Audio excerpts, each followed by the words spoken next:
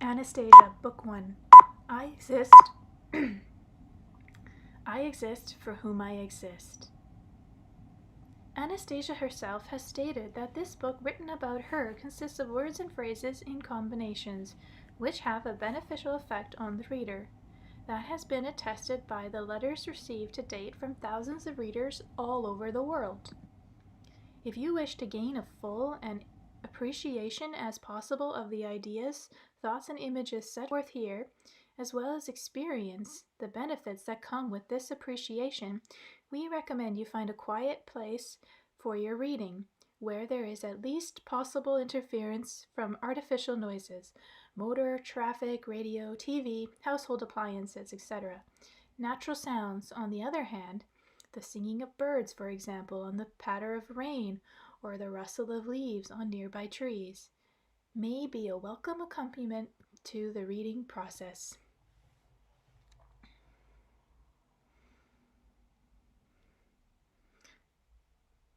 Translator Preface.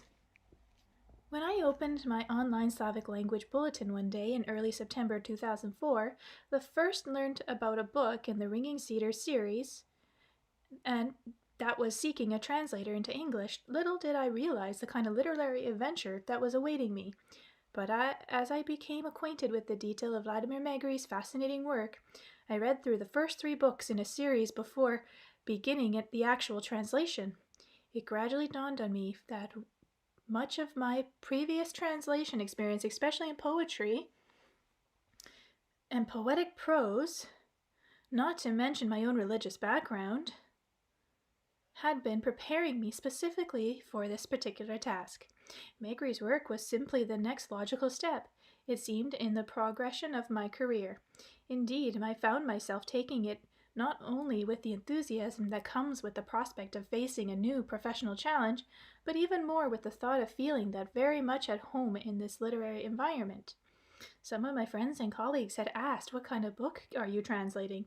No doubt wondering whether they could look forward to reading a novel, a documentary account, an inspirational exegesis in the meaning of life, or even a volume of poetry.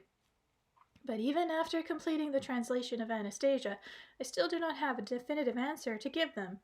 In fact, I am still asking myself the same question. My initial response was a rather crude summary of a gut impression. I would tell them Star Trek meets the Bible. Feeling about the book, however, go far beyond this primitive attempt at jocularity. Of the 4 desperate genres mentioned above, I would say Anastasia has elements of all 4. And then some. First, the book reads like a novel. That is to say, it tells a first-person story in a most entertaining way, bringing out the multifaceted character of both the author and the title personage, in a manner not unlike what readers of novels might expect. It tells a tale of adventure in the raw Siberian wilds, where even sex and violence make an occasional appearance, though with a connection to the plot line quite unlike our counterparts in any work of fiction I have read. Secondly, the book gives the impression of a documentary account of a real-life event, even if one's powers of belief are sometimes stretched to the limit. I am glad that my linguistic experience has given me access to not only the book itself, but also a host of Russian languages, texts on the internet that have enabled me to corroborate with independent sources a great many of the specifics the author saw fit to include in his narrative.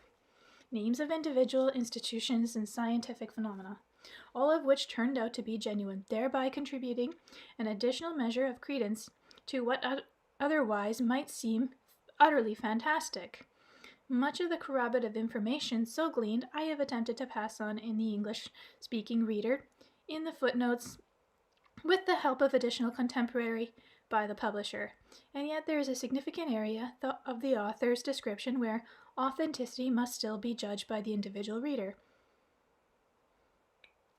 Thirdly, the book penetrates one's thinking and feeling with the gentle force of a divinely inspired treatise. A treatise on not only the meaning of human life, but much more. Anastasia offers a tremendous new insight into the world's interrelationship of God, man, nature, and the universe. I would even go as far as to call it a revelation in science and religion.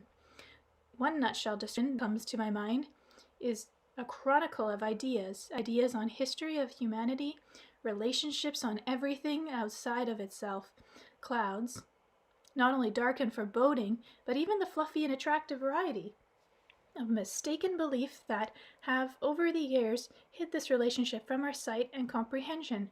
Where to begin? Once we have caught a glimpse of this relationship, the necessary journey to reclaiming the whole picture, deeply metaphysical in essence, the chronicle is set forth with both the supporting evidence of a documentary account and the entertainment capacity of a novel. In other words, it can be read as many of these three in isolation, but only by taking the three dimensions together will the reader have something approaching a complete picture of the book. And all three are infused with a degree of soul-felt inspiration that only can be expressed in poetry. Yes, indeed, one must not overlook the poetry. As a matter of fact, I had learned right at the start that experience in poetic translation was one of the qualifications required of a ringing Cedars series translator, and not just on account of the 7 samples poems by readers at the end of chapter 30.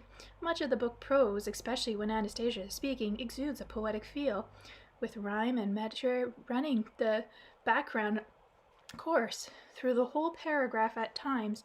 Hence, a particular challenge lay in the reproducing this poetic quality along with the thematic meaning in English translation. Such poetic prose is even more evident in subsequent books in the series.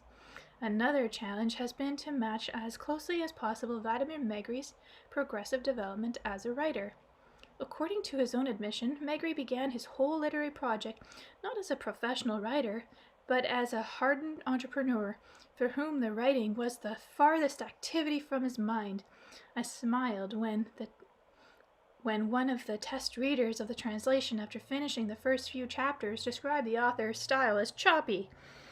Megre himself talks about the initial rejection notice he received from publishers after publisher telling him his language was too stilted. And yet, his rendering of some of Anastasia's pronunciations towards the end of the book wax quite lyrical indeed, especially in the poetic passages referred to above. The author's development in literary style, which he attributes to Anastasia's direct and indirect guidance, became even more pronounced as the series progresses. It'll be up to the English reader to judge whether this transformation is also conveyed in the translation. There were 2 Russian words of frequent occurrence throughout the book that presented a particular translation challenge. One of them was dashnik, referring to people who own a dasha or a country cottage, situated on just 600 square meters of land obtainable free of charge from a Russian government. But there is little comparison here to most Western concepts of cottage. While Russia dashas are to be found in forest areas or simply on open farmland, what almost invariably features is a plot on which are grown fruits and vegetables to supply the family not only for their dacha stays, but right through the years.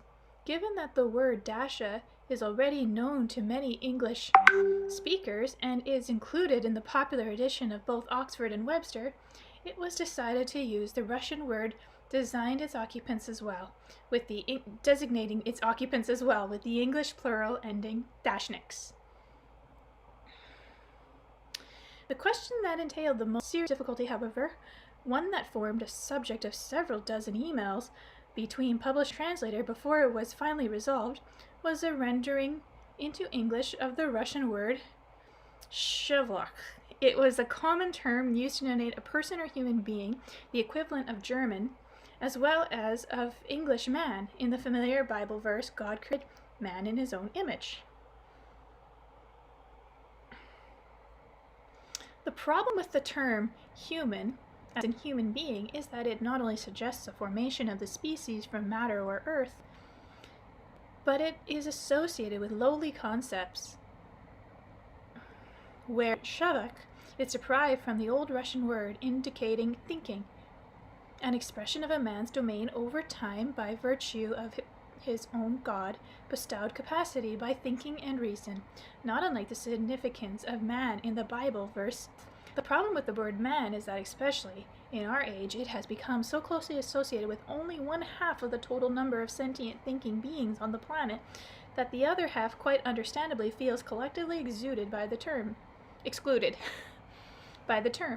Russian, by contrast, does not have this problem. Shevuk can designate either a man or woman. In the end, partly through reason and partly through revelation, it was decided to translate Shevuk, whenever appropriate to the context, by the term man, with a capital M, in an effort to retain the association of the term with a divine as opposed to a material earthly origin, as well as to show the link between Anastasia's view of man and the concept of man in the first chapter of Genesis, which she freely quotes herself. So let all readers of this book put on notice whenever you see man, capital M, this includes you. There are other discrepancies between Russian and English concepts behind respective translation equivalents, but their explanation is best left to individual footnotes. In conclusion, I must express my gratitude to my editor, Leonid Sharskin, of Ringing Cedars Press, for entrusting me with the privileged task of translating such a monumental work as the Ringing Cedars series, and secondly, for the tremendous support he has given me throughout this initial project, namely in illuminating aspects of Vladimir Megre and Anastasia's concept of God, man, nature, and the universe, that my previous experience with Russian literature could not possibly have prepared me for. These insights have made a significant difference in how particular nuances of the original are rendered in the translation, and especially in making allowance for the considerable geographical, social, and philosophical distances that all too often separate English-speaking readers with the vast cultural treasure accessible for those with a knowledge of Russian. I now invite you all to take your seats in the familiar exploration vehicle known as the English language, as we journey together to examine a previously inaccessible Russian treasure of momentous significance for all humanity, including the planet we collectively inhabit, and experience up in one beautiful word: Anastasia. Ottawa, Canada, 2005, John Wordsworth. Chapter 1. The Ringing Cedar. In the spring of 1994, I chartered 3 riverboats on which I carried out a 3-month expedition on the River Ob in Siberia, from Novosibirsk and Sailkard and back. The aim of the expedition was to foster economic ties with the regions of the Russian far north. The expedition of the 3 riverboats was a passage ship named the Patrice. The Western Siberian riverboat bear rather interesting names, as if they were no other personage in history worth commemorating. The lead ship housed the expedition headquarters along with a store where local Siberian entrepreneurs could exhibit their wares.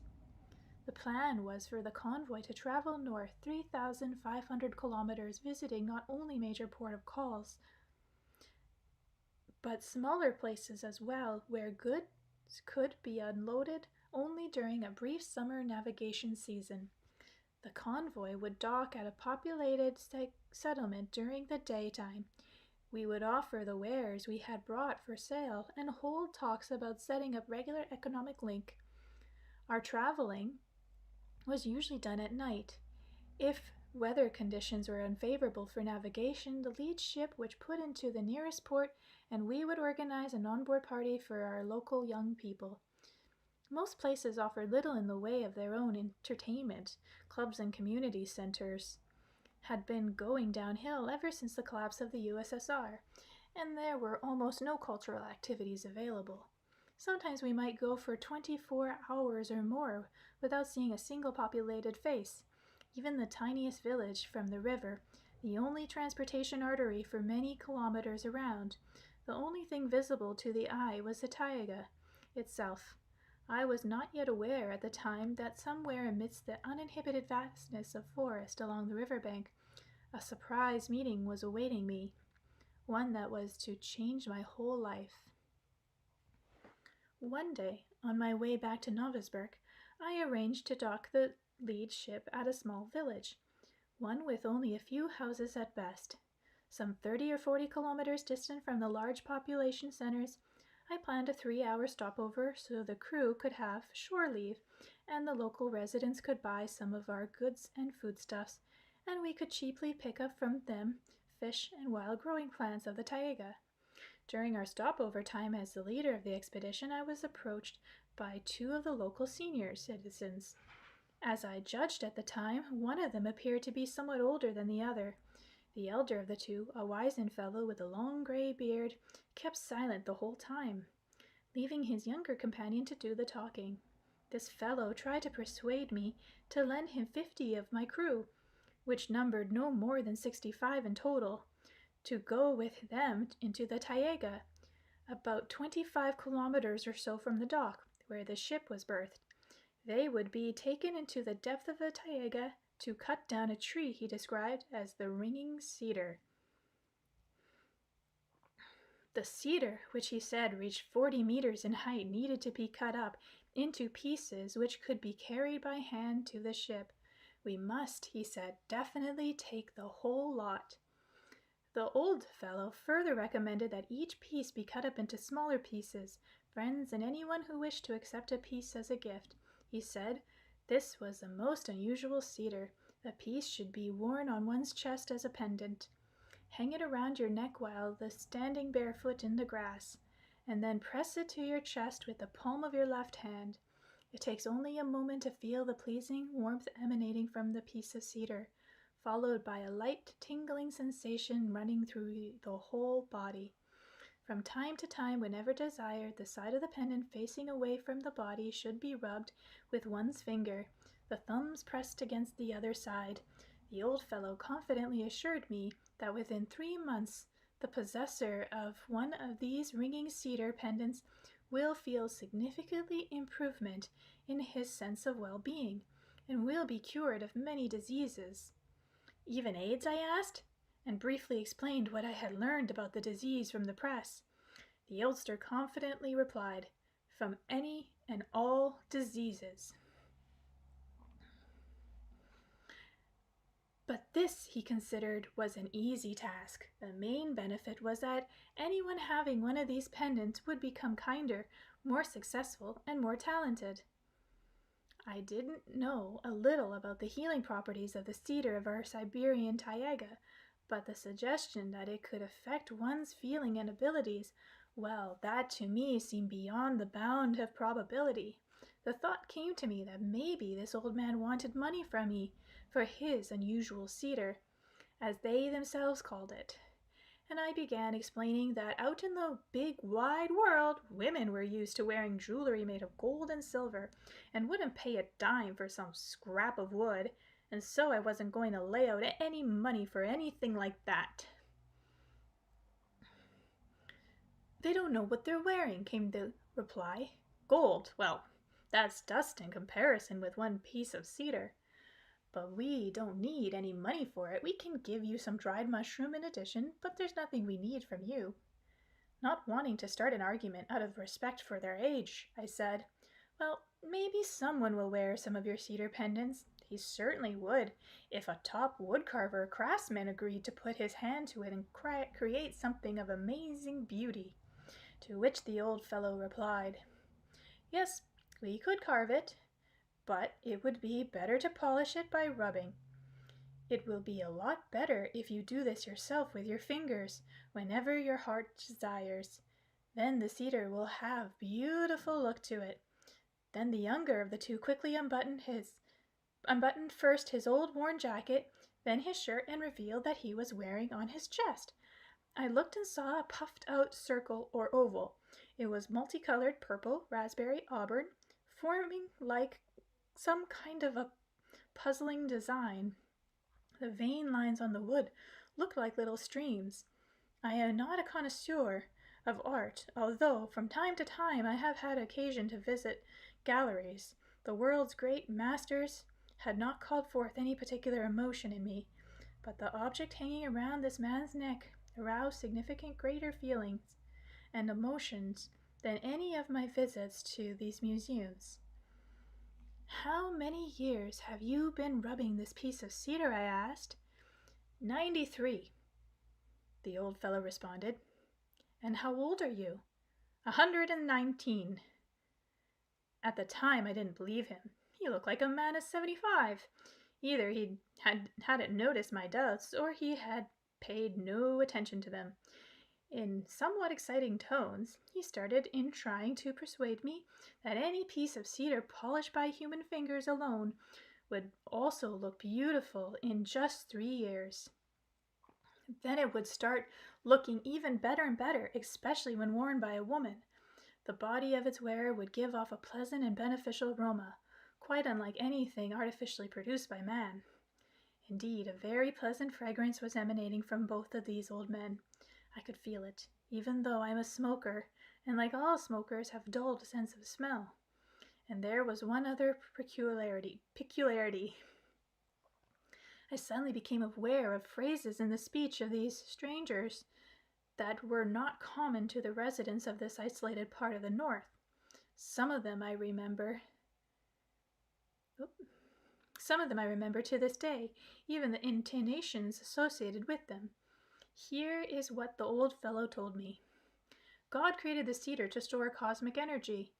When someone is in a state of love, they emit a radiant energy.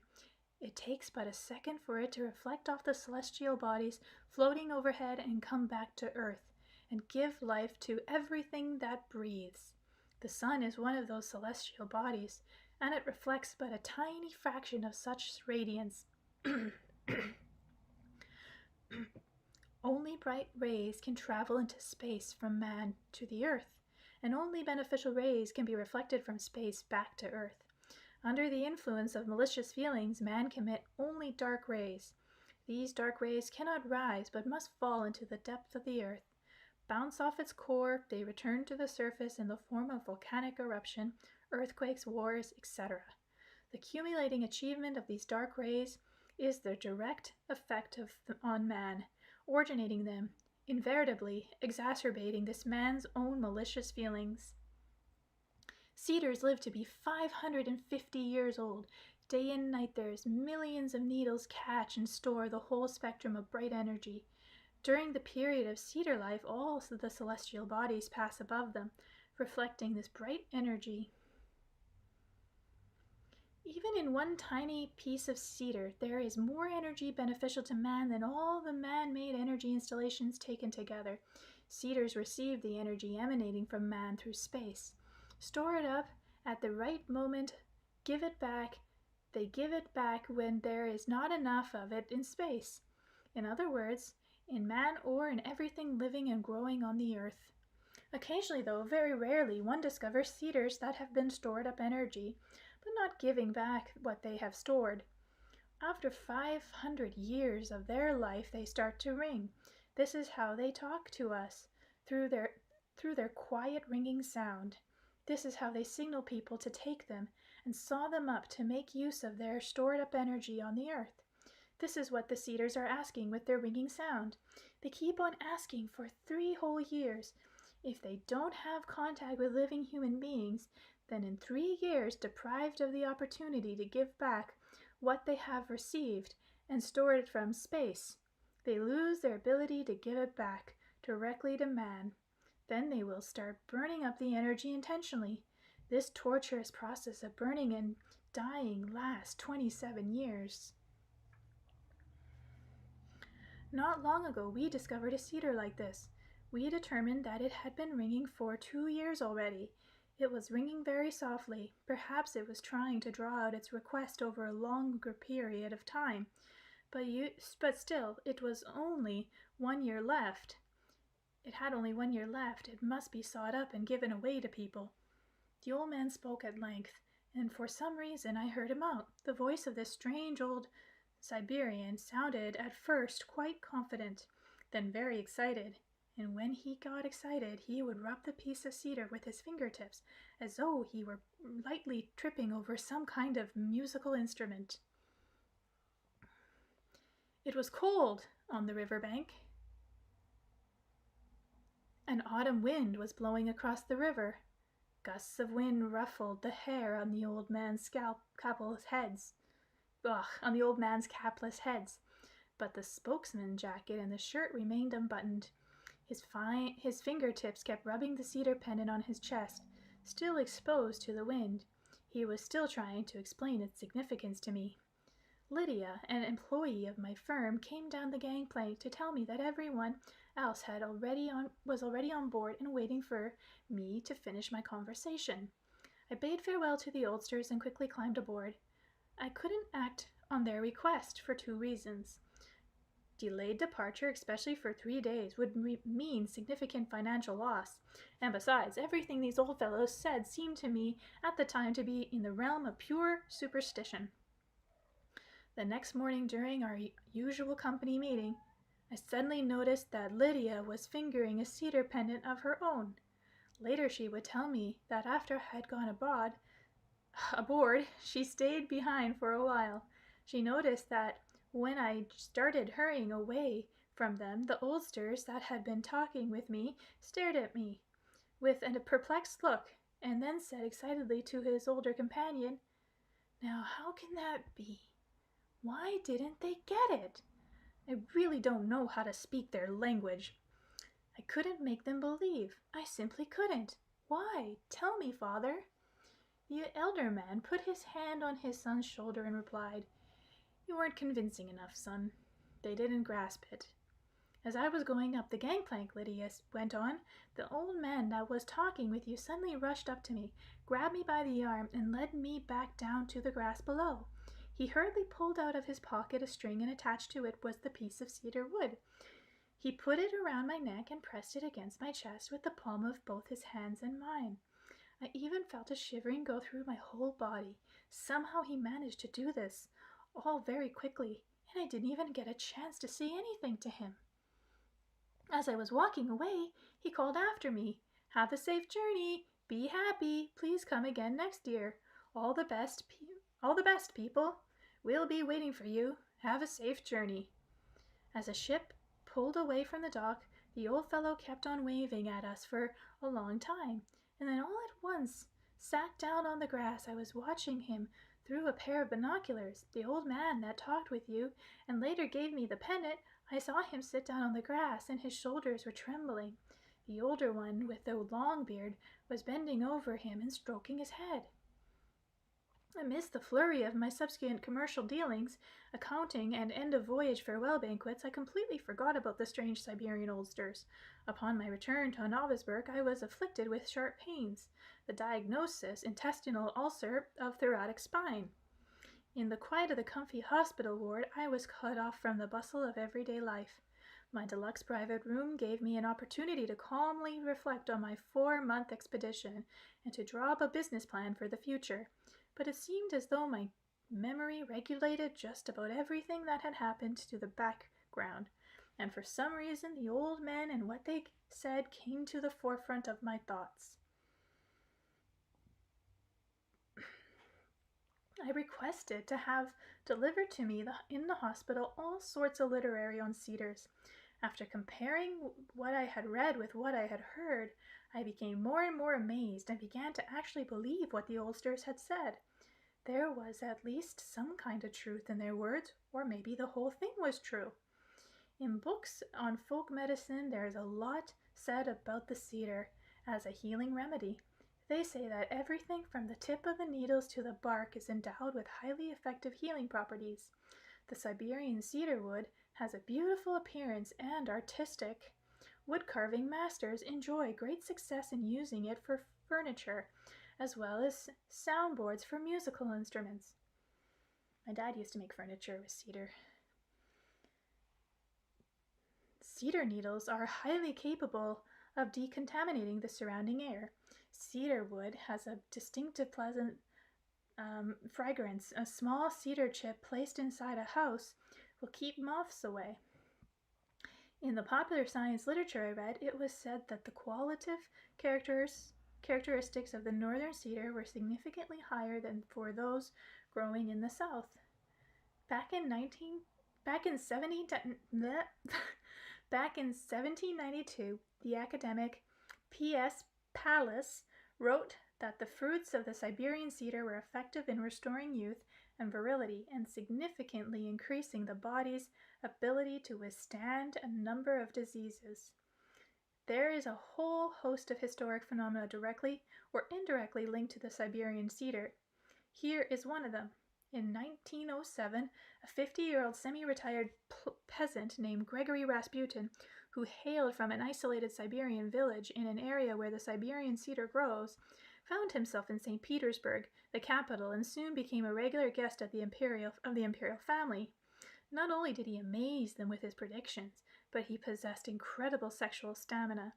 At the time of his assassination, onlookers were struck by the fact that despite his bullet-ridden body, he continued to live, perhaps because he had been raised on cedar nuts in a part of the country where cedars abound.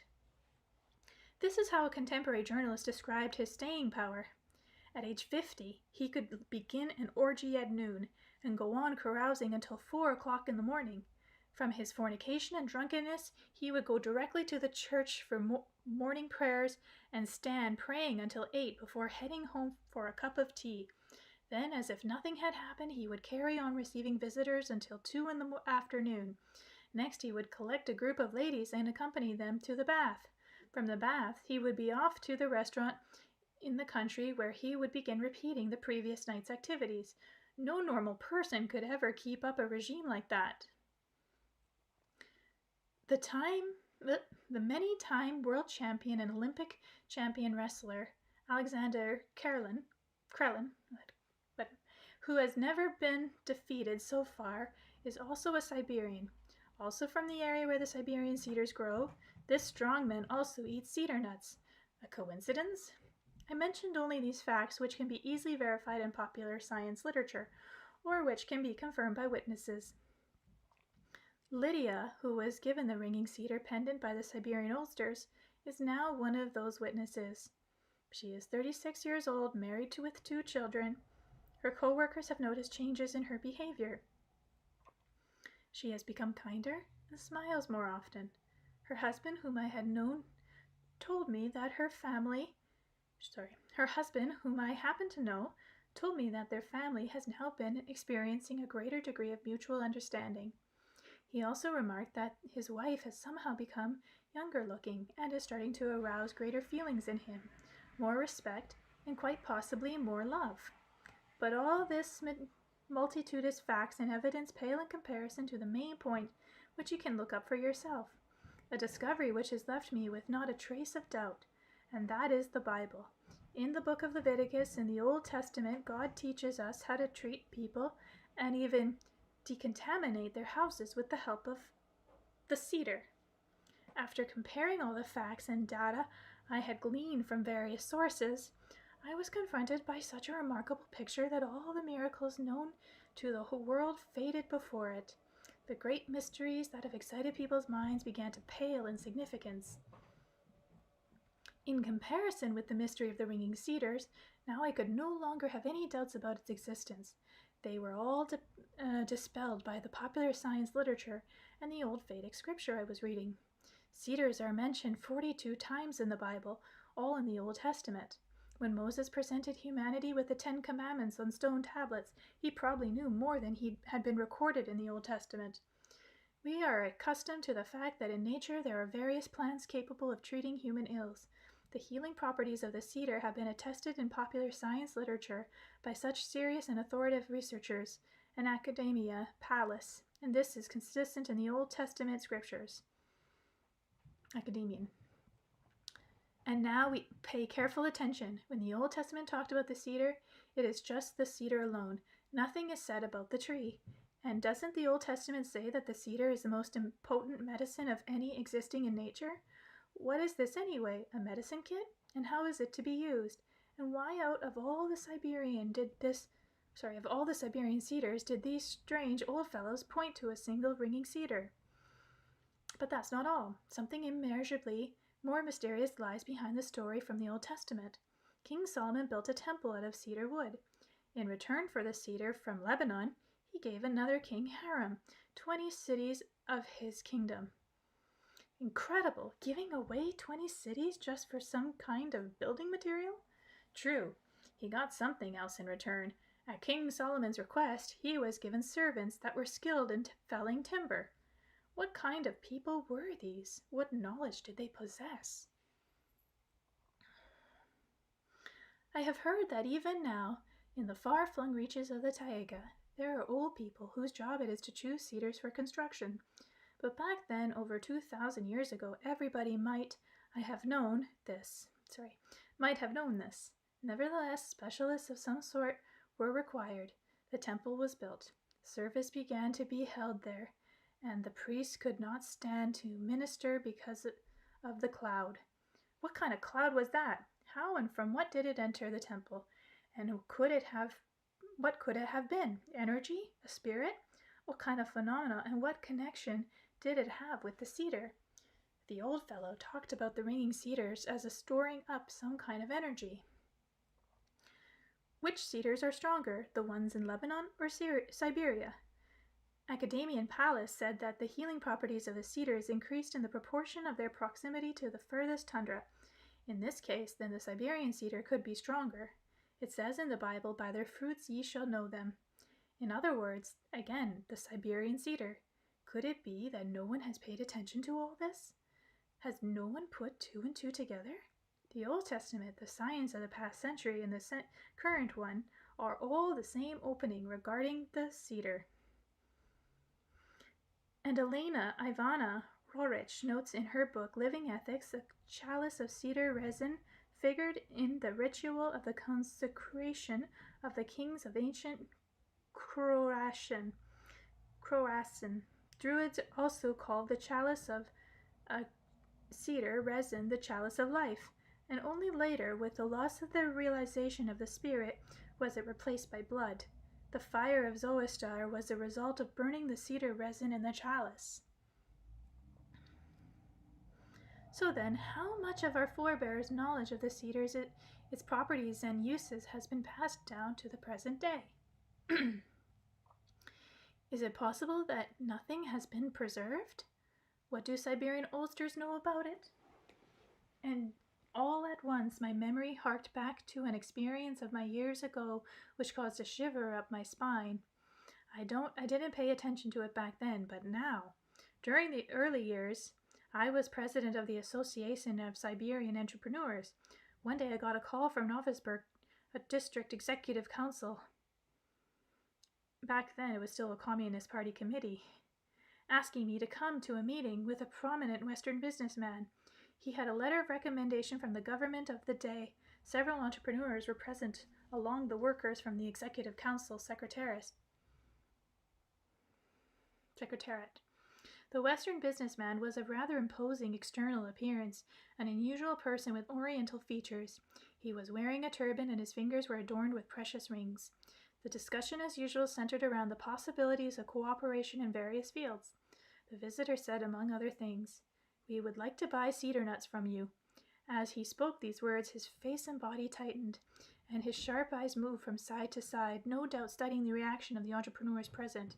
I remember the incident very well, as even then I wondered why his appearance had changed like that. After the official meeting, a Moscow interpreter accompanying him came up to me. She said he would like to speak with me. The businessman made me a confidential proposal. If I could arrange delivery of cedar nuts for him, and they had to be fresh, then I would receive a handsome personal percentage over and above the official price. The nuts were to be shipped to Turkey for processing into some kind of oil. I said I would think it over. I decided to find out for myself what kind of oil he was talking about, and I did. On the London market, one sets the standard for world prices. Cedar nut oil fetches anywhere up to $500 per kilogram. The proposal deal would have given us approximately $2 to $3 for 1 kilogram of cedar nuts. I rang up an entrepreneur I happened to know in Warsaw and asked him whether it might be possible to market such a product directly to the consumer and whether we could learn the technology involved in its extraction. A month later, he sent me a reply. "No way. We weren't able to gain access to the technology, and besides, there are certain Western powers so involved in this issue of yours that it would be better just to forget about it. After that, I turned to my friend Konstantin, a scholar with our Novosibirsk Consumer Cooperative Institute. I bought a shipment of nuts and financed a study, and the laboratories of his institute produced approximately 100 kilograms of cedar nut oil. I also hired researchers who came up with the following information from archival documents. Before the revolution, and even for some time afterward, there was in Serbia an organization known as the Siberian Cooperator. People from this organization traded in oil, including cedar nut oil. They had rather swanky branch offices in Harbin, London, and New York, and rather large Western bank accounts. After the revolution, the organization eventually collapsed and many of its members went abroad. A member of the Bolshevik government, Leonard Krassin, met with the head of this organization and asked him to return to Russia. But the head of the Siberian Cooperator replied that he would be of more help to Russia if he remained outside its borders. From archival materials, I further learned that cedar oil was made using wooden presses in many villages of the Siberian taiga. Only wooden presses. The quality of the cedar oil depended on the season in which the nuts were gathered and how they were processed. Sorry, guys. I need something to drink.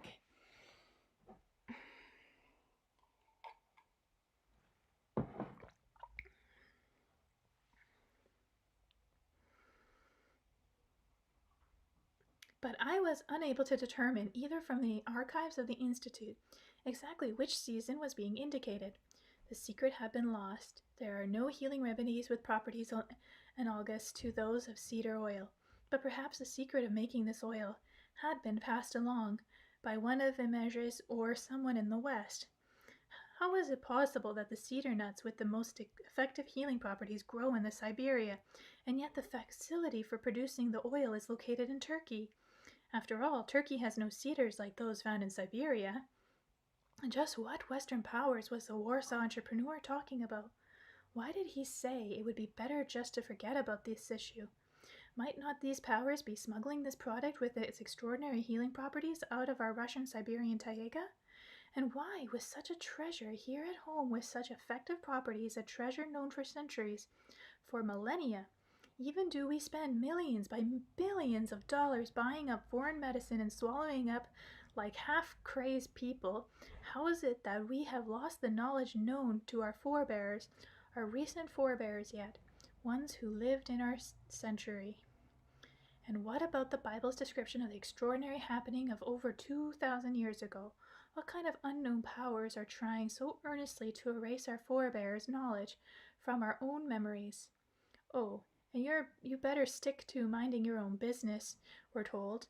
Yes, they are trying to wipe it out, and indeed they are succeeding.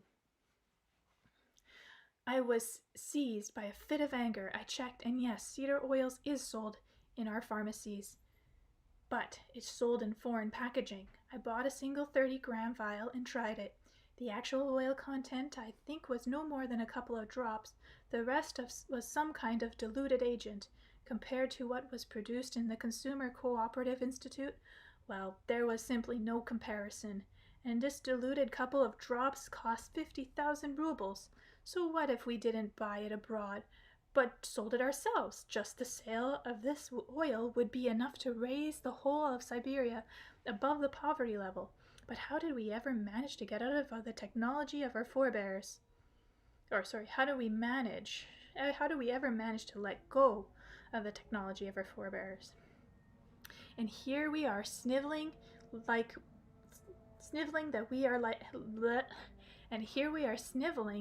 that we are like paupers. Well, okay, I think I'll come up with something all the same. I'll produce the oil myself, and my firm will only get wealthier. I decided I would try a second expedition along the Ob, back up north using only my headquarters ship. I loaded a variety of goods for sale into the hold and turned the film viewing room into a store. I decided to hire a new crew and not invite anyone from my firm. As things stood, my firm finance situation had worsened while I was distracted with my new interest. 2 weeks after leaving Novisburg, my security guards reported that they had overheard conversation about the ringing cedars. Sorry, I'm distracted. There's a noise. And in their opinion, the newly hired workers included some pretty strange people. To put it mildly, I began summoning individual crew members to my quarters to talk about the forthcoming trek into the taiga. Some of them even agreed to go on a volunteer basis. Others asked for extra pay for this operation, since it was not something they had agreed to when signing up for work. It was one thing to stay in the comfortable conditions aboard ship, quite another to trek 25 kilometers into the taiga and back, carrying loads of wood. My finances at the time were already pretty light. I had not planned on selling the cedar. After all, the Ulsters had said it would be given away. After all, the Ulsters had said it should be given away.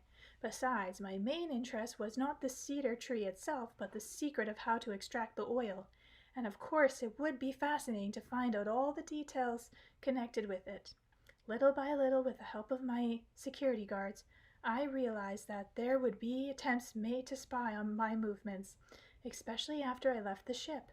But for what purpose was unclear, and who was behind the would-be spies. I thought about it and decided that it would be absolutely certain I would somehow have to outsmart everyone at once. End of Chapter 1.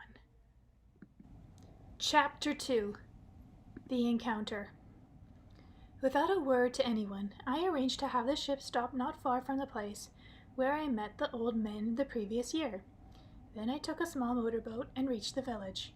I gave orders to a captain to continue along the trade route. I hoped I would be able to get the local residents to look up the two old fellows, see the ringing cedar with my own eyes, and determine the cheapest way of getting it back to the ship. Tying the motorboat to a rock on the shore, I was about to head for one of the little houses close by, but spotted a woman standing alone on the riverbank. I decided to approach her. The woman had on an old quilted jacket, long skirt, and high rubber galoshes, of the kind worn by many residents of the northern backwoods during the spring and fall. On her head was a kerchief, tied so that the forehead and neck were fully covered. It was hard to tell just how old this woman was. I said hello, and told her about the two old men I had met here the previous year. It was my grandfather and great-grandfather who talked with you here last year, Vladimir, the woman replied. I was amazed. Her voice sounded very young. Her dictation was crystal clear. She called me by my first name, and right off used the informal form of address. I couldn't remember the names of the Ulsters, or whether we had even introduced ourselves at all. I thought now we must have done so, since this woman knew my name. I asked her, deciding to continue in the same formal tone. And how do you call yourself? Anastasia, the woman answered, stretching out her hand towards my palm down as though expecting me to kiss it. This gesture of a countrywoman in a quilted jacket and galoshes standing on a deserted shore and trying to act like a lady of the world amused me to no end. I shook her hand. Naturally, I wasn't going to kiss it. Anastasia gave me an embarrassed smile and suggested I go with her into the taiga to where her family lived. The only thing is, we'll have to make our way through the taiga 25 kilometers. That's not too much for you. Well, of course, it's rather far, but can you show me the ringing cedars? Yes, I can. You know all about that. You tell me. I should tell you what I know. Then let's go. Along the way, Anastasia told me how their family, their kin, had been living in the cedar forest generation after generation, as her forebears had said, over the course of several millennia. It is only extremely rare that they find themselves in direct contact with people from our civilized society. These contacts do not occur in their places of permanent residence, but only when they come into the villages under the guise of hunters or travelers for some other settlement. Anastasia herself had two big cities, Tomsk and Moscow. Anastasia herself had been to two big cities, Tomsk and Moscow, but only for one day each, not even to stay the night. She wanted to see whether she might have been mistaken in her perceptions about the lifestyle of city people. She had saved the money for the trip by selling berries and dried mushrooms. A local village woman had lent her her passport. Anastasia did not approve of her grandfather and great-grandfather's idea of giving away the ringing cedars with its healing properties to a whole lot of people. When asked why, she replied that the prices of cedar, that the pieces of cedar, where am I?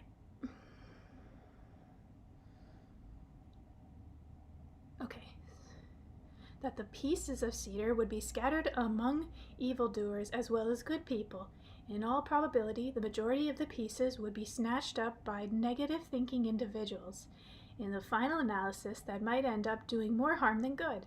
The most important thing in her opinion was to promote the good and to help people through whom the good was accomplished. If everyone were benefited at random, the imbalance between good and evil would not be changed, but would stay the same or even worse. After my encounter with the Siberian oldsters, I looked through a variety of popular science literature, along with a host of historical and scholarly works describing the unusual properties of the cedar. Now I was trying to penetrate and comprehend what Anastasia was saying about the lifestyle of the cedar people, and thinking to myself, now what, if anything, can that be compared to? I thought about the Lykovs, a true story many Russians are familiar with, from the account by Vasily Peskov of another family that lived an isolated life for many years in the taiga. They were written up in the paper under the headline Dead End in the Taiga, and were the subject of the television program. I had formulated for myself an impression of the Lykovs as people who knew nature pretty well, but had a rather fuzzy concept of our modern civilized life. But that this was a different situation. Anastasia gave the impression of someone who was perfectly acquainted with our life, and with something else beside that I couldn't fathom at all.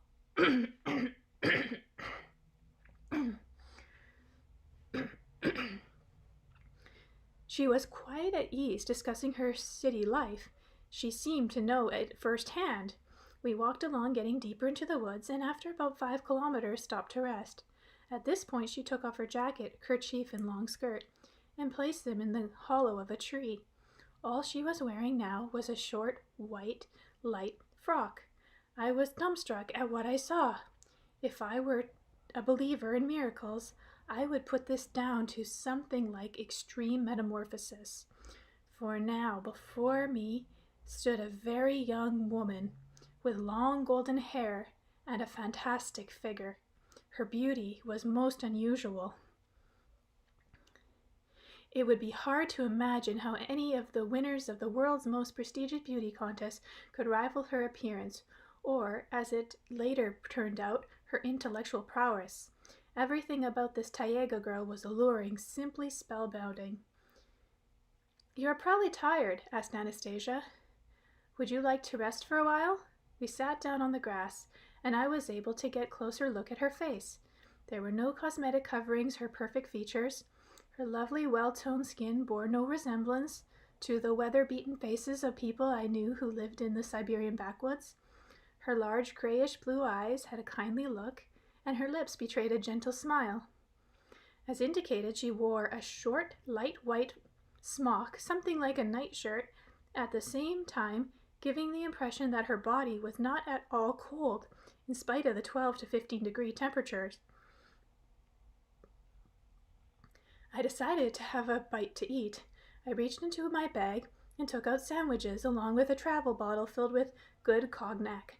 I offered to share it with Anastasia, but she refused the cognac, and for some reason even declined to eat with me. While I was snacking, Anastasia lay on the grass, her eyes blissfully closed. as though inviting the sun's rays to caress her. The rays reflected off of her upturned palms in the golden glow. Lying there, half exposed, she appeared absolutely gorgeous.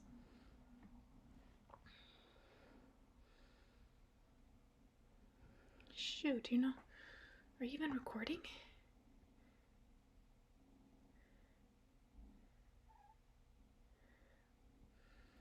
I looked at her and thought to myself, now, why do women always bear to the limit either their legs or their breasts or everything at once with their mini skirts and I can't read that, décolletés? Is it not to appeal to the men around them, as if to say, look how charming I am, how open and accessible, and what are men obliged to do? Fight against their fleshy passions and thereby denigrate women with their lack of attention? Or make advances towards them, and thereby break a God-given law? When I had finished eating, I asked, Anastasia, you're not afraid of walking through the taiga alone? There is nothing I have to fear here, replied Anastasia. Interesting, but how would you defend yourself if you happened to encounter 2 or 3 burly men, geologists or hunters, let's say? She didn't answer, only smiled. I thought, how is it that this so extraordinarily alluring young beauty could not be afraid of anything or anyone? What happened next will make me feel uncomfortable, even to this day. I grabbed her by her shoulder and pulled her close to me. She didn't offer any strong resistance, although I could feel a considerable degree of strength in her resilient body. The last thing I remember before losing consciousness was her saying, "Do not do this. Calm down." And even before that, I remember being suddenly overcome by a powerful attack of fear. A fear of what? I couldn't grasp. As sometimes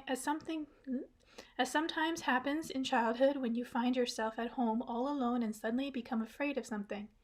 When I woke up, she was on her knees bending over me. One hand lay upon my chest while the other was waving to someone up above or to either side.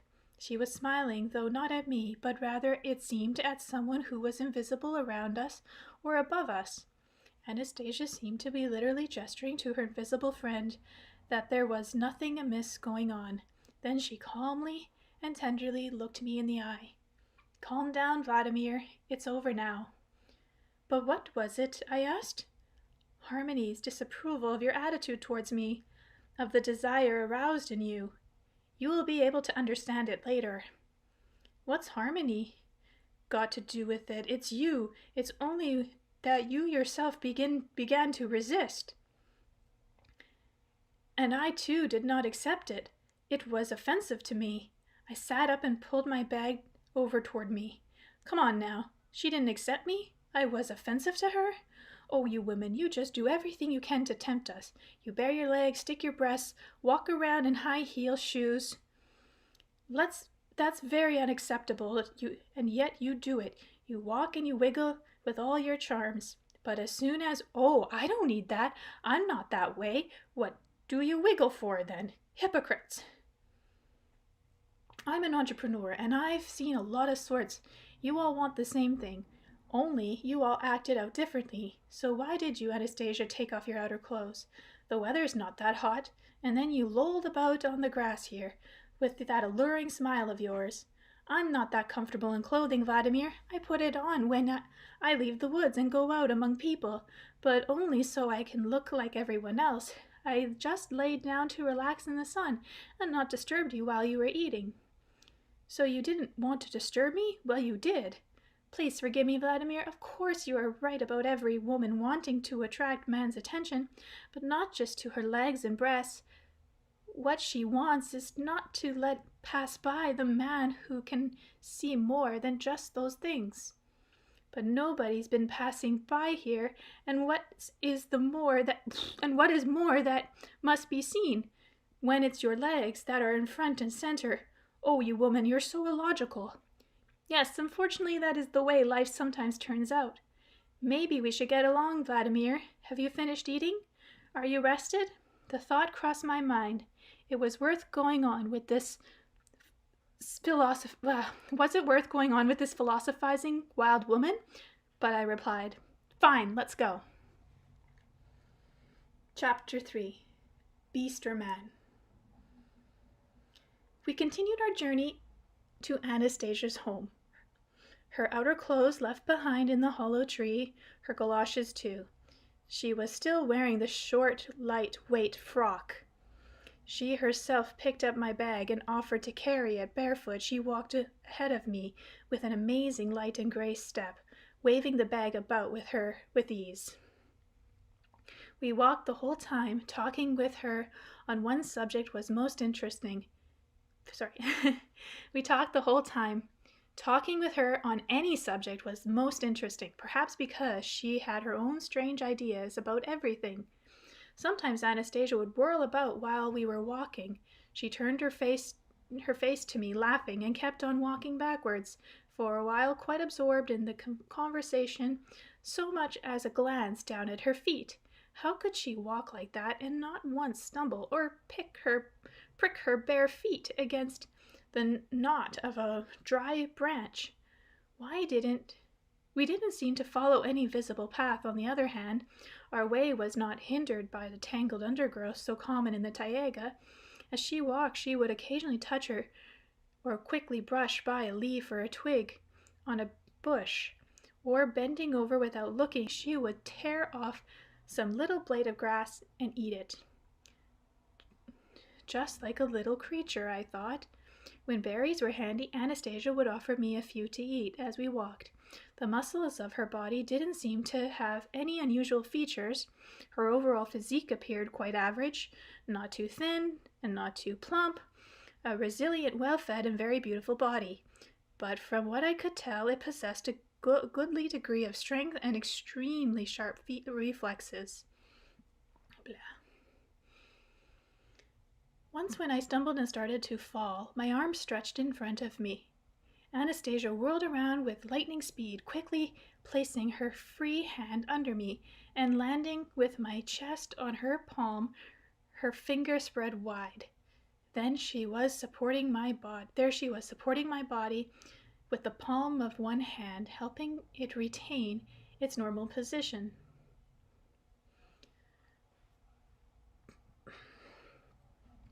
During all this time, she went on talking, with not the slightest sign of strain. After I had straightened up with the help of her hand, we continued on our way, as though nothing whatever had happened. For some reason, my mind momentarily rested on the gas pistol I had in my bag. With all the interesting conversation, I hadn't realized how much ground we actually had covered. All at once, Anastasia stopped, put my bag down under a tree, and joyfully exclaimed, "Here we are! At home!"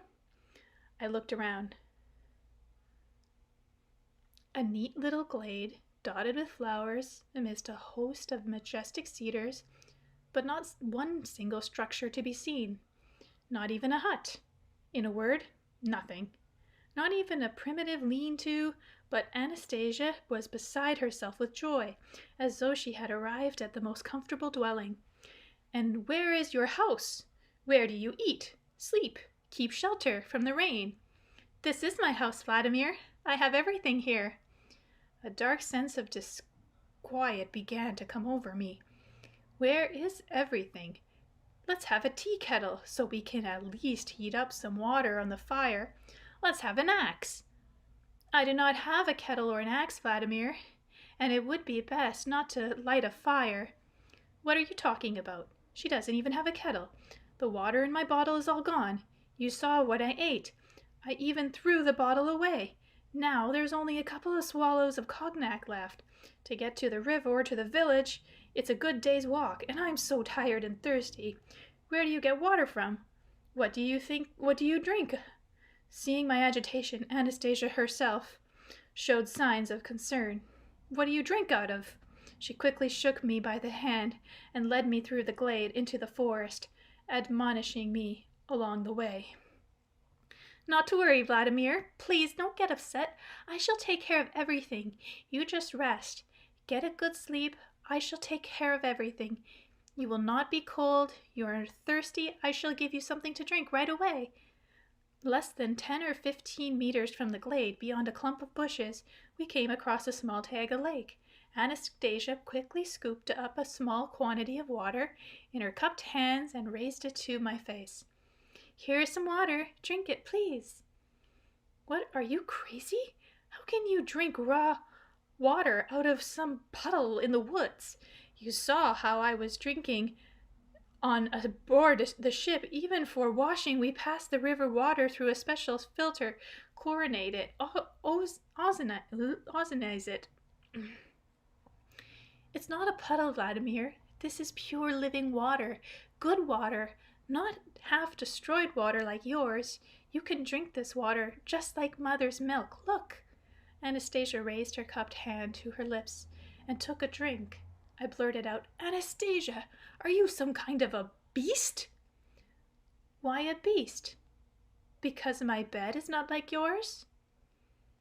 There are no cars, no appliances? Because you live like a beast in the forest. You haven't any possessions and you seem to enjoy that." "Yes, I enjoy living here." "There, you see, you just made my point.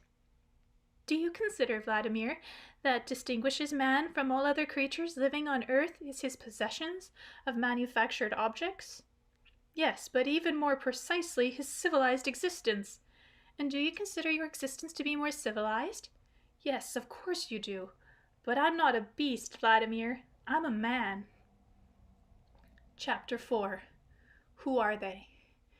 Subsequently, after spending 3 days with Anastasia and observing how this strange woman lives all by herself in the remote Siberian taiga, I began to understand a little something of her lifestyle and to be confronted by a number of questions regarding our own.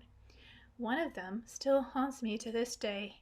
Is our system of education and bringing up children sufficient to comprehend the meaning of existence, to arrange every individual's life priorities in the correct order?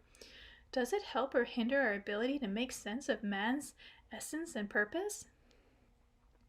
We have set up a vast education system. It is on the basis of this system that we teach our children and each other. In kindergarten school, university, and postgraduate programs, it is this system that enables us to invent things and fly into space. We structure our lives in accordance with it. Through its help, we strive to construct some happiness for ourselves. Losing my voice. We strive to fathom the universe and the atom, along with all sorts of anomalous phenomena. We love to discuss and describe them at great length in sensational stories in both popular press and scholarly publications. But there is one phenomenon which for some reason we try all of our might to avoid, desperately try to avoid. One gets the impression that we are afraid to talk about it. We are afraid, I say, because it could so easily knock the wind out of our commonly accepted system of education and scientific deduction and make a mockery of the objects inherent in our lifestyle. And we try to pretend that such a phenomenon does not exist. But it does, and it will continue to exist however much we try to turn away from it or avoid it. It's time to take a closer look at this, and just maybe through the collective effort of all human minds together, find an answer to the following questions. If you take all your great thinkers, without exception, people who have formulated religious teachings of all sorts of teachings, which is the vast majority of humanity are following, or at least endeavoring to follow, why is it that before formulating their teachings, they become recluses, went into solitude, in most cases to the forest? Not to some upper academy, mind you, but to the forest. Why did the Old Testament Moses go off into a mountaintop forest before returning and presenting to the world the wisdom set forth on his tablets of stone? Why did Jesus Christ go off away from his disciples into the desert, mountains, and forest? Why did a man named Siddhartha Gautama, who lived in India in the 6th century AD, spend 7 years alone in the forest, after which the recluse came out of the forest back to people complete with a set of teachings which even to this day may many centuries later arouse a multitude of human minds, and people build huge temples and call these teachings Buddhism, and the man himself eventually came to be known as Buddha. And what about our own not so ancient forebears, now acknowledged as historical figures. Men such as Seraphim, Sarakovsky, or Sergei, why did they too go off to become recluses in the forest? And how were they able, after a short period of time there, to go so fathom the depth of wisdom that the kings of this world made the long journey through uncharted wilderness to seek their advice? Monasteries and majestic temples were raised at the location of their respective solitudes. Thus, for example, the Trinity Sergeyev's monastery in the town of Sergeyev Posad near Moscow today attracts thousands of visitors each year, and it all started from a single forest recluse. Why? Who or what enabled these people to obtain their wisdom? Who gave them knowledge? Who brought them closer to understanding the essence of life? How did they live? What did they do? What did they think about during the forest solitude? These questions confronted me sometime after my conversations with Anastasia. After I started reading everything that I could lay my hands on regarding recluses, but even today I haven't found answers. Why has nothing been written about their solitude experience? The answers, I think, must be sought through a collective effort. I shall try to describe the events of my 3-day stay in the Siberian taiga forest and my impression from my conversation with Anastasia, in the hopes that someone will be able to fathom the essence of this phenomenon and put together a clear picture of her way of life, of our way of life, and hers. For now, on the basis of all that I had seen and heard, only one thing is crystal clear to me. People who live in solitude in the forest, including Anastasia, see what is going on in our lives from a point of view completely different from ours. Some of Anastasia's ideas are the exact opposite of what is commonly accepted. Who is closer to the truth? Who can judge? My task is to simply record what I have seen and heard, and therefore give others an opportunity to come up with answers. Need water.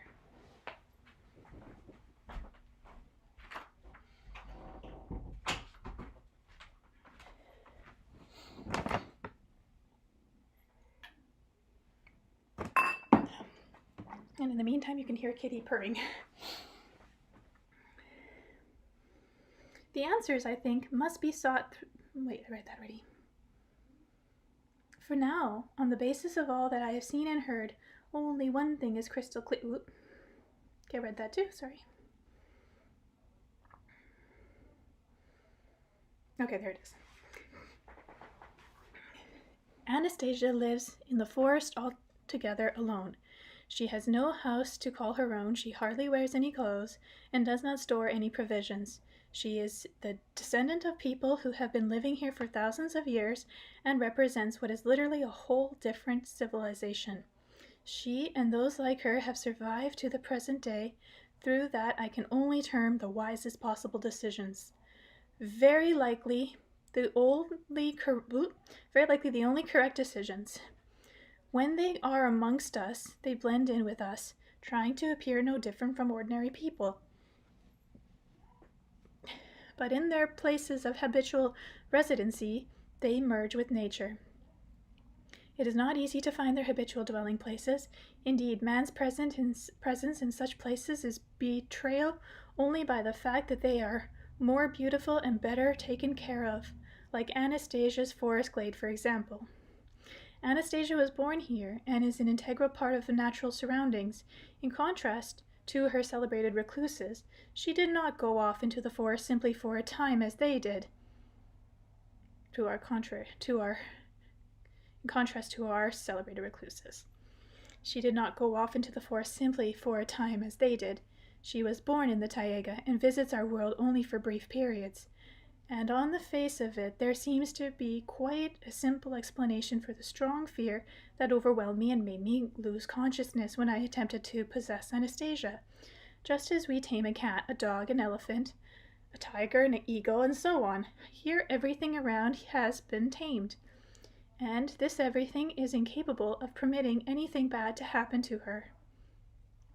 Anastasia told me that when she was born and while she was still under a year old, her mother could leave her alone on the grass. And you didn't die from hunger, I asked? The taiga recluse first looked at me in a surprise, but then explained, There should be no problems of finding food for man. One should just as one breathes, and one should eat just as one breathes, not paying attention to the food, not distracting one's thoughts from more important things. The Creator has left this task up to others so that man can live as man, fulfilling his own destiny. She snapped her fingers, and right away a little squirrel popped up beside her, hopping on her hand. Anastasia lifted the creature's muzzle up to her mouth, and the squirrel passed from its mouth into hers a cedar nut seed, its shell already removed. This did not seem to me anything out of the ordinary. I remember how back in the academic complex near Novisburg a lot of squirrels were quite used to people and would beg for food from passerbys and even get angry if they weren't given anything. Here I was simply observing the process in reverse. But this here was the taiga, and I said, in the normal world, our world, everything's arranged differently. If you, Anastasia, tried snapping your fingers at a privately run kiosk, or even beat on the drum, nobody would give you anything. And here you say the Creator has decided everything. Who is to blame if man has decided to change the Creator's creative design? Whether it is for the better or for the worse, that is up to you to divine. This is the kind of dialogue I had with Anastasia on the question of human sustenance. Her position is simple. It is sinful to waste thought on things like food, and she does not think about it. But for us in our civilized world, as it happens, we are obliged to give it thought. We know from our books, reports in the press of TV programs, or of a multitude of examples of infants who have found themselves out in the world and ended up being fed by wolves. Here in the taiga, generations of people have made their permanent residence, and their relationship to the animal kingdom is different from yours. I asked Anastasia, Why aren't you cold when here? Why aren't you cold when here I am in a warm jacket? Because, she replied, the bodies of people who wrap themselves in clothes to hide from the cold and heat gradually lose their ability to adapt to changes in their environment. In my case, this capacity of a human body has not been lost, and so I have no need of any special clothing. Okay. Chapter 5, The Forest Bedroom. Gonna have a bit more drink.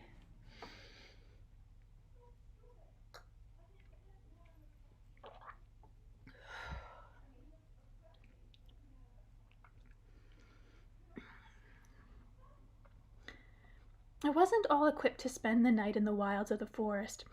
Anastasia put me to bed in some kind of a cave hollowed out in the ground. Exhausted after my weary trek, I quickly fell fast asleep. When I woke up, I felt a sense of bliss and comfort, as though I were lying in a magnificent, comfortable bed. The cave or dugout was spacious, appointed with a small, feathery cedar twigs and dried grass, which filled the surrounding space with a fragrant aroma. As I stretched and spread my limbs, on one hand touched a furry pelt, and I determined at once that Anastasia must be something of a hunter. I moved closer to the pelt, pressed my back to its warmth, and decided to have another little snooze. Anastasia was standing in the entrance by my forest bedroom. Noticing I was awake, she said at once, "May this day come to you with blessings, Vladimir, and you should in turn greet it with your blessings. Only please do not be frightened." Then she clapped her hands, and the pelt, I was horror-struck at realization that this was no pelt. Out of the cave a huge bear began to gingerly growl. Receiving a pat of approval from Anastasia, the bear licked her hand and began lumbering off into the forest. It turned out that she had placed some belladonna herbs under my bed for a pillow and made the bear lie down beside me so I wouldn't get cold. She herself had curled up outdoors in front of the entranceway. "Now how could you do such a thing to me, Anastasia? He could have torn me to shreds or crushed me to death." "First of all, it is not a he, but a she bear. She could not possibly have done anything to harm you," Anastasia responded. "She is very obedient. She really enjoys it when I give her tasks to carry out. She never She will never budge the whole night. She just nuzzled her nose up to your leg and just kept blissfully still. She was so happy, only she did give a little shudder when you waved your arms about in your sleep and slapped her back. Chapter 6. Anastasia's Morning. Chapter 6. Anastasia's Morning. Anastasia goes to bed at nightfall, in one of the shelters hollowed out by the creatures of the forest, most often in the bear's dugout. When it is warm, she can sleep right on the grass. The first thing she does upon waking is offer an exuberant outburst of joy to the rising sun, to the new sprouts on all the twigs, to the new shoots of growth popping up from the earth. She touches them with her hands, strokes them occasionally, adjusts something into place. Then she runs over to the little trees and gives them a thump on their trunks. The trees' top shakes and shower down on her something resembling pollen or dew. Then she lies down on the grass and blissfully stretches and squirms. Her whole body becomes covered with what appears to be a moist cream. Then she runs off and jumps into her little lake, splashes about, and dives to the bottom. She's a terrific diver. Her relationship with the animal world around her is very much like people's relationship with their household pets. Many of them watch Anastasia as she does her morning routine. They don't approach her, but all she has to do is look in the direction of one of them and make the tiniest beckoning gesture, and the lucky one jumps up on the spot and rushes to her feet. I saw how one morning she clowned around playing with a she-wolf just as one might play with a family dog. Anastasia clapped the wolf on the shoulder and dashed off at full tilt. The wolf gave chase, and just as she was about to catch up with her, Anastasia, still on the run, suddenly jumped in the air, repelled herself with both feet off the trunk of a tree, and dashed off in another direction. The wolf couldn't stop, but kept on running past the tree, finally making an about turn and chasing after the laughing Anastasia. Anastasia gives absolutely no thought to feeding or clothing herself. She most often walks about nude or semi-nude. She sustains herself with cedar nuts, along the varieties of herbs, berries, and mushrooms she eats, only dried mushrooms. She never goes hunting for nuts. She never goes hunting for nuts or mushrooms herself. Never stores up any kind of provision, even for the winter. Everything is prepared for her by the multitude of squirrels dwelling in these parts. Squirrels storing up nuts for the winter is nothing out of the ordinary. That's what they do everywhere, following their natural instinct. I was struck by something else. Though at the snap of Anastasia's fingers, any squirrel nearby would compete to be the first to jump into her outstretched hand and give her the kernel of already shelled cedar nut. And whenever Anastasia slaps her legs bent at the knee, the squirrels make some sort of a sound, as if signaling the others, and they all start bringing dried mushrooms and other supplies, and laying them out before her on the grass. And this they do, it seems to them, with a good deal of pleasure. I thought she had trained them herself, but Anastasia told me that their reactions were instinctive, and the mother squirrel herself teaches this to her little ones by example. Perhaps one of my early forebears once trained them, but most likely this... I'm pretty sure I read this.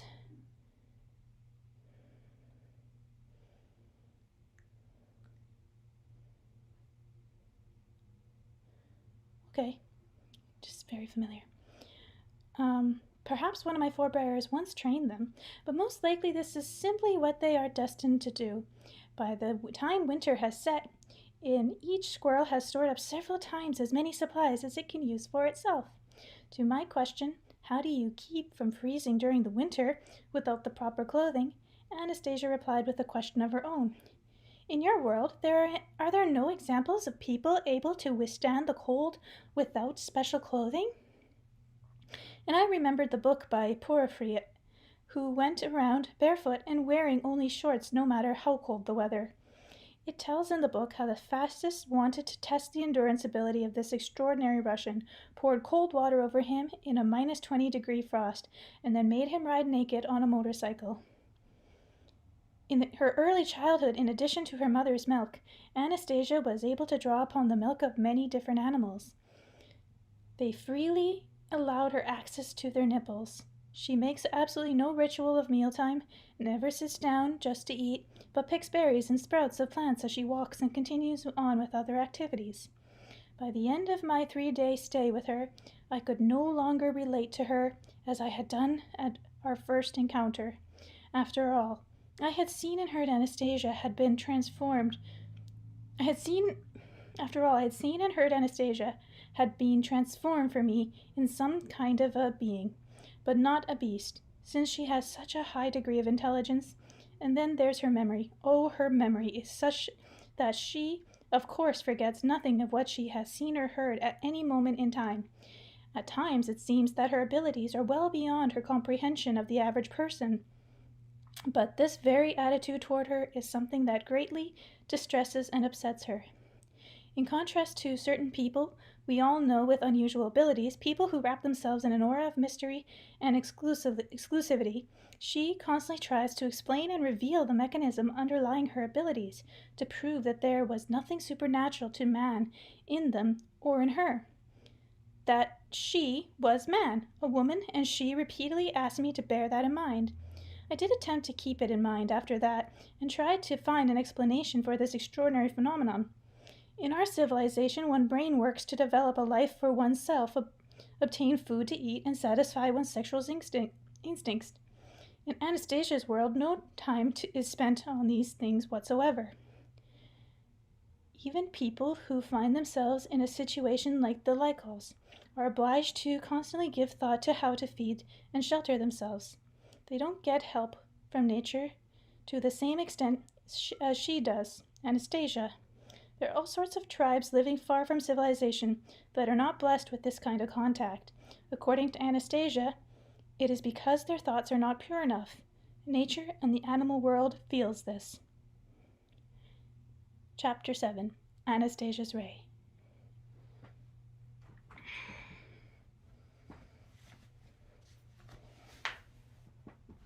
Just getting a drink of water.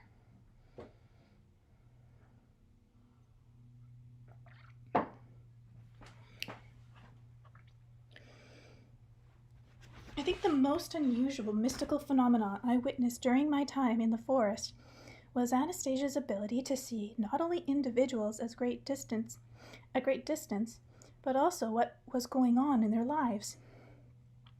Possibly other recluses have had a similar ability. She did this with the help of an invisible ray. She maintained this was something everybody has, but people don't know about it and are unable to make use of it. Man has still not invented anything that is not already in nature.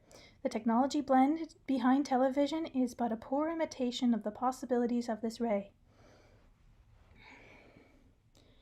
The ray being invisible, I don't believe in it in spite of her perpetuating attempts to demonstrate and explain how it worked, to find some proof or plausible explanation. And then one day, "Tell me, Vladimir, what do you think daydreams are? And do many people dream of the future?" Daydreaming. I think a lot of people are able to do that. It's when you imagine yourself in the future of your own desire. Fine, so you do not deny that man has the capacity to visualize his own future, to visualize various specific situations? That I don't deny. And what about intuition? Intuition is probably the feeling one has when instead of analyzing what or why something might happen, some sort of feeling suggests that right thing to do. So, you do not deny that in man there exists something beside ordinary analytical reasoning that helps him determine his own and others' behavior. Well, let's say that's true. Wonderful, good exclaimed Wonderful, good exclaimed Anastasia. Now, the night dream. The night dream? What is that? The dream almost all people have when they sleep. The night dream, I really don't know what that is. When you're asleep, a dream is simply a dream. All right, let us call it just a dream. But you do not deny it exists. You and other people are aware that someone in a dream state, when his body is almost beyond the control A part of his consciousness can see people and all sorts of things going on. Well, that, I think, is something nobody will deny. But still in dreams, people can communicate, hold conversation, emphasize. Yes, they can. And what do you think? Can a person control his dream? Call up in the dream images and events he would like to see, just like in ordinary television, for example. I don't think that would work out for anyone. The dream somehow comes all by itself. You are wrong. Man can control everything. Man is designed to control everything. The ray I'm telling you about consists of information one possesses, concepts, intuitions, emotional feelings as a result of dream-like visions, consciously controlled by man's will. How can a dream be controlled by a dream? Say it right? No. How can a dream be controlled in a dream? Not in a dream, wide awake, as if pre-programmed, and with absolute accuracy. You only experience this in a dream, and it is chaotic. Man has lost most of his ability to control nature, phenomena, and himself. So he has decided that a night dream is simply an incidental byproduct of his tired brain. In fact, almost everybody on Earth, well, maybe I should try helping you see something at a distance right here and now. Go ahead. Lie down on the grass and relax. Let go so that your body draws less energy. It is important that you are comfortable. Nothing in the way. Now think about the person you know best, your wife, for example. Recollect her habits, how she walks, her clothing, where you think she might be right now, and turn the whole thing over to your imagination. I remembered my wife, knowing that at that moment she might be at our country home. I imagined the house and some of the furnishings and things. I remember a great deal in some detail, but I didn't see anything. I told Anastasia about all this, and she replied, "You are not able to get all the way, as though you were going to go to sleep.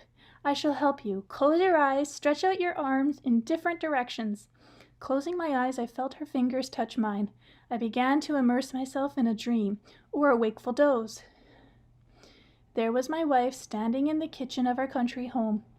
Over her usual dressing gown, she was wearing a knitted cardigan that meant it was cool in the house. Again, some kind of trouble with the heating system. My wife was making coffee on the gas stove, and something else in the small crock-pot. My wife's face was gloomy and unhappy. Her movements were sluggish. All at once she turned her head, tripping over the window, looking out at the rain, and smiled. The coffee on the stove was spilling over. She picked up the pot with its overflowing liquid, but didn't frown or get upset, as she usually did. She took off the cardigan, and I woke up.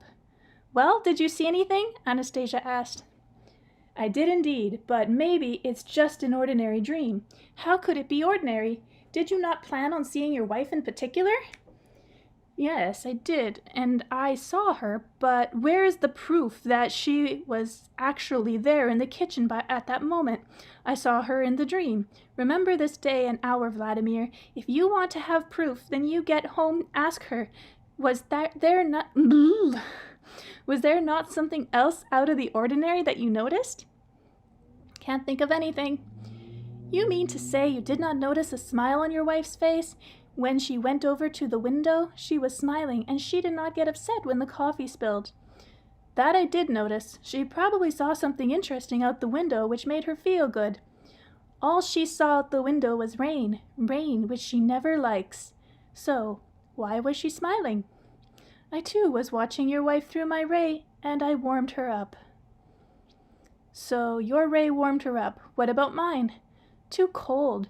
You are only looking out of curiosity. You did not put any feeling into it. So your ray can warm up people at a distance." "Yes, it can do that."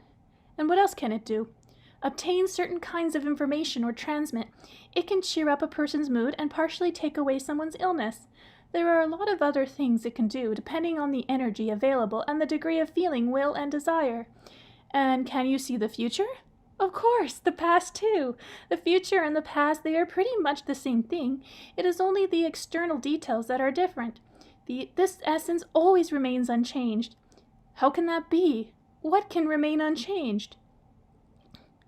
Well, for example, 1,000 years ago, people wore different clothes. They had different instruments at their disposal, but that is not the essence. Back 1,000 years ago, just like today, people had the same feeling. Feelings are not subject to me. Feelings are not subject to time. Fear, joy, love. Just think, Yaroslav and the wise, Ivan the terrible, and the Egyptian pharaohs were all capable of loving a woman with exactly the same feelings as you or any other man today. Interesting, only I'm not sure what it means. You say every person can have a ray like this? Of course everyone can. Even today, people will still have feelings and intuitions, the capacity to dream of the future, to conjure, to visualize specific situations, to have dreams while they sleep. Only it is all chaotic and uncontrollable. Maybe some kind of training necessary, some exercises could be developed. Some exercises might help, but you know, Vladimir, there is one absolute condition before the ray can be controlled by the will. And what condition is that?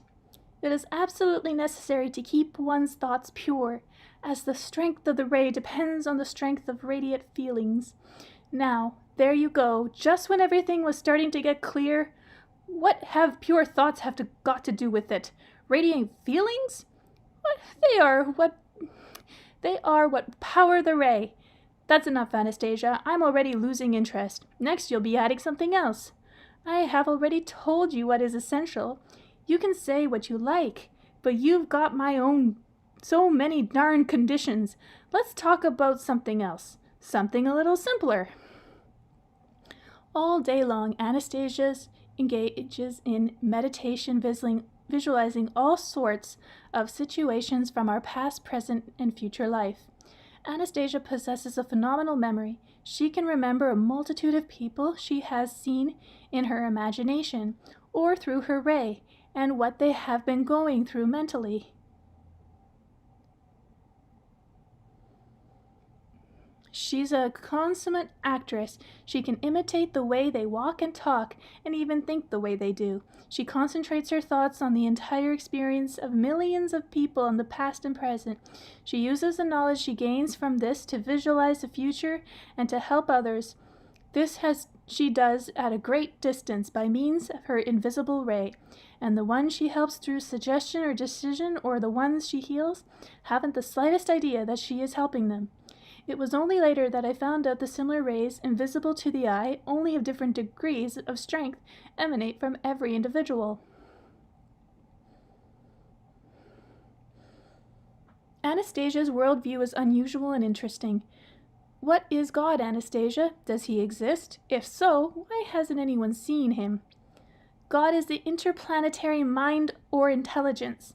He is not to be found in a single mass. Half of him is in the non-material realm of the universe. This is the sum total of all energies. The other half of him is dispersed across the earth. In every individual, in every man, the dark forces strive to block these particles. What do you think awaits our civilization? In the long term, a realization of the futility of the technocratic path of development and a movement back to our primal origins. You mean to say that all our scholars are immature beings who are leading us into dead end? I mean to say that they are accelerating the process. They are bringing you closer to the realization that you are on the wrong path. And so, all the cars and houses we build are pointless? Yes. You're not bored living here alone, Anastasia? Alone without television or telephone? These primitive things you mentioned, man has possessed them right from the very beginning, only in a more perfect form. I have them both, television and telephone. Well, what is television? A device through which certain information is served up to an almost atrophied human imagination, and scenes and stories, plots are acted out. I can, through my own imagination, outline the plot of any story and act out the most improbable situations, even take part in them myself, just like having an influence on the outcome. Oh dear, I suppose I have not been making myself too clear, eh? And the telephone? Every man can talk with any individual without the aid of the telephone. All that is needed is the will and desire of both parties and a developed imagination.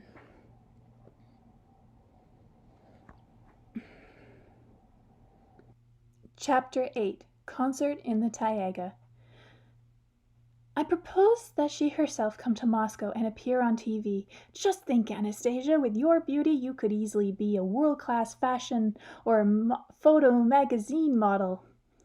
And at this point I realized that she was no stranger to earthly matters.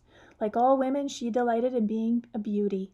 Anastasia burst out laughing. A world-class beauty, eh?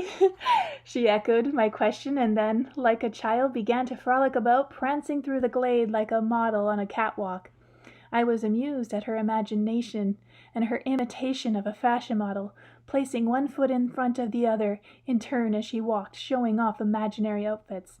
Finding myself getting into the act, I applauded and announced, "And now, ladies and gentlemen, your attention please. Performing before you will be that magnificent gymnast, second to none, that incomparable beauty, Anastasia."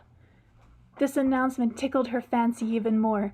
She ran out into the middle of the glade and executed an incredible flying somersault, first forward, then backward, then to the side, both left and right, then an amazing high leap into the air. Grasping a tree branch with one hand, she swung herself around it twice before flinging her body over to another tree. After yet another somersault, she began to bow coquettishly to my applause. Then she ran off out in the glade and hid behind some thick bushes. Anastasia peeped smiling out from behind them, as though they were a theater curtain, impatiently waiting for my next announcement. I remembered a videotape I had of some of my favorite songs being performed by popular artists. I would watch it occasionally in the evening in my cabin aboard ship. I had this tape in mind, but not with the thought that Anastasia would actually be able to reproduce anything from it, as I announced. "Ladies and gentlemen, I now present to you the star singer of our current stage in a performance of their top hits. Your attention, please." Oh, how wrong I had been in my estimation of her abilities. What happened next I could not possibly have predicted. No sooner had Anastasia made her entrance from behind her improvised curtain than she launched into the authentic voice of Alla Pugacheva. No, it wasn't just a parody or an imitation, but Alla herself, effortlessly conveying not only her voice, but her intonations and emotions as well. But even more amazing feature was to come. Anastasia accentuated particular words, adding something of her own, infusing the song with her own supplemental attuations, so that Alla's own performance, which before it seemed nobody else could even begin to surpass, now called forth a whole new range of additional feelings, illuminating the images even more clearly in a magnificently executed overall performance of the song. Once lived an artist alone, canvas all through his home. He loved an actress, he thought. Flowers were her love fresh grown. He went and sold his big home, sold every canvas he owned, and with the money he bought whole fields of flowers fresh grown. Anastasia put particular emphasis on the word canvas. She screamed out the word in fright and surprise. A canvas is an artist's most prized possession. Without it, he can no longer create. And here he is, giving up the most precious thing he owns for the sake of his loved one. Later, as she sang the words, then she went off on the train. I guess that's part of the words. Anastasia tenderly portrayed the artist in love, looking longingly after the departed train, which was carrying off his loved one forever. She portrayed his pain, his despair, his perplexed state of mind. I was too shaken by everything I had seen and heard to applaud at the end of the song. Anastasia bowed, anticipating the applause, and hearing none, launched into a new song with even more enthusiasm. She performed all of my favorite songs in the same order they had been recorded on the videotape, and every single song which I had heard so many times before was now even clearer and more meaningful in her rendition. Upon completing the last song on the tape, still hearing no applause, Anastasia retreated backstage, too dumbfounded to speak. I remained silent, seated in silence, still feeling an extraordinary impression from what I had just witnessed. Then I jumped up, began applauding, and cried, "Terrific, Anastasia! Encore! Bravo! All performers on stage!" Anastasia gingerly stepped forth and gave a bow. I kept on shouting, "Encore! Bravo!" clapping my hands and stamping my feet. She too livened up. She clapped her hands and cried, "Encore! Does that mean again?" "Yes, again and again and again. You did it so marvelously, Anastasia, better than the singers themselves, even better than our top stars." I fell silent and began attentively studying Anastasia. I thought how multifaceted her soul must be if she could infuse her singing performance with so many new, splendid, clear features. She too stood motionlessly, silent and inquiringly looking at me. "Anastasia, do you have any song of your own? Couldn't you sing something of your own, something I haven't heard before?" "I could, but my song does not have any words." "Would you still like to hear it?" "Please, sing your song." "Fine." And she started in singing her most unusual song. Anastasia first screamed like a newborn baby. Then her voice started sounding quiet, tender, and caressing. She stood beneath a tree, her hands clasped to her breast, her head bowed. It was like a lullaby, gently caressing a little one with her voice. Her voice spoke to him of something very tender. Her soft voice, amazingly pure, caused everything around to grow silent. The birds singing, the chirping of the crickets in the grass. At that point, Anastasia seemed to take absolute delight in the little one waking from sleep. The sound of rejoicing could be heard in her voice. The incredible high-pitched sounds soared above the earth before taking flight into the heights of infinity. Anastasia's voice first pleaded, then went into battle, and then once again caressed the little one and bestowed joy upon all around. I too felt this all-pervading sense of joy, and when she finished her song, I joyfully exclaimed, "And now, my dear ladies and gentlemen, a unique and never-before repeated number by a top animal trainer in the world, the most agile, brave, charming trainer capable of taming any beast of prey on earth. Behold and tremble!" Anastasia positively squealed with delight, leapt into the air, clapped her hands in rhythm, shouted something started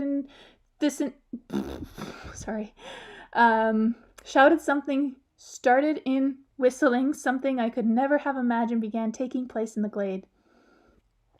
First the she-wolf made her entrance. She leapt out of the bushes and stepped at the edge of the glade, giving a puzzled look around. In the trees, further from the glade, squirrels sprang from branch to branch. 2 eagles circled low overhead, while little creatures of some kind rushed in the bushes. With the sharp cackle of dry twigs as he broke and crushed the bushes, a huge bear lumbered out into the glade and stopped as though embedded in the ground, just short of Anastasia. The wolf began growling at him disapprovingly, since the bear had approached so close to Anastasia without an invitation. Anastasia ran up to the bear, playfully stroked his muzzle, then grabbed him by his front paws and stood him upright. Judging by the fact that she didn't seem to be exerting much physical effort in this, the bear himself must have been carrying out her commands, according to how much he understood and how he interpreted them. He stood stock still, trying to understand what was desired of him. Anastasia took a running leap and grabbed hold of the thick scruff, of the bear's neck, did a handstand on his shoulders, jumped off again with a somersault on her own way down. Then she took the bear by one paw and started to bend over, pulling the bear after her, creating the impression that she was tossing him over her shoulder. This trick would have been impossible if the bear had not been able to do it himself. Anastasia simply guided him. It looked at first as though the bear was going to fall on Anastasia, but at the last moment he reached out a paw onto the ground and broke his fall. He was no doubt doing everything he could not to harm his mistress or friend. In the meantime, the wolf was become more and more concerned. She was already standing at the place of the action, thrashing from side to side, growling or howling with displeasure. At the edge of the glade there appeared several more wolves, and when Anastasia was on the point of yet another routine toss of the bear over her shoulder, the bear attempted to do the trick properly, fell over his side, and remained motionless. At last the wolf, now at her wits' end, and with malicious grin, made a leap in the bear's direction. With lightning speed, Anastasia placed herself in the wolf's path. The wolf barked with all fours, somersaulted over her back, bumped into Anastasia's leg. Immediately Anastasia put one hand on the back of the wolf, who obediently crouched to the ground. With her other hand she began waving, as she had done the first time with me, when I had tried to embrace her without her consent. The forest around us began to make rustling sounds, not threatening, but with some agitation. The agitation was felt as well in all the big and little creatures jumping and running and hiding. Anastasia began taking away the agitation. First she stroked the wolf, slapped her on the back, and sent her off out in the glade as though she were a pet dog. The bear was still laying on his side in an uncomfortable pose, like a fallen scarecrow. He was probably waiting to see what else was required of him. Anastasia went over to him, made him stand up, stroked his muzzle, and sent him out of the glade like the wolf. Anastasia, blushing and cheerfully, ran over and sat down beside me. Breathing in deeply and slowly, I exhaled. I noticed that her breathing all at once became even as though she hadn't been carrying out any extraordinary exercises at all. "You're terrific, Anastasia, but we already have all that, and our circus trainers show us a lot of interesting tricks with animals, but you don't have a hope of breaking through all the red tape to even get started. There are so many formalities and machinations to deal with. You don't have any experience in that." The remainder of our play consisted in going over possible alternatives. Where could Anastasia get a job in our world, and how would she overcome the formalities in the way? But no easy alternative presented itself, since Anastasia had neither a resident permit nor proof of education, and nobody would believe the stories about her origins on the basis of her abilities, no matter how extraordinary they might be.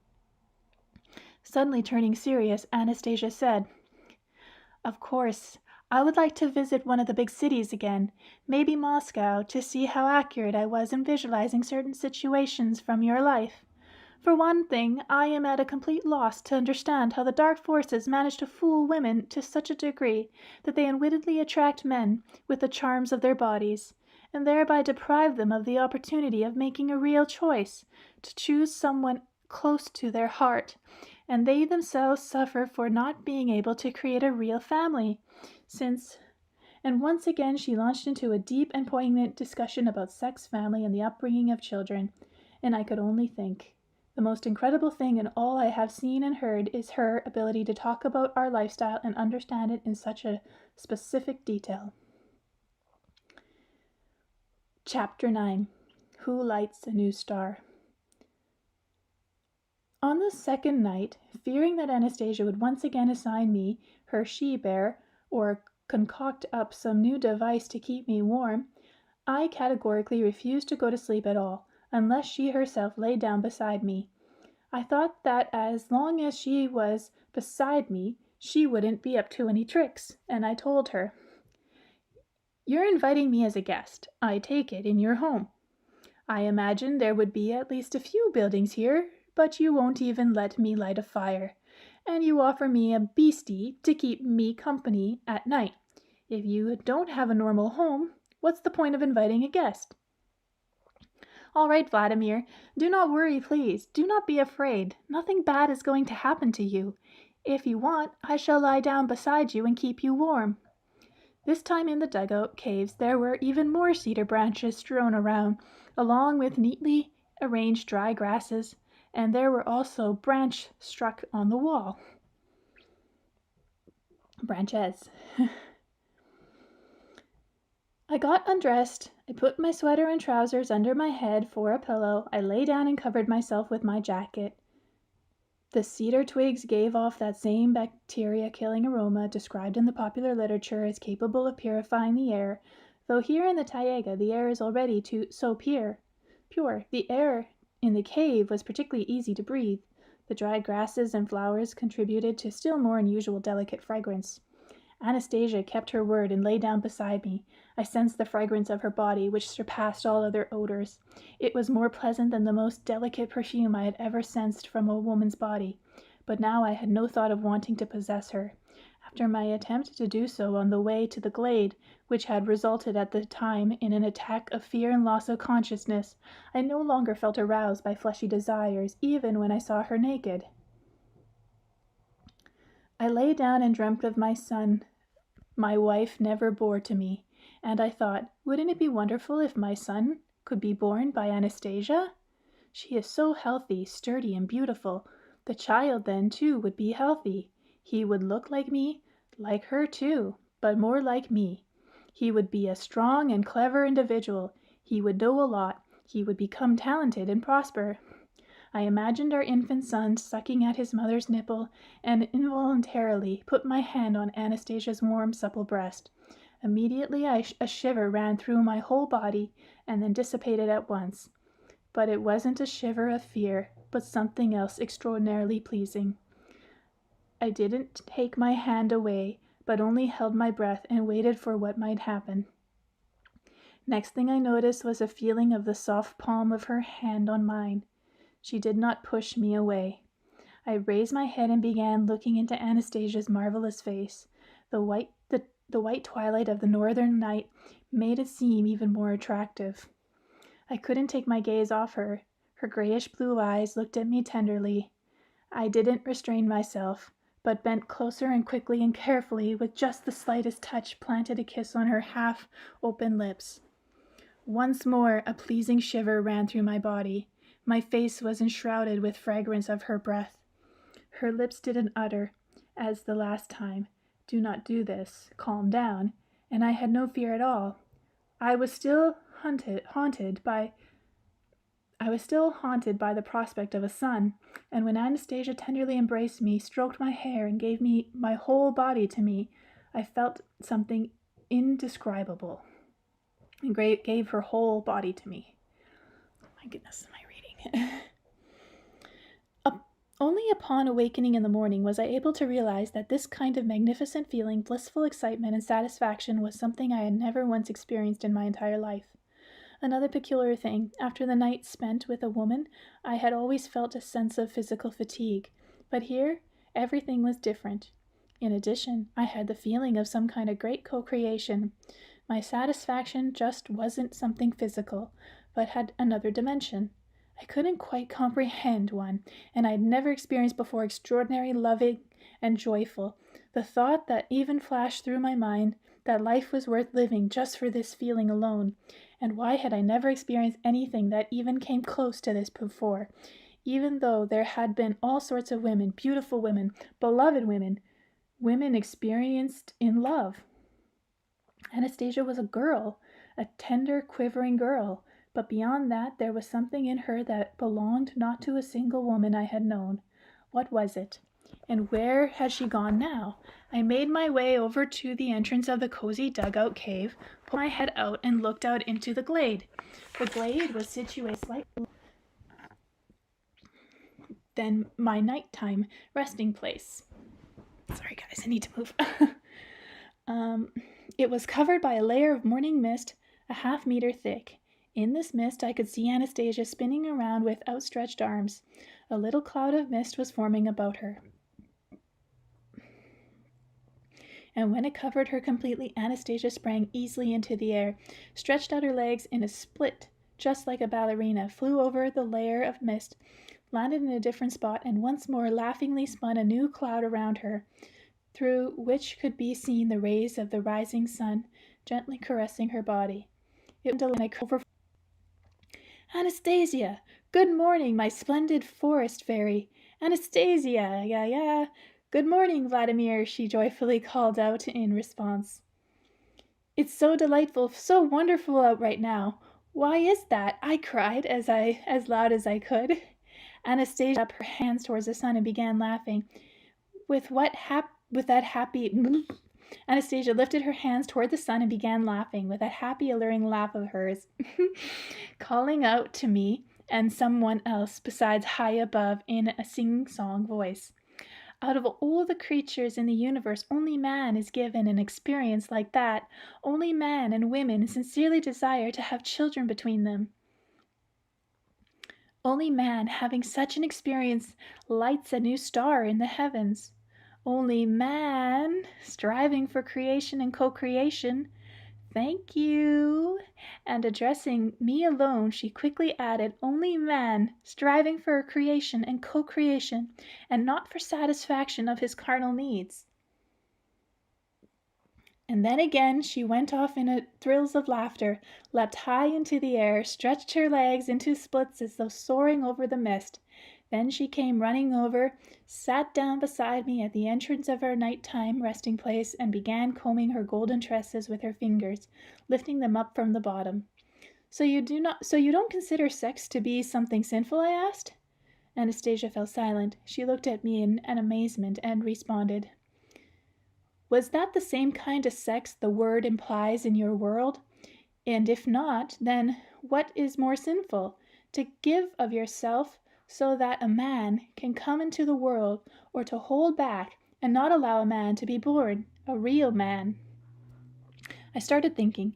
In actual fact, my nighttime closeness with Anastasia could not possibly be described by our usual word, sex. Then what did happen last night? What term would be appropriate here? So I asked. And why did anything even approaching that experience never happen with me before, or for that matter, I would venture to say, with hardly anybody else in the world? You see, Vladimir, the dark forces are constantly trying to make man give in to base fleshy passions, to stop him from experiencing God-given grace.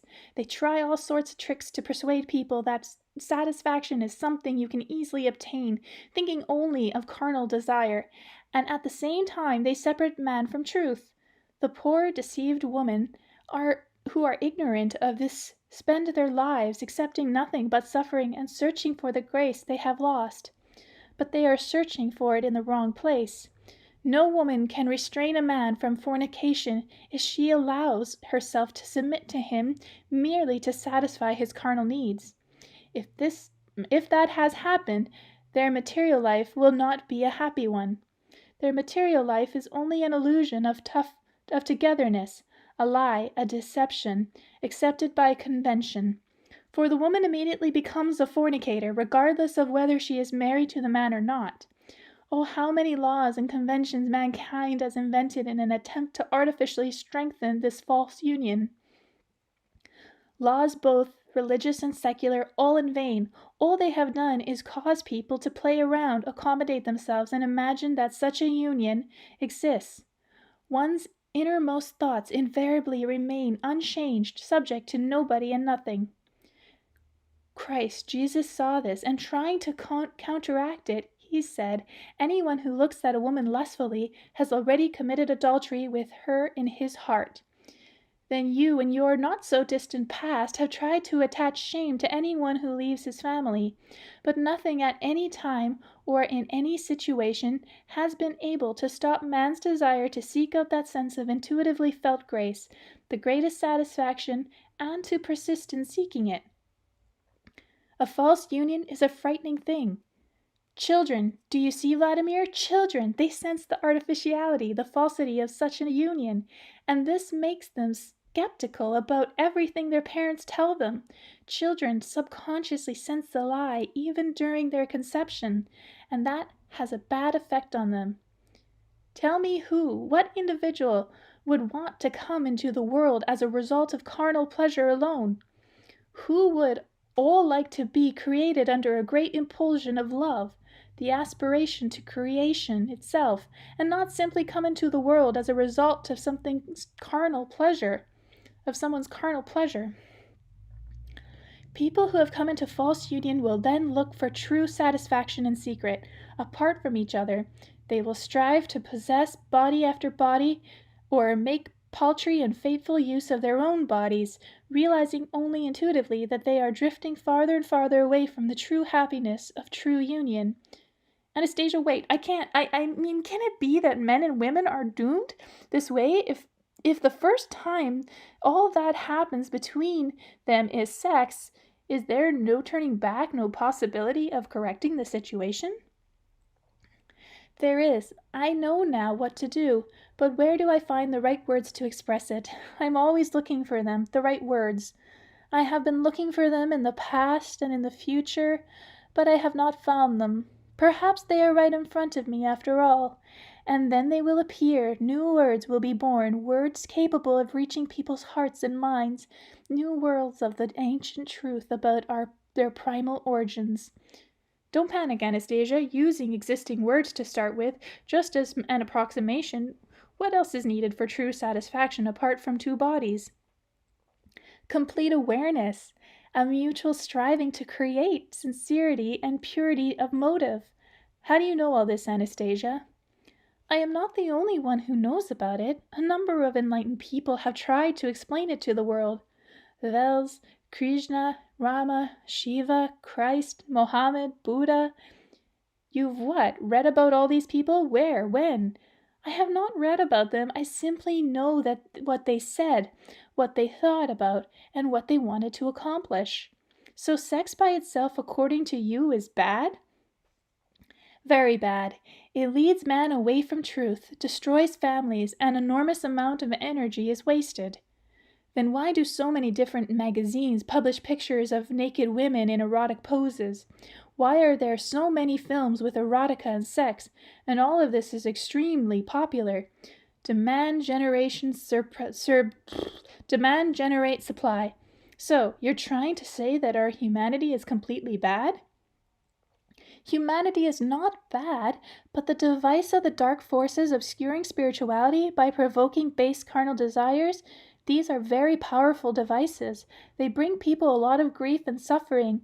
They act through women, exploiting their beauty, a beauty whose real purpose is to engender and support in men the spirit of the poet, the artist, the creator.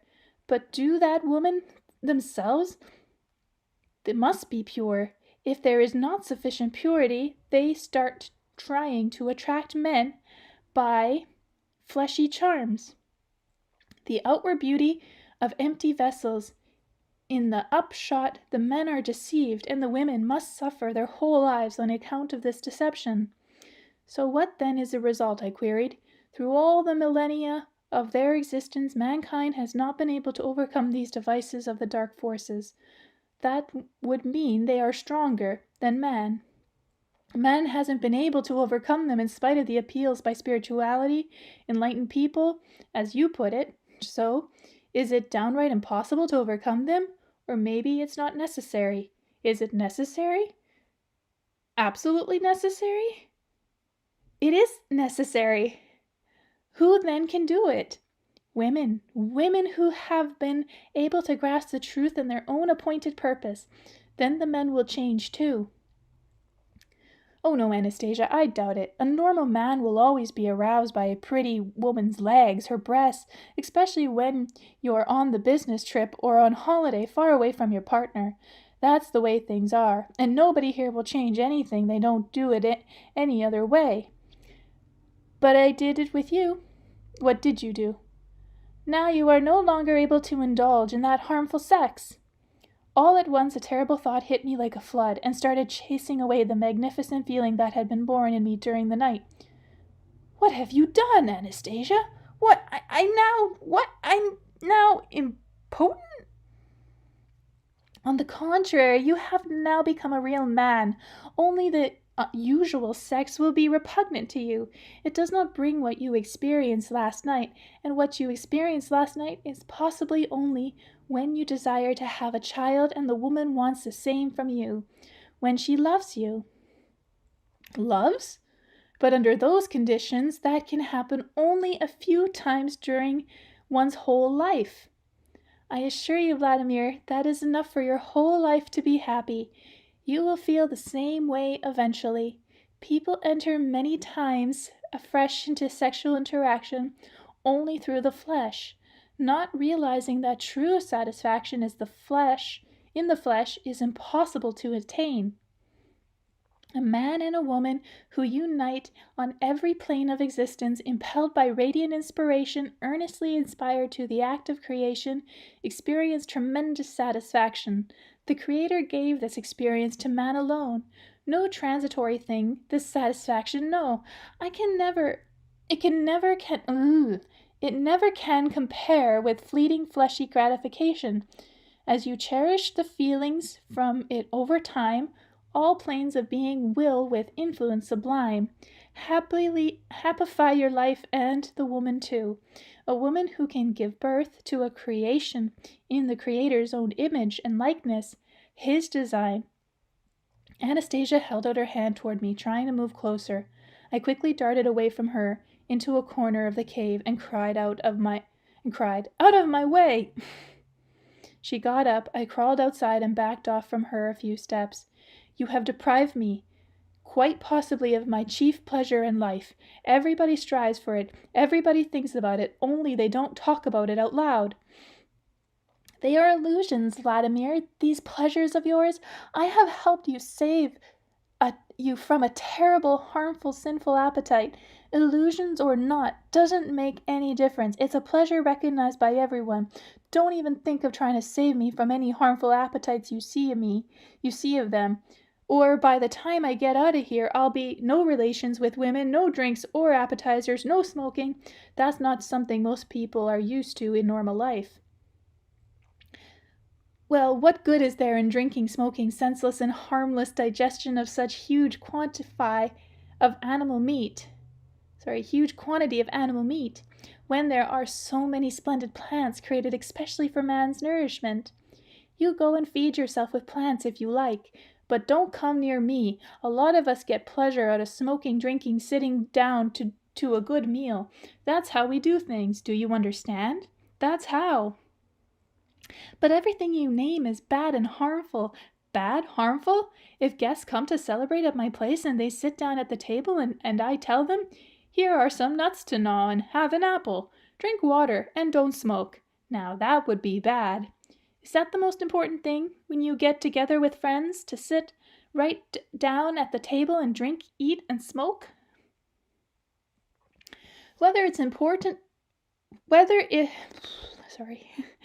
It's not easy. "Whether it's the most important thing or not is beside the point.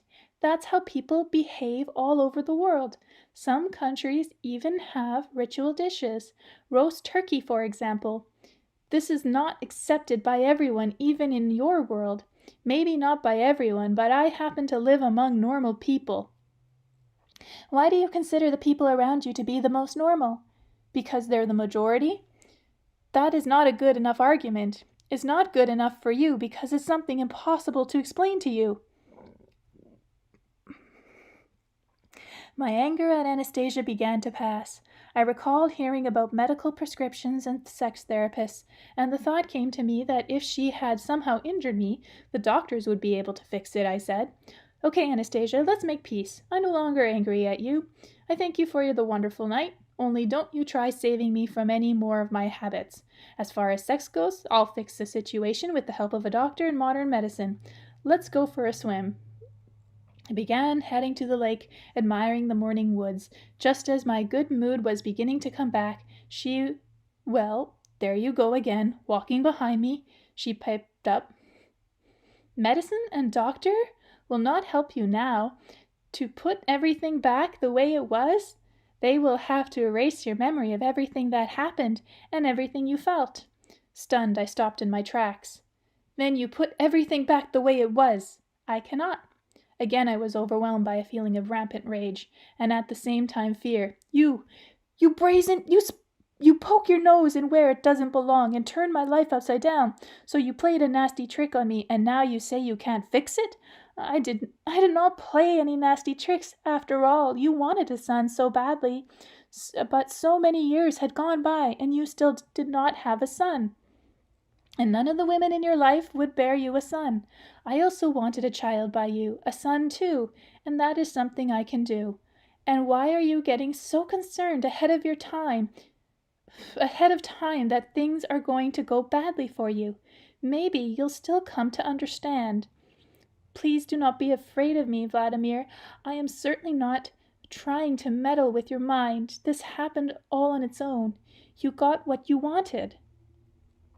And I would still very much like to save you from at least one mortal sin. And what's that? Pride? You're a funny one. Your philosophy and lifestyles aren't human. What do you find in me so inhuman that frightens you? You live all alone in a forest, communicate with plants and animals. Nobody in your society even comes close to that kind of life. How can that be, Vladimir? Why, Anastasia exclaimed, flustered. You're Dashniks. They too communicate with plants and animals, only not consciously, but they will understand one day. Many have already began to understand. Oh, come on. Now she's a Dashnik. And this Ray of yours, you know a lot, but you don't read books. You must be some kind of mystic. I shall try to explain everything to you, Vladimir, only not all at once.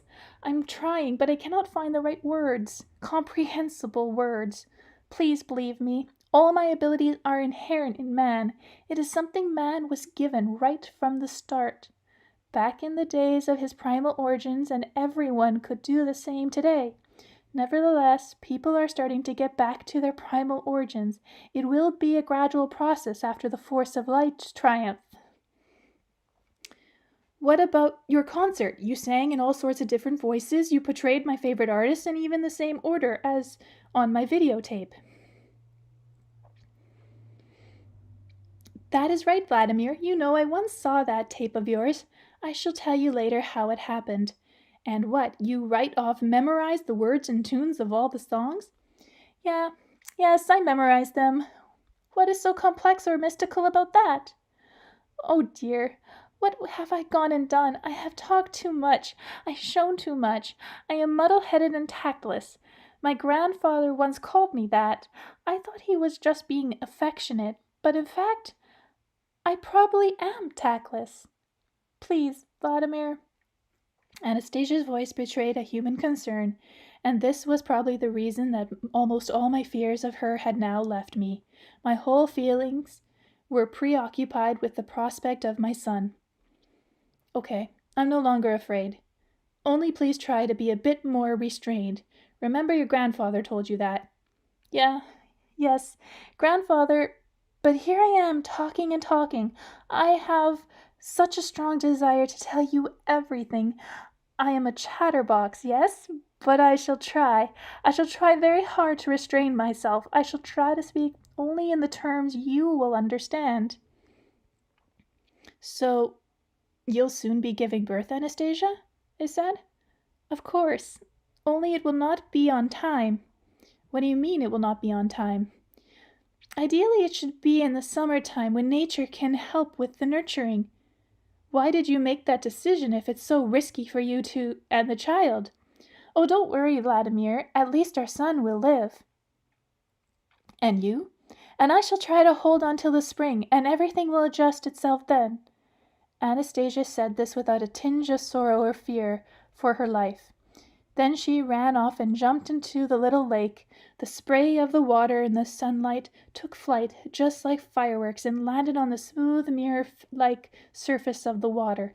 Some 30 seconds later, her body slowly began to break the surface. She lay as it were on the water, her arms widespread, her arms and palms upturned and smiling. I stood on the shore, looked at her, and thought to myself, will the squirrel hear the snap of her fingers when she lies with her baby? In one of her shelters, will she get help from any of her four-footed friends? Will her body have enough heat to warm up the little one? If my body could cool off, the baby have nothing to eat. If my body should cool off, the baby would have nothing to eat. He will start crying. She said quietly, coming out of the water. His cry of despair may awaken nature, or at least part of it, before the beginning of spring, and then everything will be all right. They will nurse him. You read my thoughts? No, I just guessed you were thinking about that. That is quite natural. Anastasia, you said your relatives live close by. Would they be able to help you? Oh, they're very busy, and I must not take them away from their work. What are they busy with, Anastasia? What do you do all day long, when in fact you are so completely served by your natural environment? I keep busy, and I try to help people in your world, the ones you call dashniks or gardeners. Can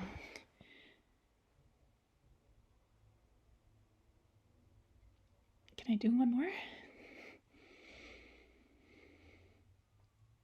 We'll stop for now. Chapter 10.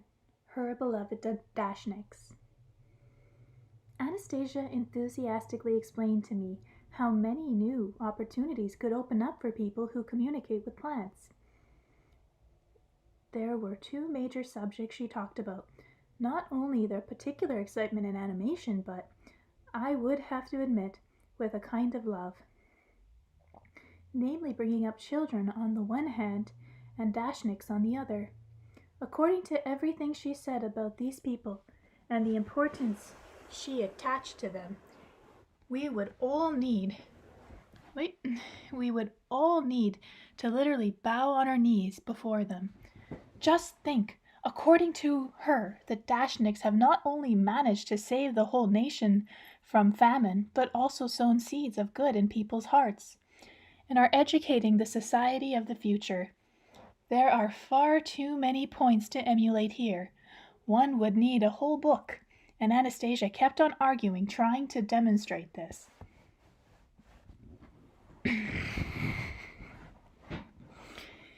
You see, the society you are living in today can learn a lot from communication with the plants to be found around dashes. Yes, I am talking about the dashes where you personally know every individual plant in your garden plot, and not those huge impersonal field cultivated by monstrous senseless machines. People felt better when they are working on their dasha plots. Many of them end up living longer. They become kinder, and it is this very dashniks that can pave the way for society to become aware of how destructive the technocratic path can be. Anastasia, whether that's true or not for a time being beside the point, what's your role in all this? What kind of help can you offer? Taking me by the arm, she led me over to the grass. We lay on our backs, the palms of our hands turned up. Close your eyes, let go, and try to picture to yourself what I am saying. Right now, I'll take a look with my ray and locate, at a distance, some of these people you call dashniks. After a period of silence, she began to say softly, An old woman is unwrapping a piece of cheesecloth in which cucumber seeds have been soaking. The seeds have already begun to develop quite a bit, and I can see little sprouts. Now, she has picked up a seed. I have just suggested to her that she should not soak the seed so much. They will become deformed when they are planted, and this kind of water is not good for them. The seed will go bad. She thinks she herself must have guessed that, and that is particularly true. I just helped her guess a bit. Now she just will share her idea and tell other people about it. This little deed is done. Anastasia told how she visualizes in her consciousness all sorts of situations involving work, recreation, and people's interactions, both with each other and with plants. When the situation she has visualized comes closer to reality, contacts its established whereby she can see the person and feel what this person is suffering or sensing. She herself then, as it were, steps into the image of the person and shares her expertise with them. Anastasia said that plants react to people, to man, with love or hate, and exercise a positive or negative influence on people's health. And here is where I have an enormous amount of work to do. I keep myself busy with the Dashnup garden plots. The Dashniks travel out onto their plots they're planting. They are like their own children, but unfortunately their relationship to them is still pretty much on the level of intuition. They still do not have the foundation that comes with a clear realization of the true purpose behind this relationship. Everything but everything on earth, every blade of grass, every insect has been created for man, and everything has its individual appointed task to perform in the service of man. The multitude of medicine plants are a confirmation of this. But people in your world know very little how to benefit from the opportunities they are presented with, about how to take full advantage of them. I asked Anastasia to show some concrete examples of the benefits of conscious communication, an example that could be seen, verified in practice, and subject to scientific investigation. Anastasia thought for a little while, then suddenly brightened and exclaimed, "The Dashniks, my beloved Dashniks, they will prove it all. They will show what is true and confound all your science. Now, how is it? I did not think of that or understand it before. Some kind of brand new idea made her wobble over with joy. The whole time I was with her, not once did I see Anastasia sad. She can be serious, thoughtful, concentrated, but more often than not, delighted in something. This time her joy literally bubbled over. She jumped up and clapped her hands, and it seemed to me as though the whole forest had become brighter and began to stir, responding to her with the rustling of treetops and the singing of birds. She whirled around and around as though she were doing a kind of dance. Then, all radiant, she once again sat down beside me and said, "Now they will believe, all on account of them. My dear Dashniks, they will explain and prove everything." Try to bring her a little more quickly back to the topic of our interrupted conversation, I noted. Not necessarily.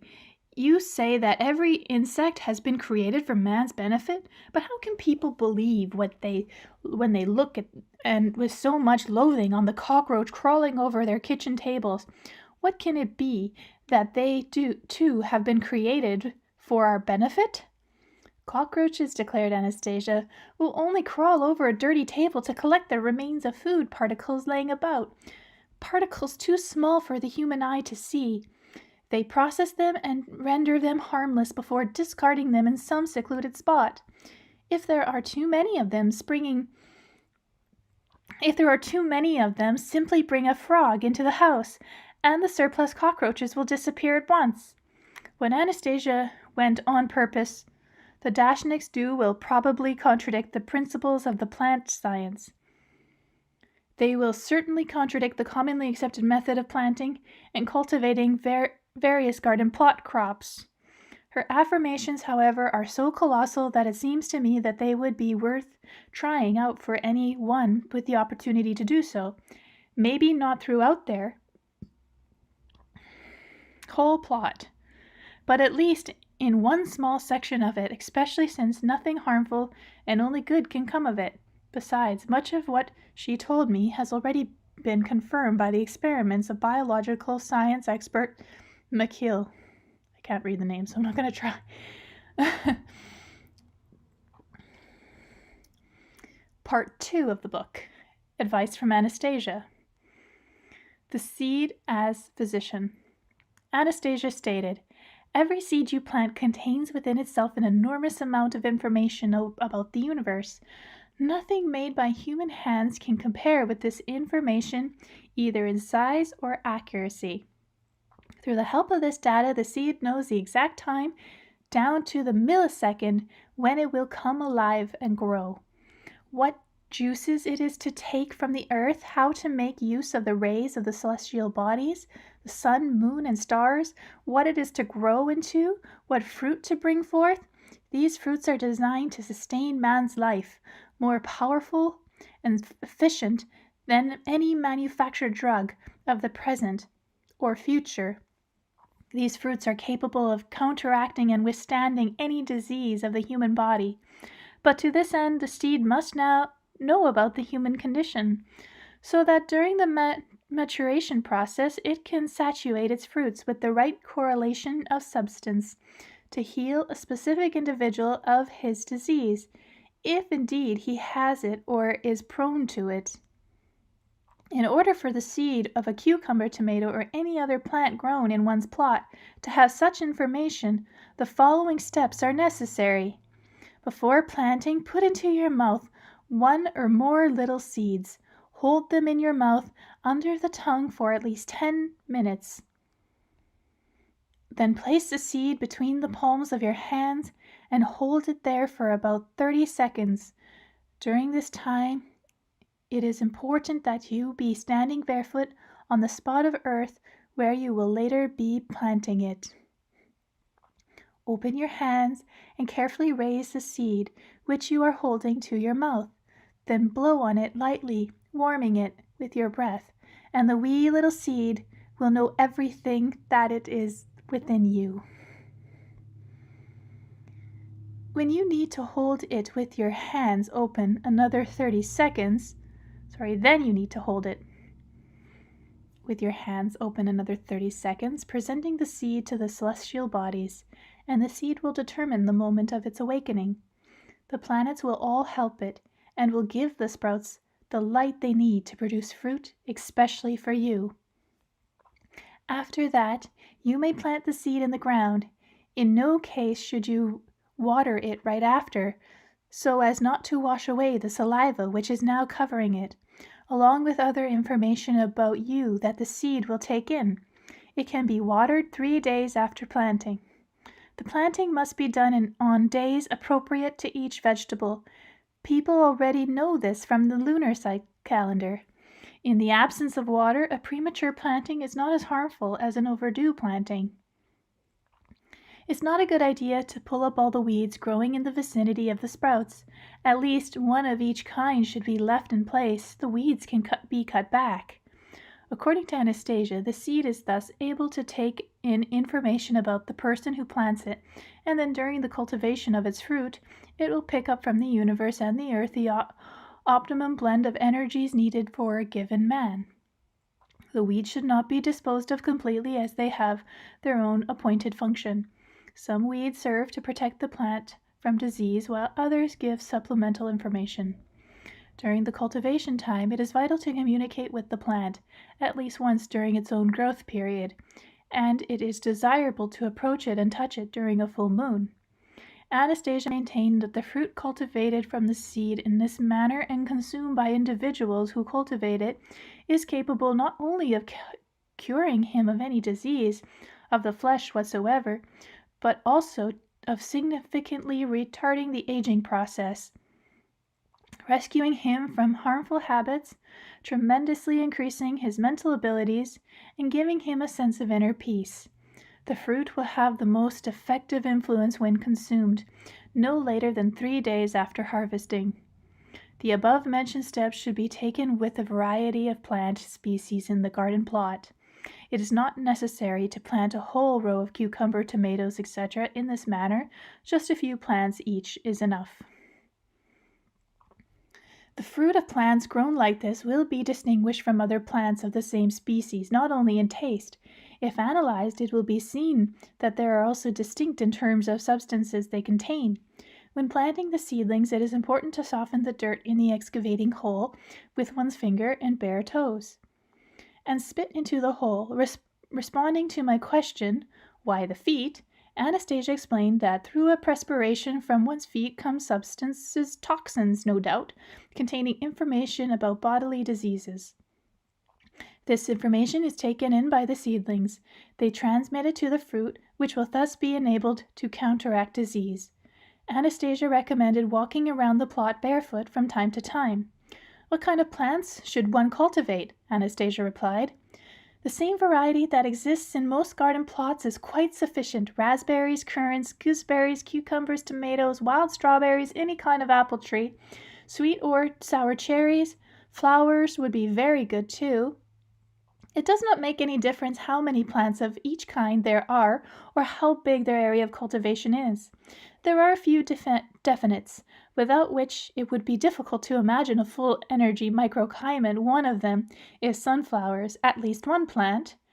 There should also be 1.5 or 2 meters of cereal grains, rye or wheat, for example, and be sure to leave an island of at least 2 square meters for wild-growing herbs, one that are not planted manually.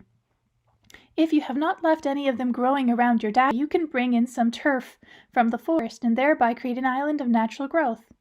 I asked Anastasia if it was necessary to plant these definites directly in the plot, if there were already some wild-growing herbs close by, say just beyond the fence, and this is how she responded. It's not just the variety of plants that is significant, but also how they are planted, the direct communication with them that allows them to take on the information they need. I have already told you about one of the methods of planting. That's the basic one. The important thing is to infuse the little patch of nature surrounding you with information about yourself. Only then will the healing effect and the life-giving support of your body be sufficiently higher than from the fruit alone. On the natural wilds, as you called them, the nature really is not wild. It isn't just unfamiliar to you. There are a great many plants that can help us cure all, and I mean all, existing diseases. These plants can be designed for that purpose, but man has lost or almost lost the ability to identify them. I told Anastasia that we already have many specialized pharmacies which deal in healing herbs, just as there are many physicians and medicine men who make a profession out of the herb treatments, and she replied, "The chief physician is your own body. Right from the start it was endowed with the ability to know which herb should be used and when. How to eat and breathe, it is capable of warding off disease even before its outward manifestation. And nobody else can replace your body, for this is your personal physician, given individually to you by God and personally only to you. I am telling you how to provide with the opportunity to act beneficially on your behalf. If you make connections with the plants in your garden plot, they will take care of you and cure you. They will make the right diagnosis all by themselves and prepare the most effective medicine, especially designed for you. Who gets stung by bees? In every garden plot there should be at least one colony of bees. I told Anastasia there are very few people in our society who can communicate with bees. Special training is required, and not everyone is successful." But she replied, "A lot of what you do to maintain bee colonies just gets in the way. Over the past centuries, there have been only 2 people on Earth who have come close to understanding this unique life form. And who might they be? They are 2 monks who have since been canonized. You can read about them in your books. They can be found in many monastery archives." "Oh, come on now, Anastasia. You read church literature too? Where? When? You don't even have a single book." "I have at my disposal a much more complete method of retrieving information." "What kind of method? Again, you're talking in circles. After all, you promised me you wouldn't resort to any mysticism or fantasy." "I shall tell you all about it. I shall even try teaching it to you. You will not understand it right away, but it is simple and natural." "Well, okay. So how should bees be kept in the garden plot?" "All you have to do is build the same kind of hive from them they would have under natural conditions, and that is it. And after that, the only thing required to do is go to the hive and gather part of the honey wax and other substances they produce that are useful for man." "Anastasia, that's not simple at all. Who knows what that natural hive should look like? Now, if you could tell me how to do it myself with the materials we would have at our disposal, then that might be something feasible." "All right," she laughed. Then you will have to wait. I need to visualize it. I will have to see what people in today's world might have on hand, as you say." "And where should it be placed, so as not to spoil the view?" I added. "I should look into that too." She lay down on the grass as she always did, visualizing her, or rather our, living situation, but this time I began to observe her carefully. As she lay on the grass, her arms were stretched out in different directions with palms upturned. Her fingers were partly curled, and their tips, specifically the tips of the 4 fingers on each hand, were also positioned so that their soft parts faced upward. Her fingers first began to stir a little, but then stopped.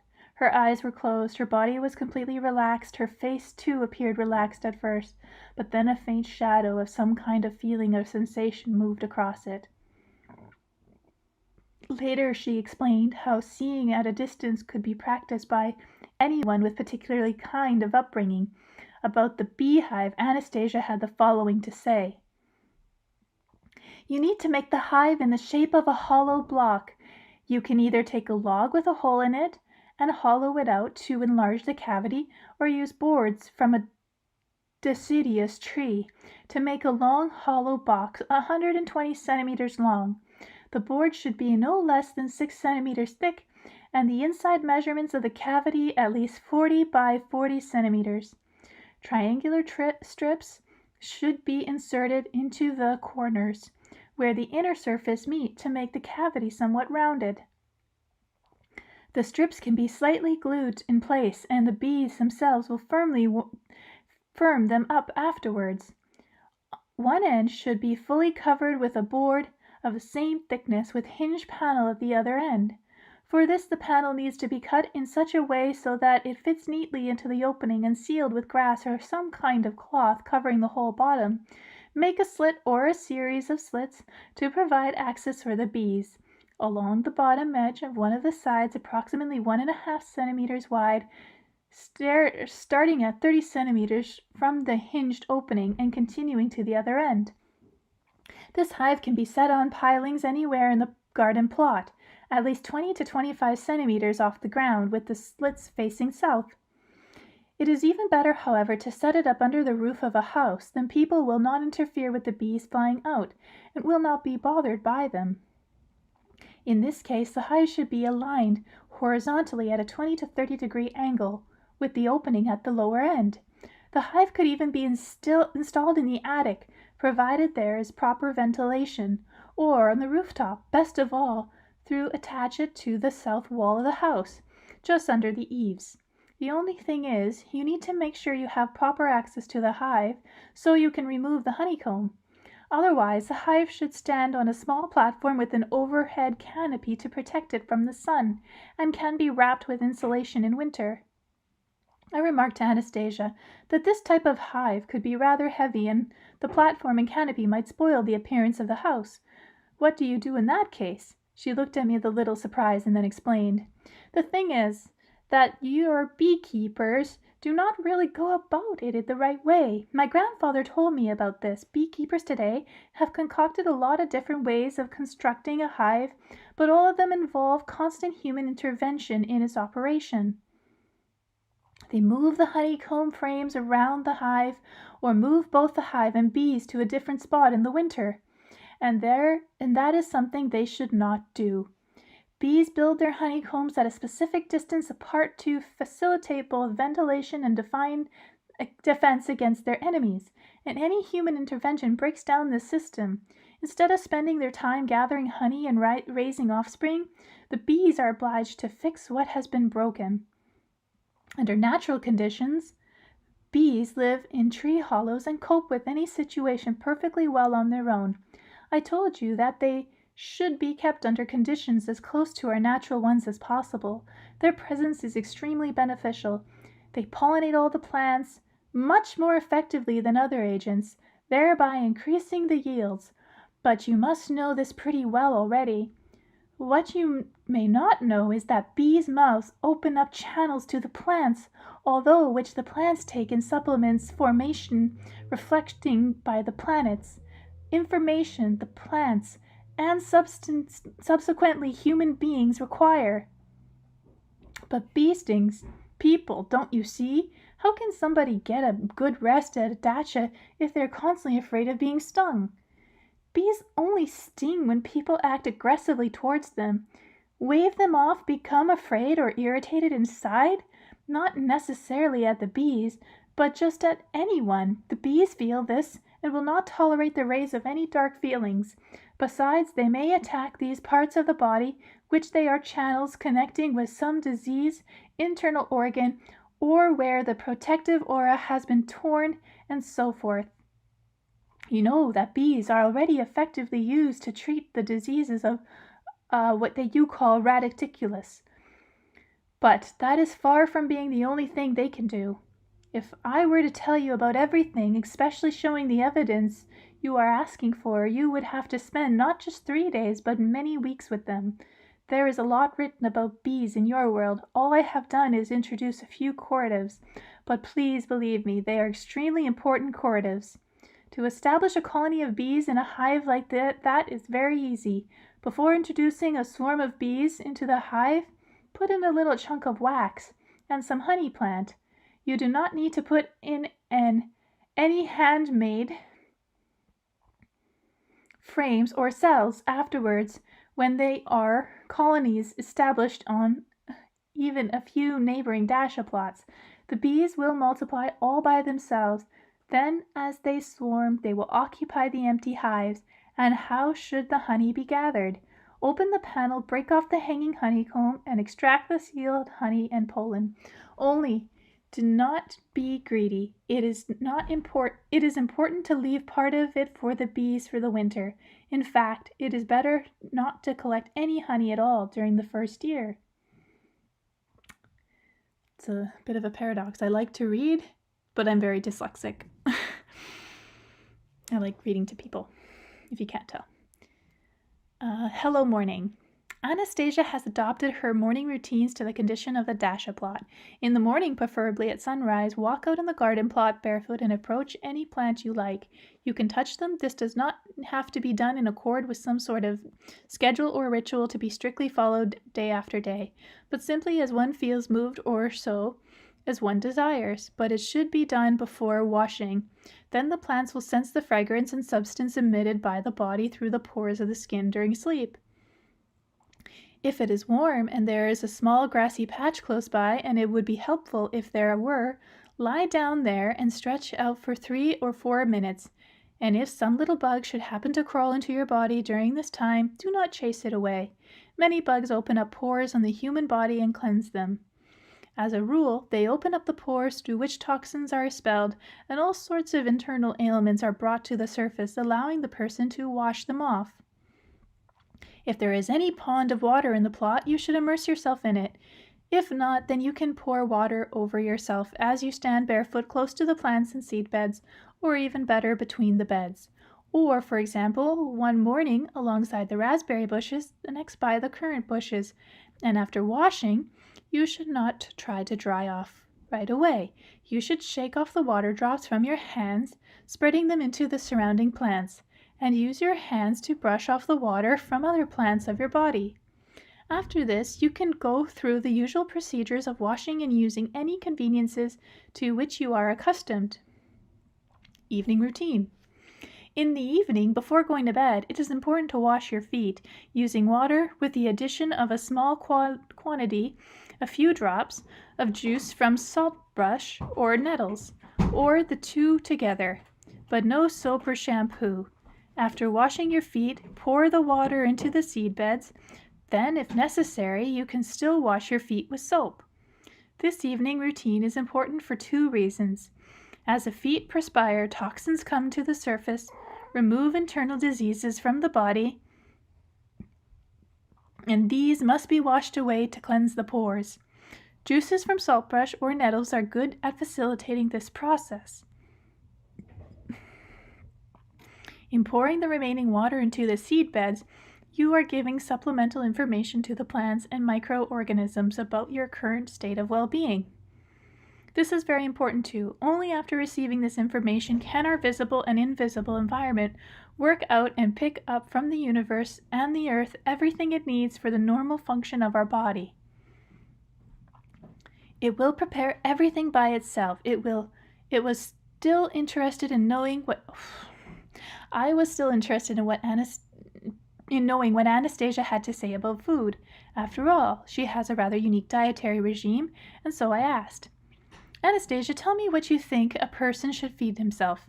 What should he eat? How often during the day? And in what amounts? Our world pays a great deal of attention to this question. There is a huge quantity of all sorts of literature on this subject: health food recipes, advice on losing weight. It is difficult to picture human beings' lifestyle any other way under the circumstances currently imposed by the technocratic world. The dark forces are constantly trying to take the natural operating system of this world, the one given to humanity right from the start, and substitute their own cumbersome artificial system which goes against human nature. I asked Anastasia to put it in more concrete terms without her philosophical musings, and she continued. You know, these questions of yours as to what, when, and how much a person should eat, they are best answered by an individual's own body. The sensation of hunger and thirst are designed to send a signal to each particular individual indicating that he should take in food. This precise moment is the right one for each person. The world of technocracy, being incapable of affording each individual the opportunity of satisfying his hunger and thirst at the moment desired by his body, has tried to force him into his own schedule based on nothing but his world's own helplessness, and then attempts to justify this compulsion in the name of some sort of efficiency. Just think, one person spends half the day sitting down, expending hardly any energy, while another exerts himself with some kind of physical labor, or simply runs and perspires all over, thereby using up many times more energy, and yet both are expected to eat at exactly the same time. A person should take in food at the moment advised by his body, and there can be no other adviser. I realize that under your world's conditions this is particularly impossible, but the opportunity does exist for people at their dashes where their attached garden plots, and they should take advantage of it and forget about their unnatural artificial regime.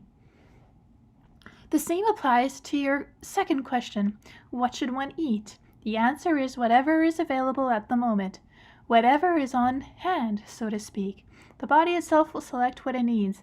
I could offer you a bit of non-traditional advice if you have a household pet, like a cat or a dog. I have both. Keep track of its movements carefully. Occasionally it will find something in the way of grasses or herbs and eat it. You should tear off a few samples of whatever it selects and add it to your diet. This is not something you have to do every day. Once or twice a week is sufficient. You should take also upon yourself to gather some cereal grain, thresh it, grind it into flour, and then use the flour to bake bread. This is extremely important. Anyone consuming this bread even once or twice a year will build up a store of energy capable of awakening an inner spiritual powers, not only calming his soul, but also exerting a beneficial influence on his physical condition. This bread can be shared with relatives and close friends. If shared with sincerity and love, it will have quite a beneficial influence on them as well. It is very helpful to every individual's health to spend 3 days, at least one each summer, eating only what is grown in his garden plot, along with bread, sunflower oil, and just a pinch of salt. I have already described Anastasia's own eating habits. While she was telling me all this, she would unwittingly tear off a blade of grass or two, put it in her mouth and chew it, and offer me some too. I decided to give it a try. I can't say the taste was anything to write home about, but neither did it provoke any sense of distaste. It seemed as though Anastasia has left the whole task of nourishment and life support up to nature. She never allows it to interrupt her train of thought, which is always busy with some more important issues. Even so, her health is as remarkable as her outward beauty, of which it is an inseparable part. According to Anastasia, anyone who has established such a relationship with the earth and the planet and the plants on his own plot of land has the opportunity of ridding his body of absolutely every kind of disease. Disease per se is a result of man's distancing himself from the natural system designed to take care of his health and life support. For such systems, the task of counteracting any disease presents no problem whatsoever, since there is their whole reason for being. However, the benefit experienced by people who have set up such informational exchange contact with a little patch of natural world go far beyond dealing with diseases. Chapter 12, Sleeping Under the Stars. I have already mentioned how animated Anastasia became when talking about plants and people who communicate with them. I thought that living in nature as she did, she might have studied nature alone. But she also possesses information about planetary relationships. She literally feels the celestial bodies. See for yourself what she has to say about sleeping under the stars. Once plants have received information about the specific person, they embark upon an information exchange from cosmic forces. But here they are simply intermediaries carrying out a narrowly focused task involving one's fleshy body and certain emotional planes. They never touch the complex process which, out of all animal and plant world in the planet, are inherent only in the human brain and on human planes of existence. Nevertheless, this information exchange they establish allow men to do what he alone can do, namely interact with the intelligence of the universe, or more precisely, to exchange information with his intelligence. With this intelligence, an altogether simple procedure permits him not only to do this, but also to feel the beneficial effect of such interaction. Anastasia described this procedure as follows. Pick an evening when weather conditions are favorable and are arranged to spend the night under the stars. You should situate your sleeping place close to raspberry or currant bushes or to beds where cereal seeds have been planted. You should be there alone as you lie with your face to the stars. Do not close your eyes right away. Let your gaze physically and mentally wander across the celestial bodies. Do not become tense while thinking about them. Your thought must be free and unencumbered. First, try to think about those celestial bodies which are visible to your eye. Then you can dream about what you treasure in life, about the people closest to you, people for whom you wish only good. Do not attempt to even think at this point about seeking revenge or wishing evil upon anyone, for that might have a negative effect on you. This uncomplicated procedure will awaken some of the many living cells, little cells dormant in your brain, the vast majority of which never wake even once during a person's whole lifetime. The cosmic forces will be with you and help you attain the realization of your brightest and most unimaginable dreams, will help you find peace in your heart, establish positive relationships with your loved ones, and increase or call into being their love for you. It is useful to try repeating the procedure a number of times. It is effective only when carried out of the location of your constant contact with the plant world, and you will feel it yourself as early as the next morning. It is especially important to go through this procedure in the eve of your birthday. To explain how all this works would take too long right now, and it's not important. Parts of the explanation you would not believe, other parts you would not understand. It can be discussed much more quickly and easily with people who are already trying it and feeling its influence on themselves, since the information once received and verified will facilitate the reception of any information that follows.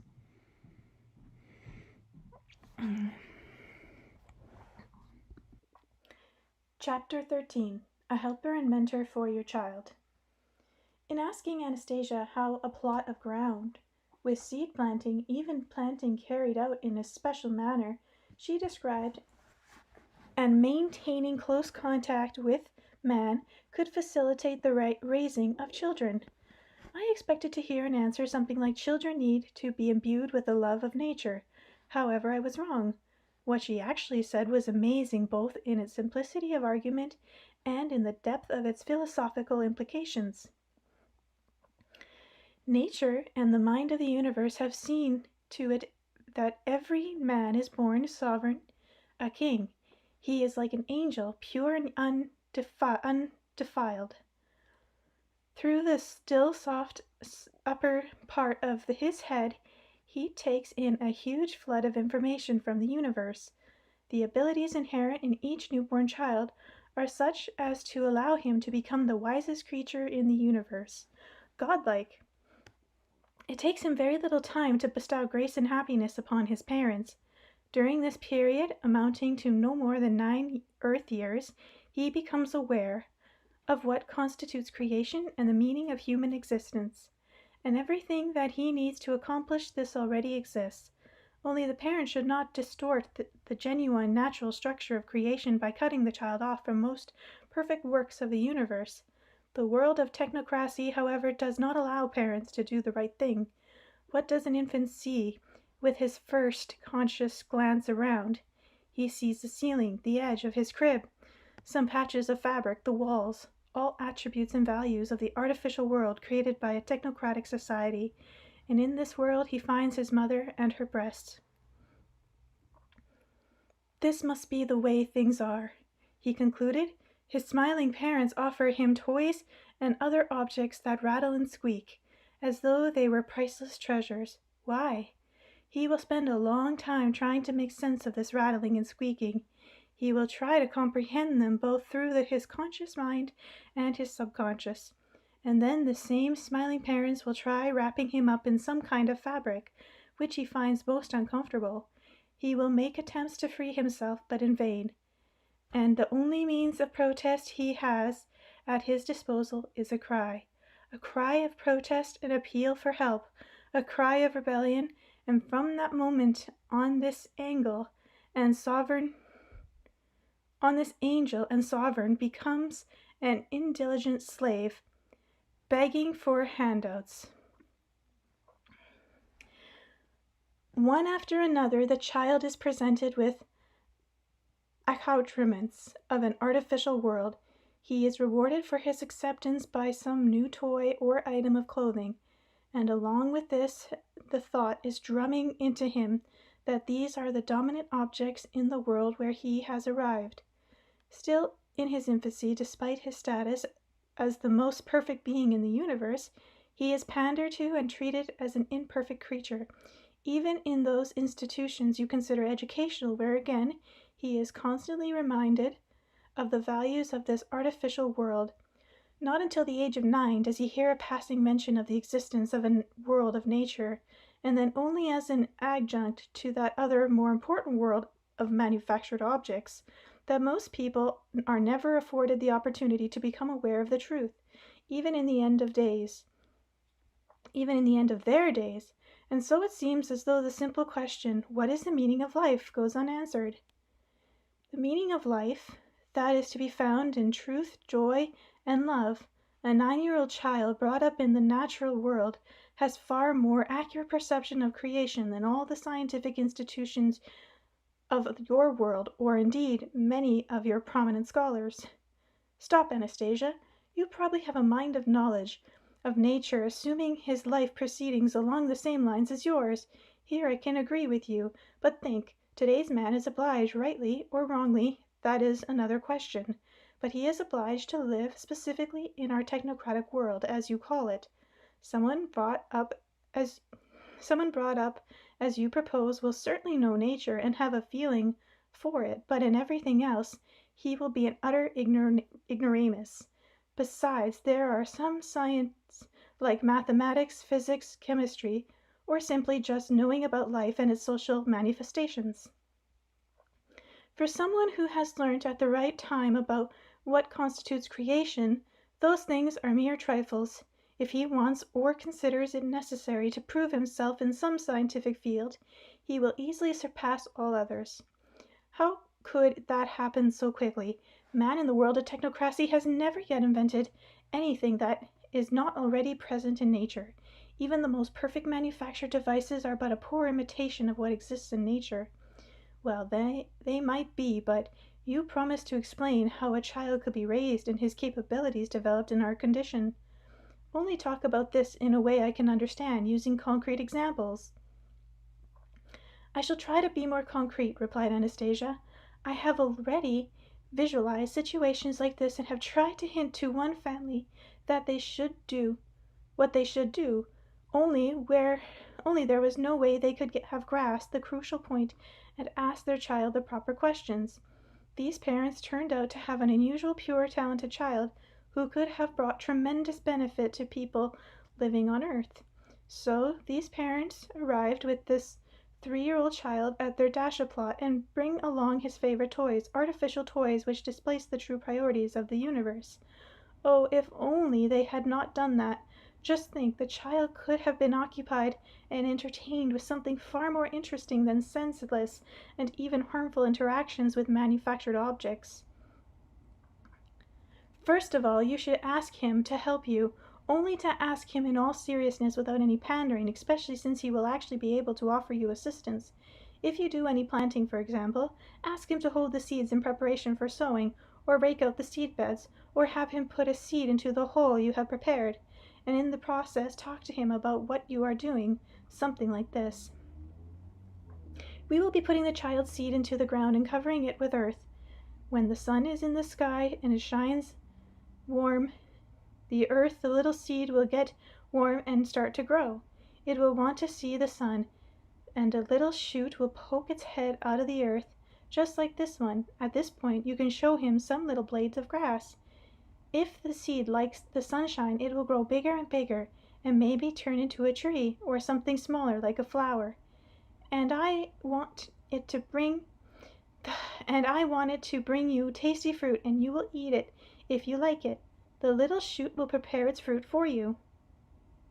Whenever you arrive with your child at the dasha plot, or when he awakes first thing in the morning, have him look and see whether any new shoots have come up. If you should notice one, show your delight. Even when you are putting younger plants rather than seeds into the ground, it is important to explain to your child what you are doing. If you are planting tomato seedlings, for example, let him hand you the stalks one by one. If a stalk should inadvertently break, take the broken stalk into your hand and say, "I do not think this one will live or bear fruit, since it is broken, but let us try planting it anyway," and plant at least one of the broken ones right along the others. A few days later, when you visit the seed bed again with your child and the stalks have firmed up, point out the broken withering stalk to your little one and remind him that it was broken during the planting, but do not use any preaching tone of voice in doing so. You need to talk with him as an equal. You should bear in mind the thought that he is superior to you in some respect. In the purity of his thought, for example, he is an angel. If you succeed to understanding that, you can then proceed intuitively, and your child will indeed become a person who will happify your days. Sorry guys, it's really strange writing. Whenever you sleep under the stars, take your child with you.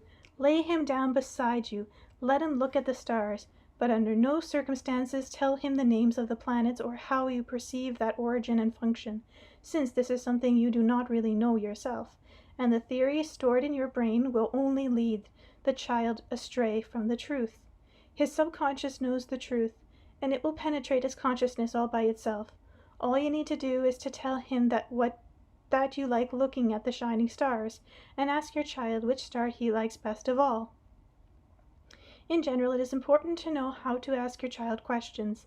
The next year you can offer your child his own seed bed, fix it up, and give him the freedom to do whatever he likes with it. Do not ever compel him by force to do anything with it, and do not correct what he has done. You can simply ask him what he likes. You can offer him help, but only after asking his permission to work along with him. When you are planting cereal grains, have him throw some grains on the seed bed for you. Okay, I remarked to Anastasia, still not fully convinced. Maybe a child like this will show interest in the plant world, and maybe he'll become a good agronomist. But where is he going to get knowledge from in other areas? What do you mean, where from? It's not just a matter of having knowledge and feeling about what grows and how. The main thing is that the child is starting to think, analyze. The cells are awakening in his brain, which will operate throughout his life. They will make him brighter and more talented compared to those whose corresponding cells are still dormant.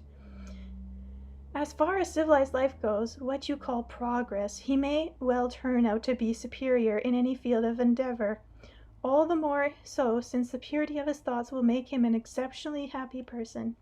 The contact he has established with this planet will allow him to constantly take in and exchange more and more information. The incoming message will be received by his subconscious and transmitted to his consciousness in and from of many new thoughts and discoveries. Outwardly, he will look like everyone else, but inwardly, this is a kind of man you call a genius.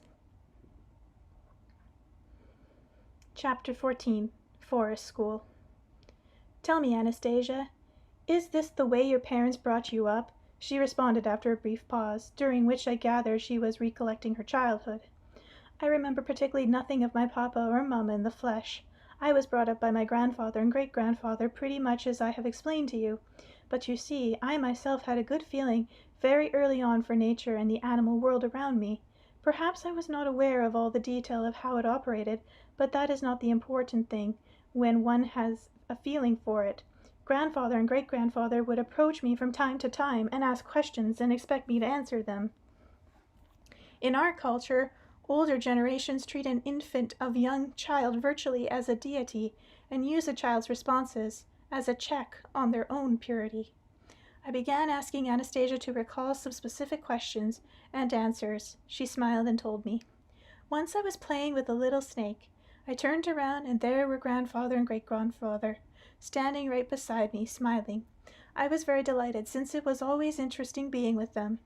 They are the ones who can ask me questions, and their hearts beat in the same rhythm as mine. But with animals it is different. I ran over to them. Great-grandfather bowed to me, while grandfather took me on his knees. I listened to his heartbeat, and I fingered the hairs on his beard as I examined them. Nobody spoke. We were thinking together, and it was good that way. Then grandfather asked me, "Tell me, Anastasia, why do you think my hair grows here and here," pointing to the top of his head and his beard, "and not here," pointing to his nose and forehead? I touched his nose and forehead, but no reply was forthcoming. I could not give an unthinking answer. I had to understand it. The next time they came, grandfather again said, "Well, I am still thinking why my hair grows here and not here," again indicating his nose and forehead. Great-grandfather looked at me seriously and attentively. Then I thought, perhaps it is really a serious question with him, and I asked, "Grandfather, what is it? Do you really want your hair to grow everywhere, even on your nose and forehead?" Great-grandfather began pondering the question, while grandfather replied, "No, not really." "Then that is why your hair does not grow there, because you do not want it to." He reflected on that, stroking his beard, and mused, as though he were putting the question to himself. "And if it grows here, that means it is because I want it to." I confirmed his thoughts. "Of course, grandfather, not only you, but I and the one who thought you up." At this point, great-grandfather asked me rather excitedly, "And who was it that thought him up?" "The one who thought everything up," I replied. "But where is he? Show me," great-grandfather asked, bowing to me. I could not give him an answer right away, but the question stayed with me, and I started thinking about it often. "And did you eventually give him an answer?" I asked Anastasia. "I gave him an answer about a year later, and then he started asking me more questions, but up until the time I gave the answer neither grandfather nor great-grandfather had asked me any new questions, and I began to get very concerned."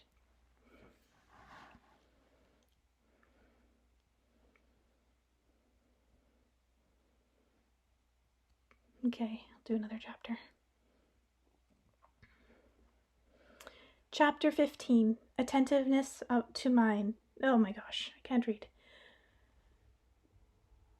Chapter 15. Attentiveness to man. I asked Anastasia, who taught her to speak and converse, if she had almost no memory of her mother and father, and her grandfather and great-grandfather talked with her only rarely. The answers she gave were quite a shock to me and required interpretation by specialists, and so I shall try to reproduce them as fully as I can. Their meanings gradually began to sink in for me. She responded to my first question with a question of her own. "Do you mean the ability to speak in different people's language?" "How do you mean, different? What, you can speak more than one language?" "Yes," she replied. "Including German, French, English, Japanese, Chinese?" "Yes," she repeated, and then added, "You can see I speak your language." "You mean Russian?" "Well, that's too general. I speak, or at least try to speak, using words and phrases you yourself use when you talk. At first it was a little challenging for me, since your vocabulary vocabulary is not very large, and you repeat yourself in a fair amount. Nor do you have much expression or feeling. That is not the kind of language which easily lends itself to accurately saying everything one wishes to say. Wait, Anastasia, I'm going to ask you something in a foreign language, and you give me an answer." I said hello in her English, and then in French. She answered me right off. Unfortunately, I myself had not mastered any foreign languages in school. I studied German, but with rather poor marks. I did remember one whole sentence in German, which my classmates and I learned by rote. Okay. I recited it to Anastasia, which I'm not going to recite because I don't know how to say it. She extended her hand to me and answered in German. "I give you my hand." Amazed by what I had heard and still not believing my ears, I asked, "So then, any person can be taught any language?" I had an intuitive feeling that there must be some kind of simple explanation for this extraordinary phenomenon, and I had to know what it was so I could tell others about it. "Anastasia, perhaps you could explain this in my language and try to do it with examples, so that I can understand," I asked somewhat excitedly. All right. Only calm down and let go, or you will not understand. But let me first teach you to write in Russian." "I know how to write." "You will tell me about teaching foreign languages." "I do not mean just handwriting. I shall teach you to be a writer, a very talented writer. You shall write a book." "That's impossible." "Is it possible?" "It is quite simple and quite possible." Anastasia took a stick and outlined on the ground the whole Russian alphabet, along with punctuation marks, and asked me how many letters there were. 33, I replied. "You see, that is a very small number of letters. Can you call what I have outlined a book?" "No," I answered. "It's just an ordinary alphabet. That's all. Ordinary letters." "Yet all the books in the Russian language are made up of these ordinary letters," Anastasia observed. "Do you not agree? Do you not see how simple it all is?" "Yes, but in books they're arranged differently. Correct. All books consist of a multitude of combinations of these letters. People arrange them in the pages automatically, guided by their feelings, and from this it follows that book originates not from a combination of letters and sounds, but from feelings outlined by people's imagination. The result is that the readers are aroused by approximately the same feeling as the writers, and such feelings can be recalled for a long time. Can you recollect any images or situations from books you have read?" "Yes, I can," I replied, after a moment's thought. "For some reason I recall Lermontov's Hero of Our Time," and began to tell the story to Anastasia. She interrupted me. "You see, you can still depict the character from this book, and tell me what they felt, even though quite a bit of time has gone by since you read it. But if I were to ask you to tell me in what sequence the 33 letters of the Russian alphabet were set forth in that book, what combinations they were arranged in, could you do that?" "No, that would be impossible." "Indeed, it would be very difficult. So feelings have been conveyed from one man to another with the help of all sorts of combinations of these 33 letters. You look at these combinations of letters and forget them right off, but the feelings and images remain to be remembered for a long time. So it turns out that if emotional feelings are directly associated with these marks on paper, without thinking about any convictions, one's soul will cause these marks to appear in just the right sequence and combinations so that any reader may subsequently feel the soul of the writer, and in the soul of the writer. Wait, Anastasia, speak more simply, more clearly, more specifically. Show me through some kind of an example how languages are to be taught. You can make me into a writer later on. Tell me first who taught you to understand different languages and how. My great-grandfather, replied Anastasia. Give me an example, I asked, anxious to understand everything in a hurry. All right, but do not be concerned. I shall still find a way to help you understand, and if it is that important to you, I shall try teaching you all the languages. It is simple, after all. For us it is quite incredible, Anastasia, so do try and explain, and tell me how much time will take to teach me. She thought for a moment and looked at me and said, The memory is not very good. Your memory is not very good. And then there are your domestic problems. You will need a lot of time. How long I was impatient for an answer. For everyday comprehension of phrases such as hello and goodbye, I would say it will take at least 4 months, possibly 6, she replied. Enough, Anastasia. Tell me how your great-grandfather did it. He played with me. How did he play? Tell me. Calm down. Let go. I cannot understand why you are so impatient. And then she quietly went on. Great-grandfather played with me, as though we were joking with me. Whenever he came to me all by himself, without grandfather, he would always approach me, bow at the waist and hold out his hand to me, and I would hold out mine to him. He would first shake my hand, then go down on one knee, kiss my hand, and say, "Hello, Anastasia." One time he came, he did everything as usual. His eyes looked at me tenderly as usual, but his lips were saying some kind of abracadabra. I looked at him in surprise, and he said something else, equally unintelligible. I could not take it any longer, and asked, "Grandpakins, have you forgotten what to say?" "Yes, I have," great-grandfather answered. Then he stepped away from me for a few paces, stopped to think about something, and then came over again, extended his hand to me, and I held out mine.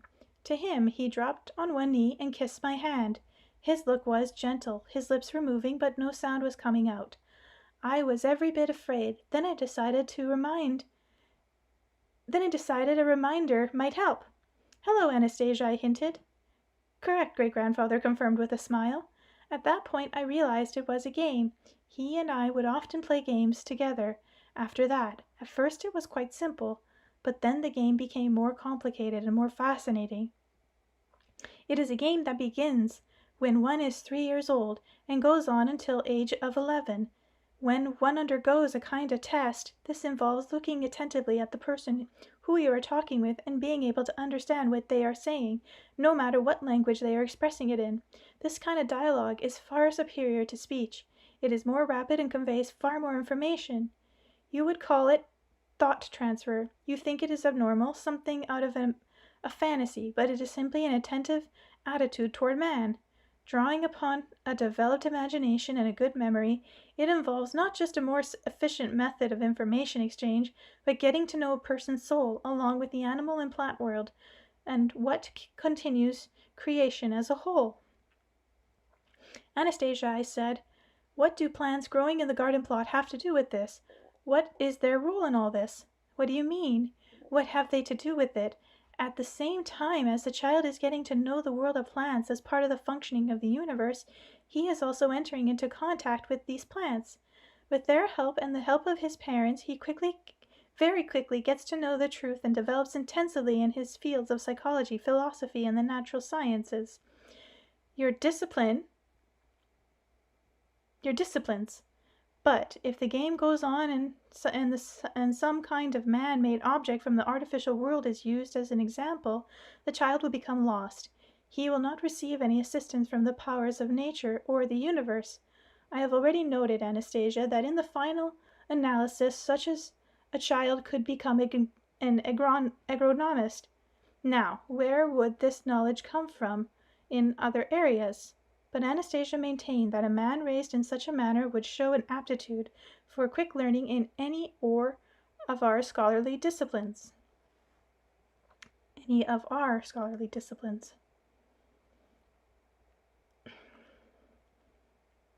Okay. Stopping there.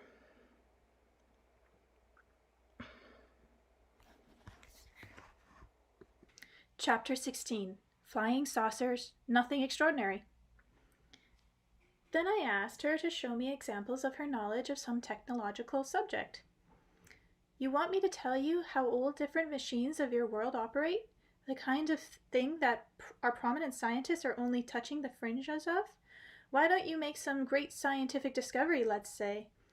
That's what I have been doing for the whole time you have been here. Not just for me, for the world of science, a discovery they would be prepared to recognize. Go ahead, make a verifiable discovery in some technical field, like spaceships, the atoms, automobile fuel. Since you have it, it's so simple, you say. In comparison with what I have just shown you, those fields you mention are something like we used a term from your language, the Stone Age. That's perfect. Something you consider primitive, but at least I'll be able to understand it. You can prove you're right and show evidence that your intelligence is superior to mine. Tell me, for example, what do you think of our aeroplanes and spaceships? Pretty close to perfect machines, eh?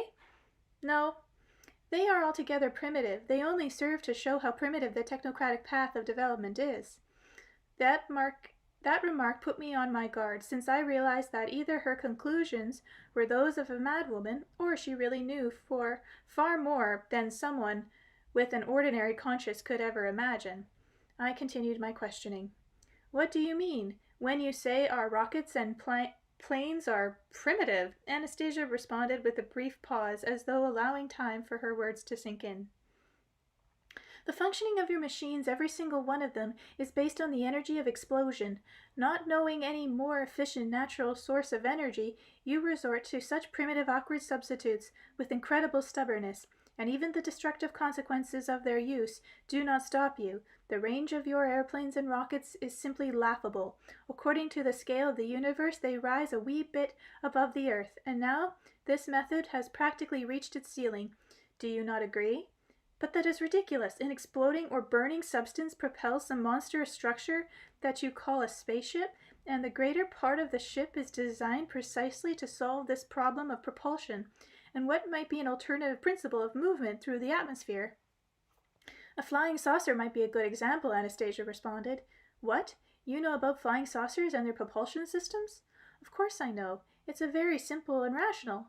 I felt my throat go dry and tried to hurry her up. Tell me, Anastasia, quickly, and in a way I can understand. All right, only do not get excited. It'll be harder to understand when you are excited. The propulsion principle of a flying saucer is based on the energy of a generating vacuum. How so? Be more precise. You have a limited vocabulary. So do I. You have a limited vocabulary, yet I am compelled to restrict myself to it so that you can understand me. Well, I'll add to it, I blurted out in an agitation. I'll add words like, can't read those, and I began to quickly name all the words that just popped into my head, and in that moment, and even let out a few swear words. Anastasia broke in. You need not bother. I already know all the words you can express yourself with, but there are still others, and besides that, there is a whole different method of conveying information. If I used that, I could explain everything to you in a minute. As things stand now, it may take an hour or two. This is a lot, and I really wanted to tell you about something else, something much more meaningful. No, Anastasia, tell me about the flying saucers and their propulsions methods. Tell me about energy carriers until I understand that I shan't listen to anything else. All right, she responded, and then went on. An explosion occurs when a solid substance quickly changes under a definable influence into gaseous form, or when the course of a reaction to gaseous substance evolves into something even lighter. Every one, of course, understands this part. Yes, I replied. If powdered, it ignites, it becomes smoke and liquid. Fuel becomes gas. Yes, more or less, but if you and your people had purer thoughts and constantly a knowledge of the functioning of nature, you would then have long ago become aware that if there is a substance capable of instant expansion and through explosion transformation into another state, the opposite process must also hold true. In nature, there are living microorganisms that transform gaseous substances into solids. All plants do this, in fact, only at varying speeds, and with varying degrees of firmness and solidity of the resulting substance. Take a look around you, and you'll see that plants take in liquid from the earth and breathing air, and then process these into hard and solid body. Let us say wood, or something even harder and more solid like a nutshell or a palm stone. Microorganisms smaller than the eye can see does this with fantastic speed, feeding, it would seem, on air alone. It is this same kind of microorganism that powers flying saucers. They are like the microcells in the brain, only their operation has a very narrow focus. Their sole function is propulsion, but they carry out the function to perfection, and they can accelerate a flying saucer to 1/19th the speed of the average modern Earth dweller's thought. These microorganisms are located in the inner surface of the upper part of the flying saucer, the positions between its double walls, which are approximately 3 centimeters apart. The upper and lower surface of the outer walls are porous, with micro-sized pinholes. The microorganisms draw in air through these pinholes, thereby creating a vacuum ahead of the saucer. The streams of the air begin to congeal even before contact with the saucer, and as they pass through the microorganisms, they are transformed into tiny spheres. Then these spheres are enlarged even more, to approximately half a center in diameter. They lose their firmness and slide down between the walls into the lower part of the saucer, where they again decompose into gaseous substances. You can even eat them if you can do this before they decompose. What about the walls of a flying saucer? What are they made of? They are cultured, grown. How so? Why the surprise? Just give a little thought. You'll figure it out. Many people cultivate a fungus in various kinds of containers. The fungus imbues the water in which it is placed with pleasant, slightly acidic flavors and take the shape of the container. This fungus is very similar to flying saucers. It creates double walls around itself. If another microorganism is added to its water, it produces a congealment. But this so-called microorganism can be produced, or rather generated, by the power of the will, or the brain, much like a vivid concept of imagery. Can you do this? I asked. Yes, but I don't have sufficient power of my own. The action of several dozen people having the same ability is required, and it takes about a year all told. And can one find on our Earth everything necessary to make, or grow, as you say, such a flying saucer and microorganisms? Of course they can. The Earth has everything that the universe has, but how do you get the microorganisms inside the walls of the saucer if they are so small they can't even see them? Once the upper wall is cultivated, it will attract and collect them into huge numbers, just as bees are attracted to cells. But this process also requires the collective will of several dozen people. In any case, what is the use of elaborating further if you cannot cultivate it for lack of people with the right kind of will, intelligence, and knowledge? Is there some way you could help? I could. So do it. I have already. What have you done? I was still perplexed. I told you about how children should be raised, and I can tell you more. You must tell this to others. Many will understand, and their children raised in this manner will have the intelligence, knowledge, will permit them, sorry, it's strange, to make them not only, I'm going to try again. Many will understand, and their children raised in this manner will have the intelligence, knowledge, and will permitting them to make not only a primitive flying saucer, but significantly more. Anastasia, how do you know so much about flying saucers? Does that come through the communication with plants? They have landed here, and I helped the occupants repair their ship. As they are much smarter than us. Not at all. They have a long way to go to attain the level of man. They are afraid of us, okay. So Vladimir asks, are they much smarter than us? And she says, not at all. They have a long way to go to attain the level of man. They are afraid of us, afraid to approach people, even though they are very curious. At first they were afraid of me. They trained their mental paralysis on me, but put on quite a show. They tried to frighten me, shock me.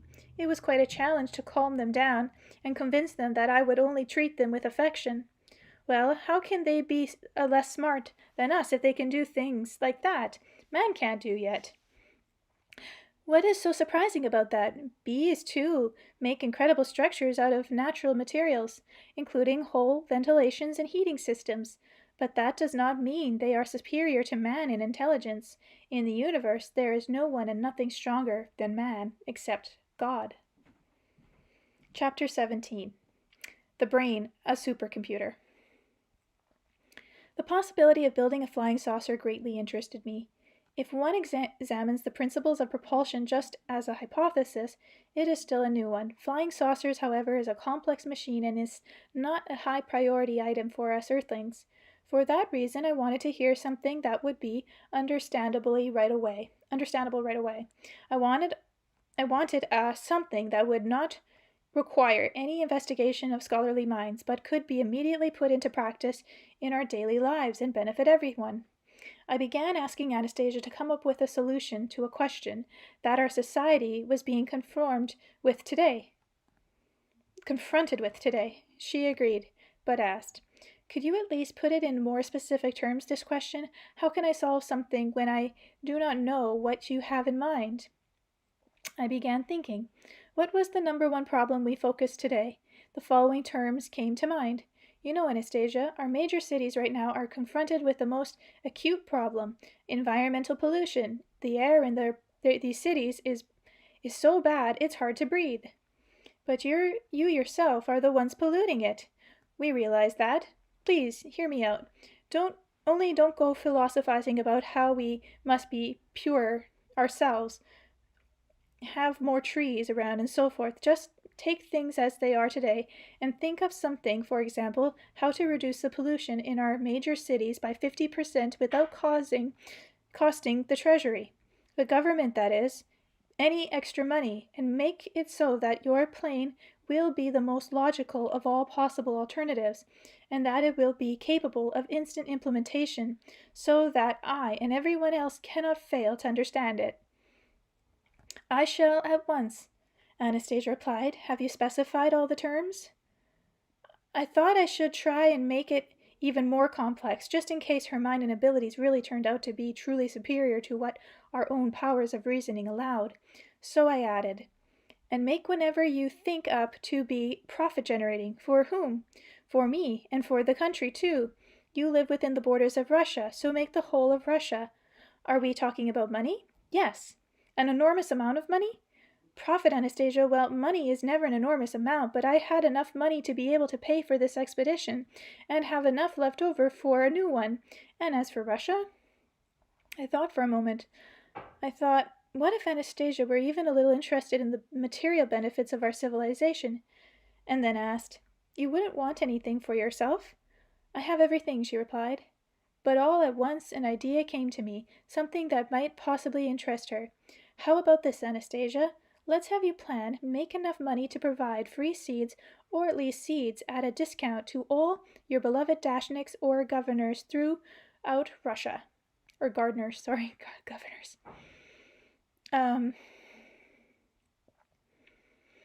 Terrific, Anastasia exclaimed. What a wonderful idea.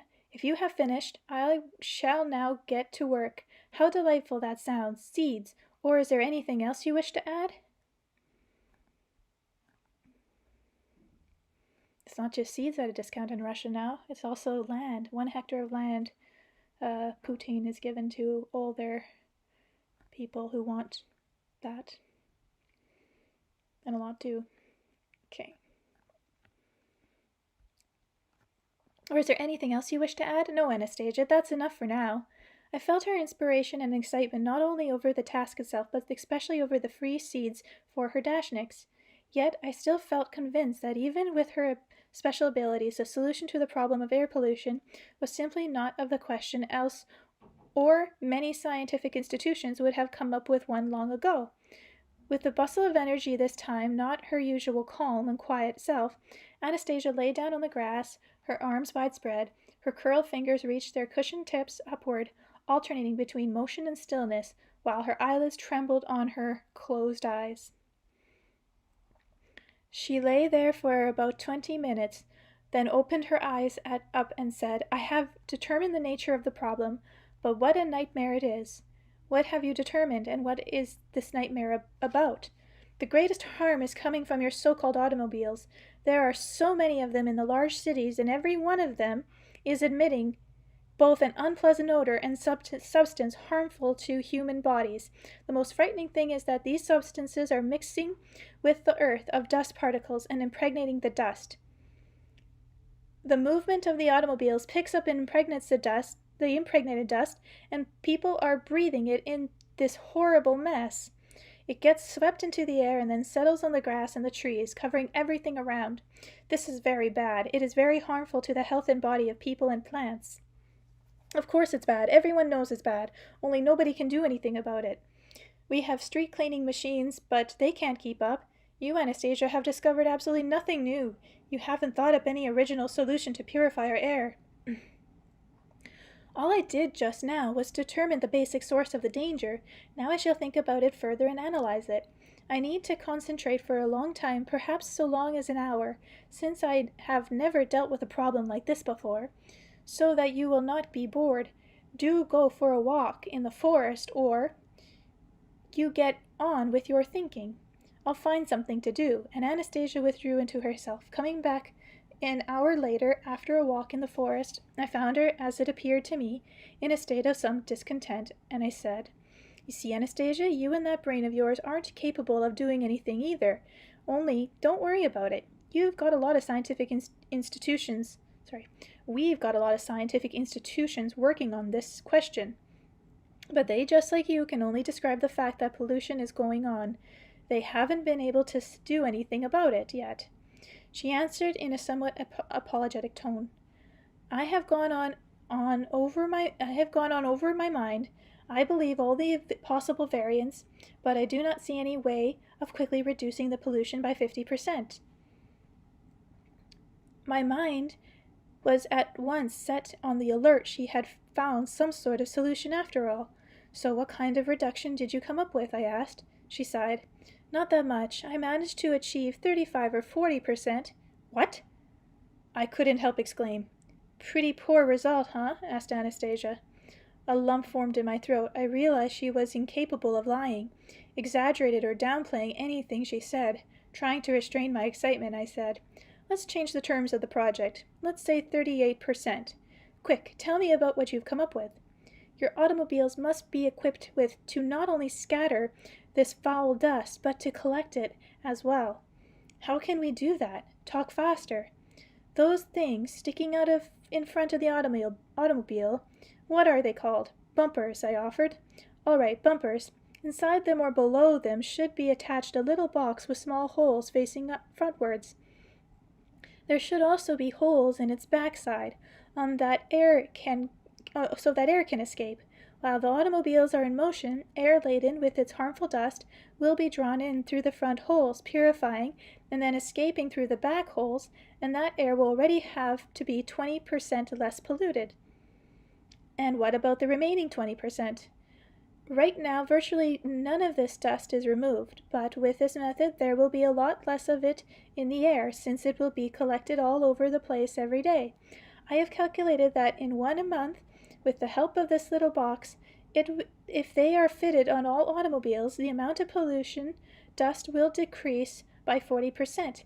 Beyond that, there will be no reduction since other factors are at work. What size of boxes, and what should they contain? How many holes, and what distance from each other? Vladimir, perhaps you would like for me personally to attach them to every single automobile."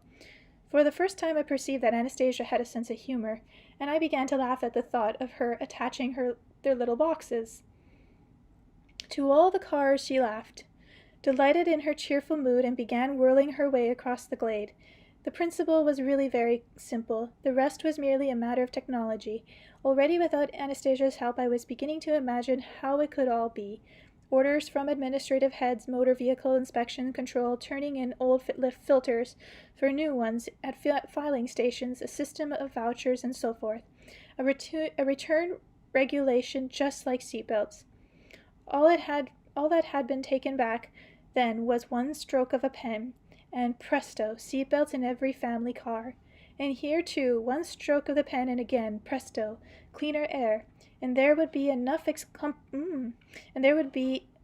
tough competition among entrepreneurs for orders to supply the boxes, a good deal of work for the manufacturers planting, and the main thing, of course, cleaner air.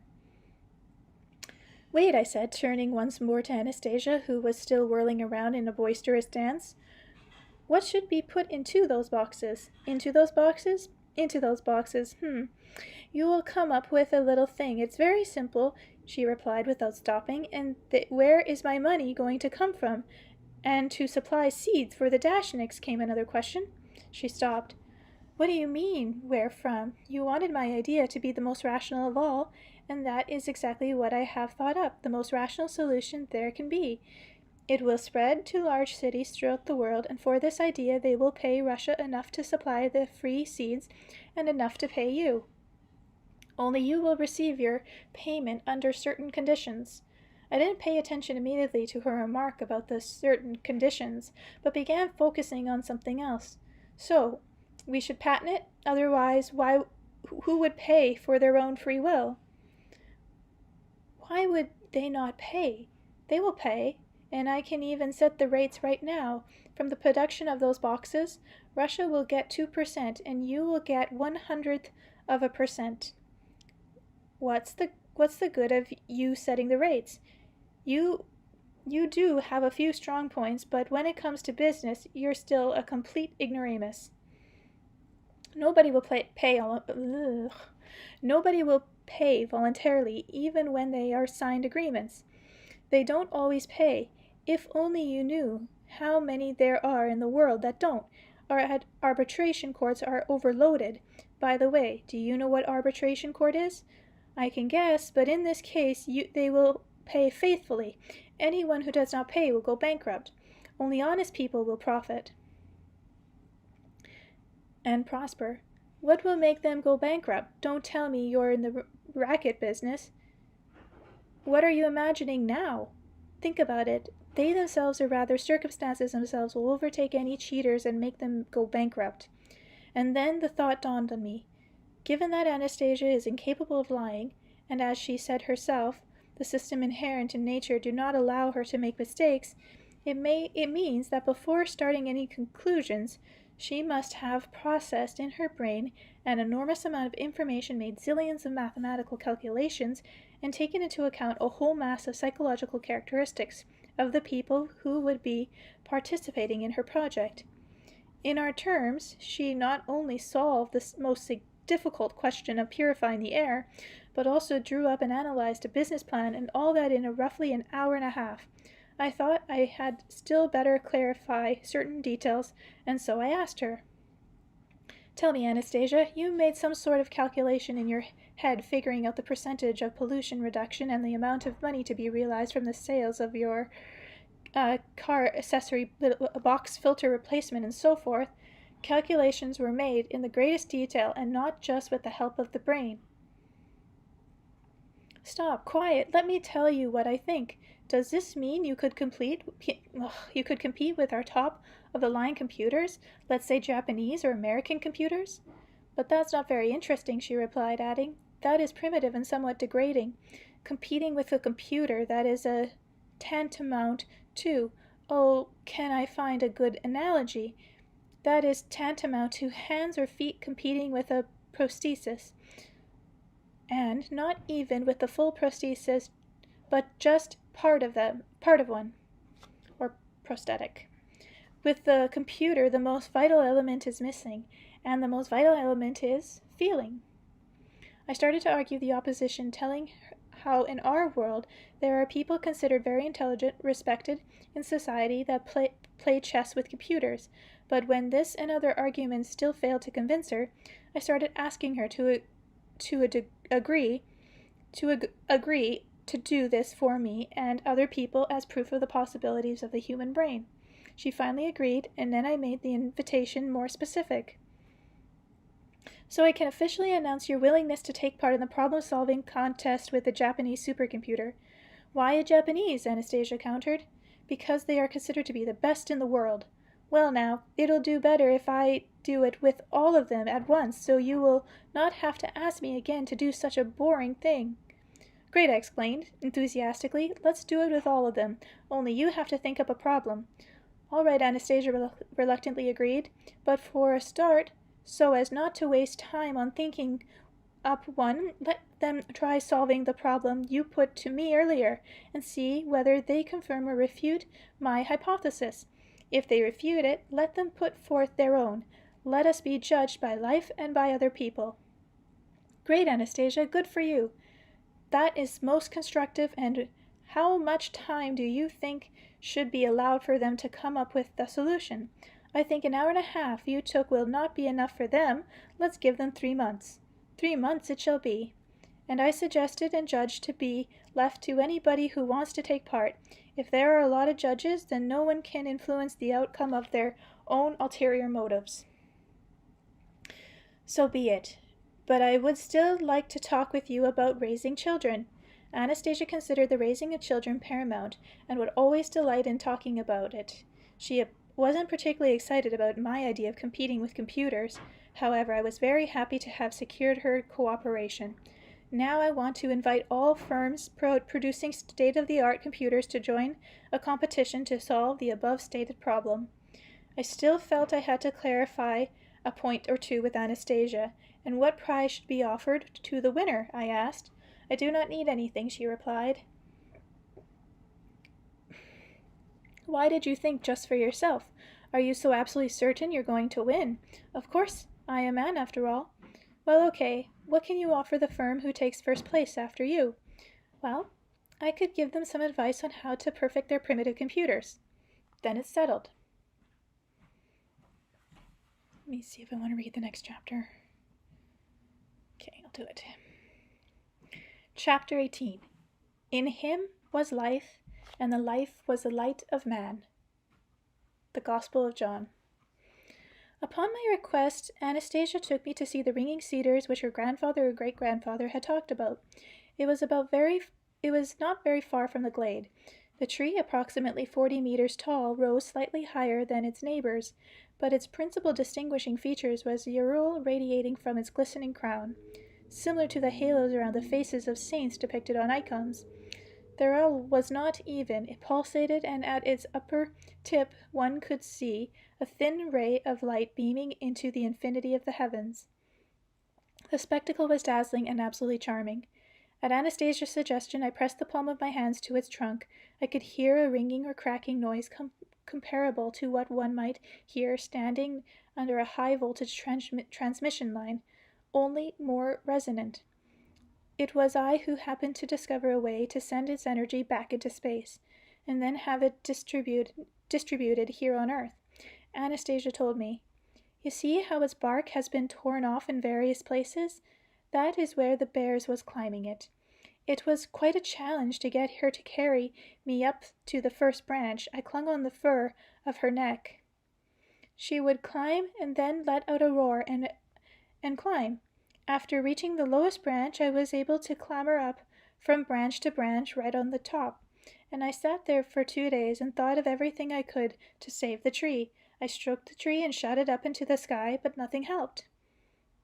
Then grandfather and great-grandfather arrived, and we imagined the scene. There they were, standing down below, reprimanding me and demanding that I climb down. I, in turn, demanded that they tell me what could be done with the tree, how to save the ringing cedars. Since nobody was cutting it down, they did not speak. But I felt that they knew the answer.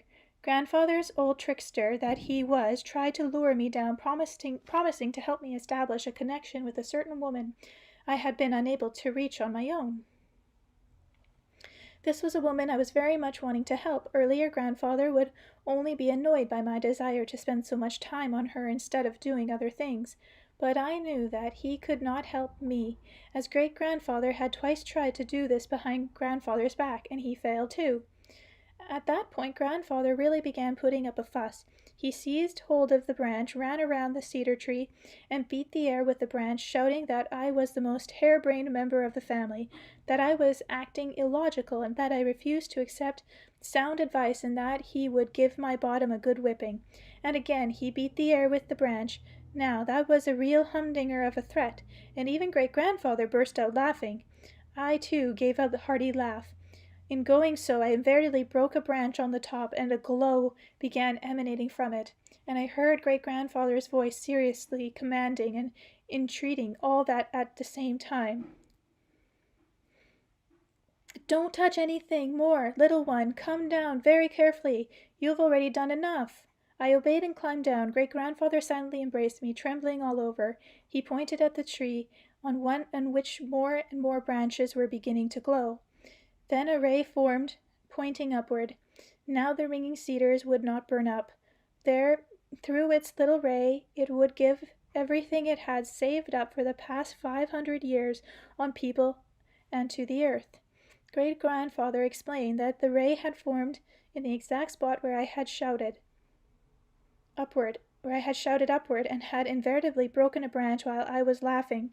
Great-grandfather said if I had touched the ray emanating from the broken branch, my brain would have exploded, as there was too much energy and information in this little ray. That was exactly how my papa and mamma had perished. Anastasia put her hands on the mighty trunk of the ringing cedar she had saved and pressed her cheek against it. After pausing for a while, she continued her story. They, my papa and mamma, once came upon a ringing cedar just like this one, only mamma had been doing everything a little differently. Since she did not know, she had climbed up into a neighboring tree from which she reached out and touched one of the lower branches of the ringing cedar and broke it off, invariably exposing herself to the ray, which flamed up out of the broken branch. The branch had been pointing downward, and the ray went down into the earth. It is very bad, very harmful, when such energy falls into the earth. When Papa came, he saw this ray and saw my mamma, who had been left hanging, one hand still firmly grasping the ordinary cedar branch. In the other hand she had broken the branch of the ringing cedar. Papa no doubt had an immediate grasp of everything that had happened. He climbed up the ringing cedar right on top. Grandfather and great-grandfather saw him break off the upper branch, but they did not glow. While more and more of the lower ones began glowing, great-grandfather said that Papa realized that it would not be long before he would never be able to climb down. The upward beaming ray, that is pulsating glow, failed to appear.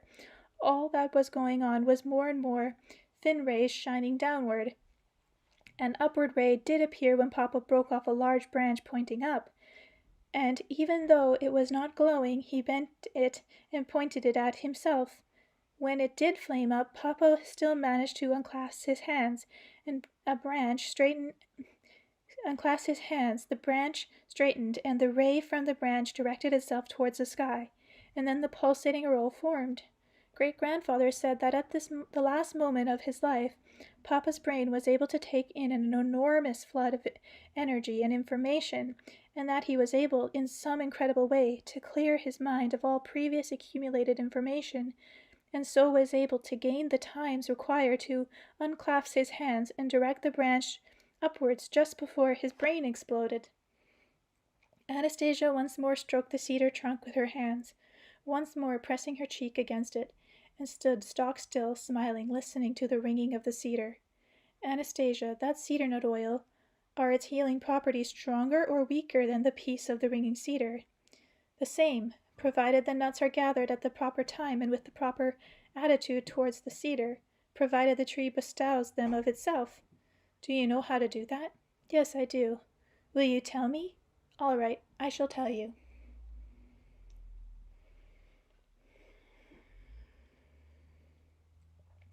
Chapter 19. The Need to Change. Chapter 19. The Need to Change One's Outlook on the World.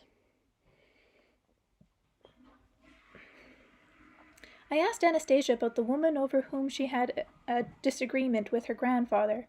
I asked her why she had been unable to establish a connection with her, and why she thought this contact was necessary. You see, Anastasia began her story, it's very important when two people join their lives together that they have a spiritual attraction to each other. Unfortunately, everything basically starts with the carnal. For example, you see a beautiful girl and desire to be close to her. You still have not seen the individual, the man or her soul. Very often, people join the destinies together only on the basis of carnal attraction. Either that quickly passes or it transfers to someone else. What then keeps people together? To find a kindred spirit with whom one can attain true happiness is not all that complicated. Your technocratic world, however, puts up massive interference. The woman I'm trying to reach lives in a large city and regularly travels to the same place each day, probably to her work. Either there or on the way she finds or meets up with a man who is very close to her spirit, one with whom she could be really happy, and most importantly, one with whom she could bear a child capable of bringing so much good into the world. But they would create this child with the same impulsion as we did. Because they would. But there is no way this man can bring himself to tell this woman that he loves her, and she herself is partly to blame for this. Just think, he looks into her face and sees, as it were, his heart's desire, the apple of his eye, while she, as soon as he feels something gaze upon her, perks up right away and unwittingly tries to lift her skirt higher, and so on. This man is at once carnally aroused, but he does not know her well, and so he then goes to someone who is better acquainted with someone he feels more accessible, but still led on by the same carnal desire. I want to suggest to this woman what she should do, but I cannot break through to her. Her brain will not open to the awareness of new information, even for a second. It is constantly preoccupied with issues of day-to-day living. Can you imagine? One time I followed her for a whole 24 hours. What a terrible sight. Grandfather then got upset with me for not working enough with the dashniks and for spreading myself too thin and sticking my nose in where it does not belong. When this woman takes in the morning, her first thought is not to delight in the coming day, but how to prepare something to eat. She gets herself over some missing food items and then gets upset over something you smear on your face in the morning, like face cream or rouge. She spends the whole time thinking how she is going to get it. She is always late and is constantly on the run, trying not to miss first one form of transport and then the next.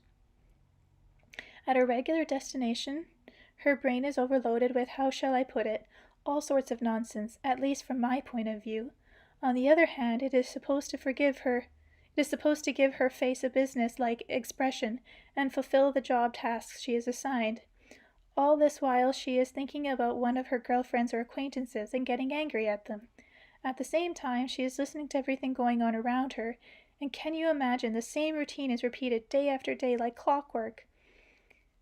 On her way home, when people notice her, she can put the appearance of an almost happy woman, but she is continually thinking about problems of her makeup or looking at clothes in shopping windows, above all clothes that will expose her alluring charm, supposing this will result in some kind of miracle, except in her case everything happens the wrong way around. She gets home and starts cleaning house. She thinks she is relaxing when she watches the television and prepares her meals, but the main thing is she thinks about good things only for a split second. Even when she goes to bed, she is still mulling over her daily cares and stays in the same mental rut. If only she could turn away from her thoughts even just for a moment during the day, and think of, wait, Anastasia, explain specifically how you see her outward appearance and clothing. Tell me what she should be thinking. About the moment when this man is with her, what should she do to make him at least attempt to tell her he loves her? Anastasia explained everything in the minutest detail. I shall only mention here what I consider to be the most important points. Her dress should come to just below the knee. It should be green with a white collar and no cleavage. She should wear hardly any makeup and listen with interest to the person talking to her. And that is, I remarked upon hearing such a simplistic explanation, to which Anastasia remarked, there is so much underlying these simple instructions. In order for her to choose that particular dress, change her makeup, and look at that person with genuine interest, she will have to change her whole outlook on the world.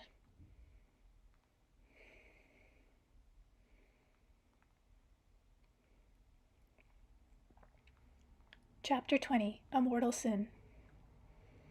I still need to tell you, Vladimir, about the terms under which you will receive money in the bank when there will be a great deal of money in your accounts. Go ahead, Anastasia, it'll be a pleasant experience, I replied. However, I was devastated by what I heard. Judge for yourself. Here is what she set forth. In order to withdraw the money from your bank account, you must meet the following conditions first of all. For 3 days before receiving it, you must not drink anything alcoholic. When you arrive at the bank, the manager must verify with the help of the device you have your compliance with the condition of the present note. of the presence to not less than 2 witnesses. If the first condition is met, you may then proceed to carry out the second. You must do no less than 9 deep knee bends in front of the bank manager and the 2 witnesses present. When the significance or rather the absurdity of her words finally sunk in, I jumped up and she stood up as well. I couldn't believe my ears and countered.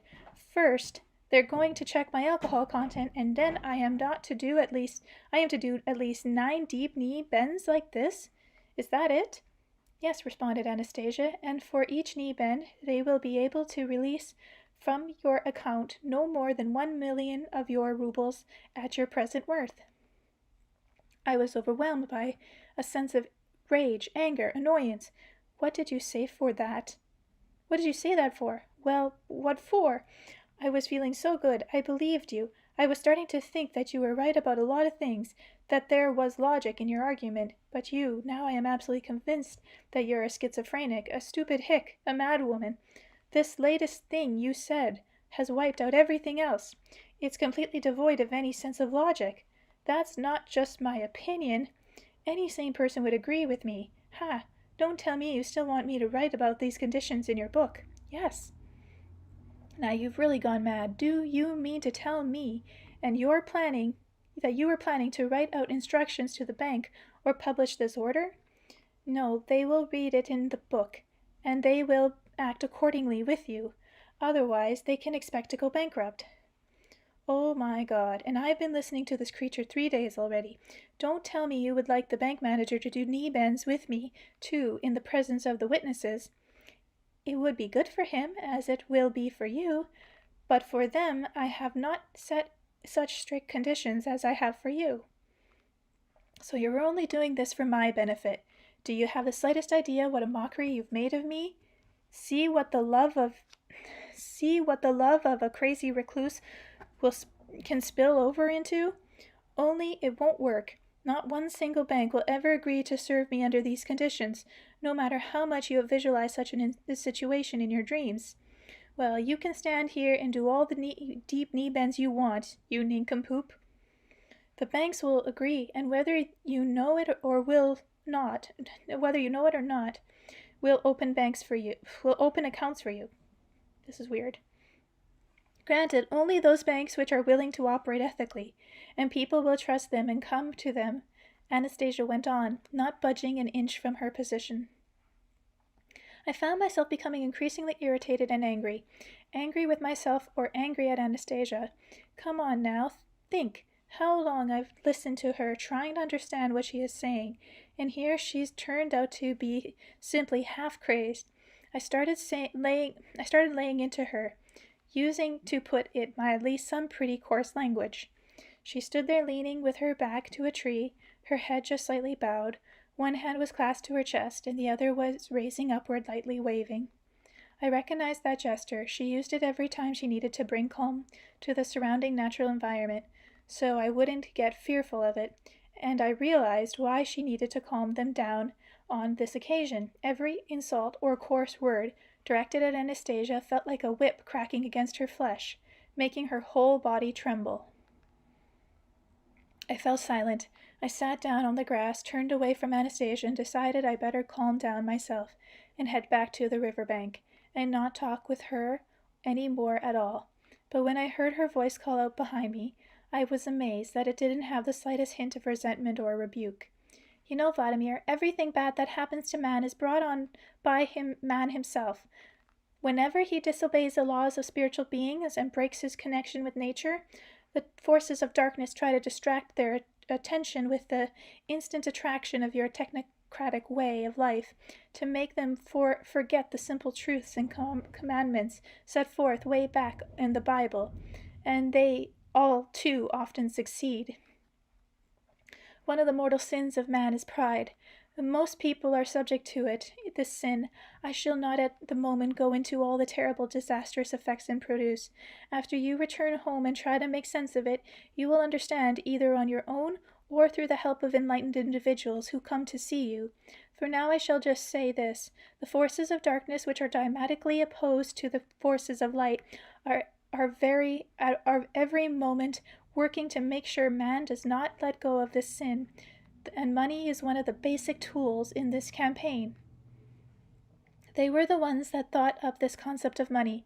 Money is like a high-tension zone. The forces of darkness are proud of this invention. They even think themselves stronger than the force of light for having come up with money, and for being able to use money to distract people from their true purpose. The great confrontation has lasted for millennia, and man is at its center. But I do not want you to be enslaved to this sin. I realize that mere explanation is not enough to settle this question, because in spite of thousands of years of explanation, mankind has not understood nor discovered the means of counteracting this sin. It is only natural that you would not be able to discover it either. But I really very much want to save you from the mortal danger which can corrupt the spirit. That is why I thought up a special situation just for you, one that would cause this device of the force of darkness to be broken or fail, or even work the opposite way for the extermination of the sin. That is why they have become so enraged. Their anger has been implanted in you, and you for your part started shouting your insults at me. They wanted to make me angry at you in return, but I will never do that. I realized that what I thought up would hit the mark precisely, and now it is clear that their system, which has worked flawlessly for thousands of years, can indeed be broken. Right now I have done this only for you, but I shall think up something for other people too. Now, what harm is there in drinking less of that alcohol poison, and in becoming less arrogant and stubborn? What were you so upset over? Of course it was pride that was upsetting you. She fell silent, and I thought, impossible as it is, her brain, or something beside, may have put into this cosmic utter abnormal situation of doing deep knee bends in a bank, such as a deep meaningfulness that there really could be some magic in it. I'd better think about this a little more calmly. All my anger at Anastasia passed, and in its place arose a feeling of uneasy guilt. However, instead of apologizing on the spot, I simply turned to her with a desire for reconciliation. Anastasia, it turned out, felt my innate state. She at once gave joyful shudder all over, and began talking at top speed.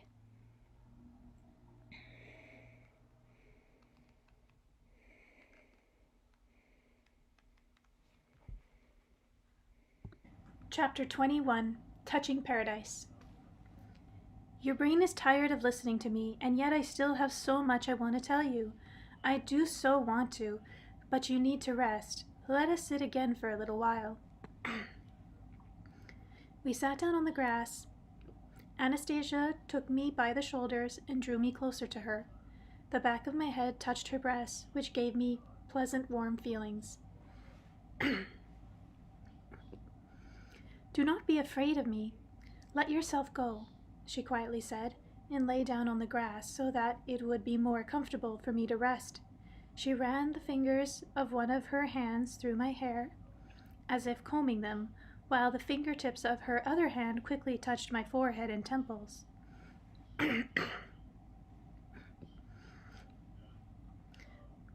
Occasionally she would lightly press down with her fingernails at various points at the top of my head. All this gave me a feeling of tranquility and enlightenment. Then, putting her hands on my shoulders, Anastasia said, "Listen now, and please tell me what sounds you hear around you." I listened, and my hearing caught a wide range of sounds, all different in tonality, rhythm, and continuity. I began naming the sounds aloud: the birds singing in the trees and chirping, and the clicking of insects in the grass. Sorry, I have something in my throat. The rustle of the leaves, the fluttering and flapping of birds' wings. I named everything I could hear, then fell silent and went on listening. This was pleasant and very interesting for me. "You have not named anything," Anastasia observed. "Everything," I replied. "Well, maybe I left out something." "So you've not named everything." "Well, maybe I left out something not very significant, or something I didn't catch. Not anything important, that is." "Vladimir, do you not hear how my heart is beating?" asked Anastasia. Could I really have not been paying attention to the sound of her heart beating? Yes, I hastened to respond. Of course I hear it. I hear it very well. It is beating evenly and calmly. Try to memorize the intervals of the various sounds you hear. You can choose the principal sounds and memorize them. I selected the chirping of some insects, the cawing of a crow, and the gurgling and a splash of the water in the stream. Now I shall increase the tempo of my heartbeat, and you listen and see what happens all around. Anastasia's heartbeat increased infrequently, and right away the rhythm of sounds I could hear around me joined in with a heightened tonality. That's astounding, simply incredible, I exclaimed. What are you saying, Anastasia? Are they so sensitive to the rhythm of your heartbeat? Yes, everything, absolutely everything. A little blade of grass, a big tree, even the bugs. They all react to any change in the rhythm of my heart. The trees accelerate their inner process and work harder to produce oxygen. Is this how all the plants and animals in people's environment react? I asked. No, in your world they do not understand to whom they should react, and you do not try to make contact with them. Besides, you do not understand the purpose of such contact, and do not give them significant information about yourself. Something similar might happen between plants and the people who work in our little garden plots. If only people would do everything I outlined to you. Imbue the seed with information about themselves and begin to communicate more consciously with their plants. Do you want me to show you what man will feel when he makes such contact? Of course I want you to, but how will you do that?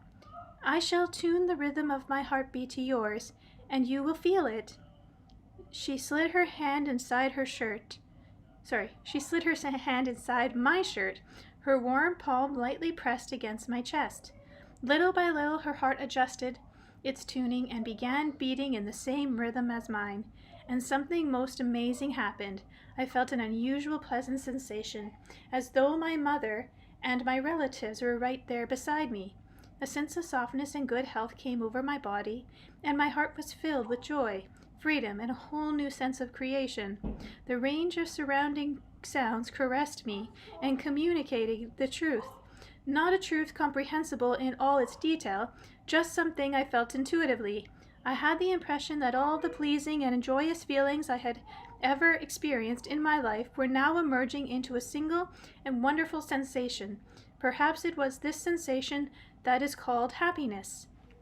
But as soon as Anastasia began to change the rhythm of her heartbeat, the wonderful sensation started to leave me.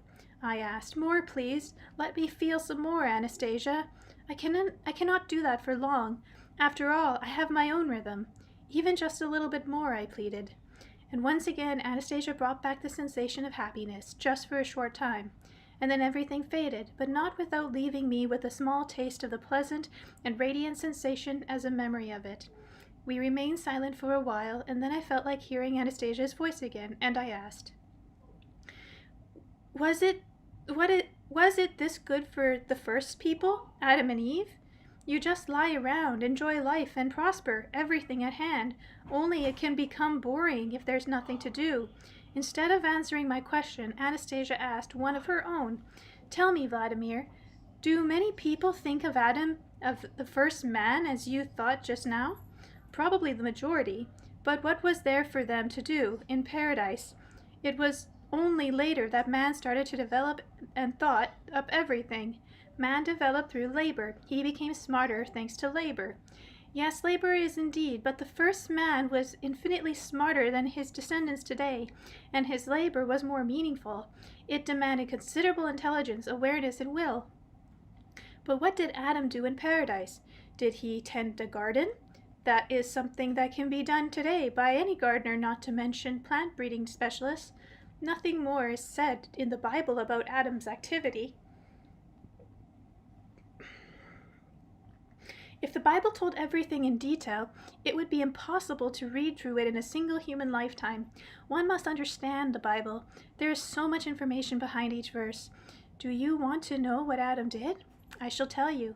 But first remember that it is the Bible that tells us that God assigned Adam to give names and specify the purpose of every creature living on the earth.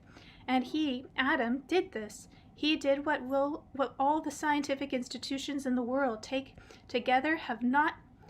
but all the institutions in the world taken together have not yet been able to do. Anastasia, do you turn to God yourself? Do you ask him for anything for yourself? What more can I do, I ask, when so much has already been given to me? It is my task to thank him and help him.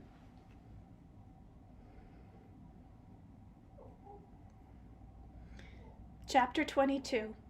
Who will bring up our son?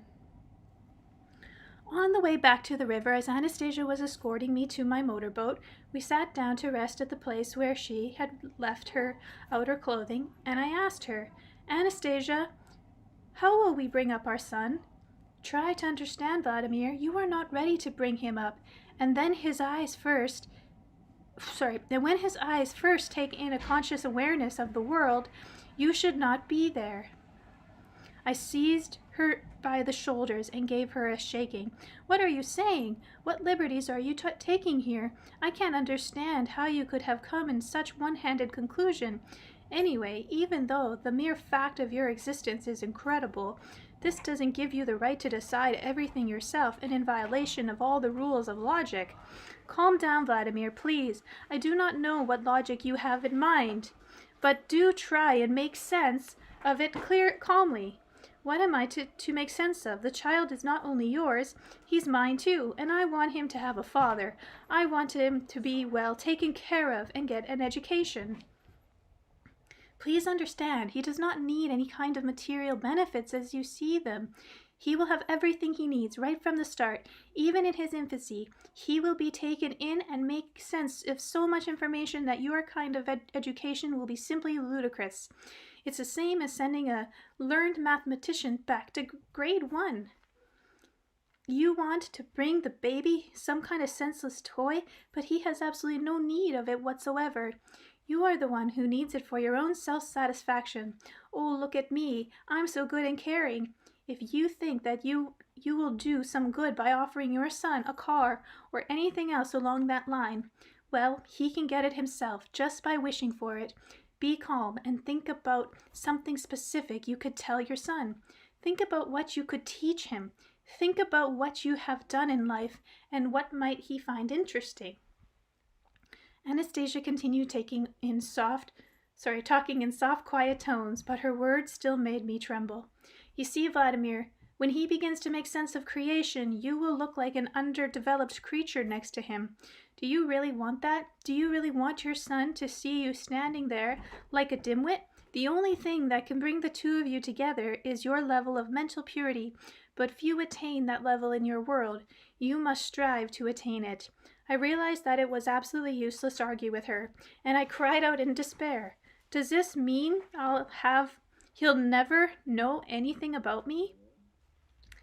I shall tell him about you, about your world, when he is able to comprehend it in a meaningful way and make his own decisions.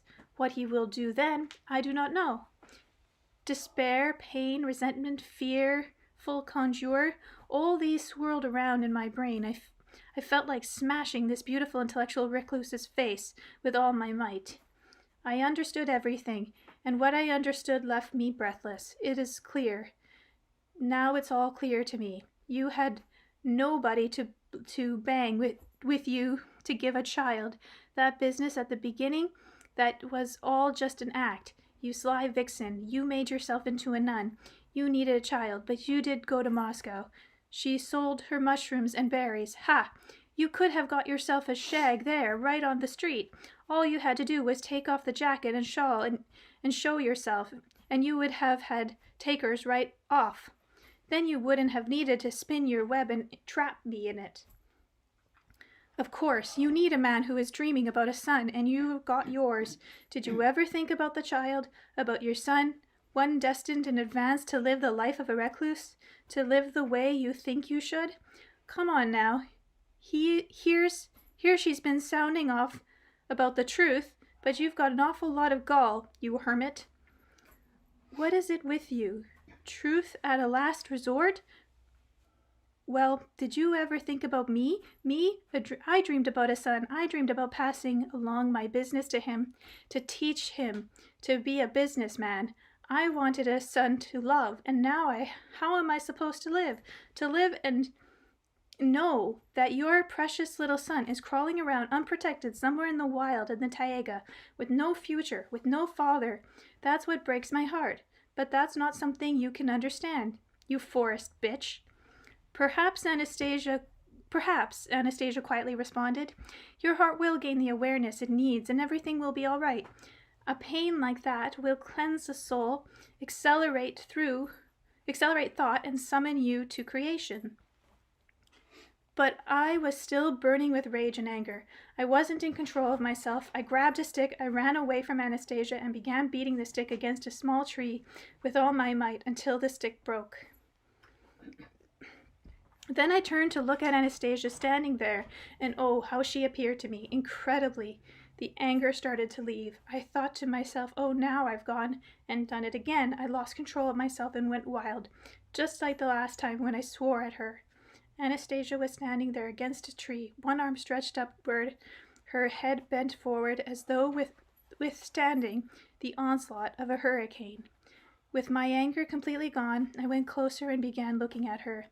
Now her hands were clasped to her chest, her body slightly trembling. She didn't speak, only her kind eyes were looking at me with the same tenderness as before. We stood there that way for some time, just looking at each other, and I started reflecting along these lines. There's no doubt about it. She is incapable of lying. She didn't have to say anything, but she knew it would be hard, and yet she spoke. Of course, that too is a challenge. How can you possibly live if you must always tell the truth and say only what you think? But what can you do if that's the way she is, and can't be anything else? What's done is done. Everything happens the way it happens. Now she will be the mother of my son. She will be a mother if she said so. Of course she'll be a pretty strange mother, that lifestyle of hers and her way of thinking. Oh well, there's nothing to be done with her. Still, she's physically very strong and kind. She really knows nature well, knows the animals, and she's smart, in her own peculiar way at least. In any case, she knows a lot about raising children. She kept wanting to talk about children the whole time. She'll nurture the boy. Somebody like her will definitely nurture him. She'll get him through the cold and through snowstorms even. They mean nothing to her. She'll nurture him, yes indeed, and she'll bring him up right, and somehow I've got to adapt to this situation. I'll come and see them in the summertime, like going to the Dasha. No way in the winter. I wouldn't make it, but in the summer I can play with my son. He'll grow up, and I'll tell him about people in the big cities. At any rate, this time I've got to apologize to her, and I said, I am sorry, Anastasia. I got nervous again. And right off, she said, You are not to blame. Only do not be hard on yourself. Do not worry. After all, you are concerned about your son. You were afraid that things would turn out bad for him, that the mother of your son was just an ordinary bitch, that she could not love the real human love. But you must not worry. You must not get upset. You talked that way because you did not know. You did not know anything about my love, my darling. Chapter 23. Through a Window of Time. Anastasia, if you are so smart and omnipotent, that means you could help me. She looked up at the sky and then again at me. In the whole of the universe, there is no being capable of more powerful development and greater freedom than man. All other civilizations bow before man. All sorts of civilizations have the capability of developing and bringing themselves to perfection, but only in one direction, and they are not free. Even the greatness of man is beyond their grasp. God, the great mind, created man, and to no one else gave he more than that to man. I could not make sense, at least right off, of what she was saying, and again I uttered the same question, pleaded for help, not fully understanding what kind of help I needed. She asked me, What is it that you have in mind? Do you want me to cure all your physical ailments? That is a simple matter for me. I already did this 6 months ago. Only in the principal area of need no benefit came about.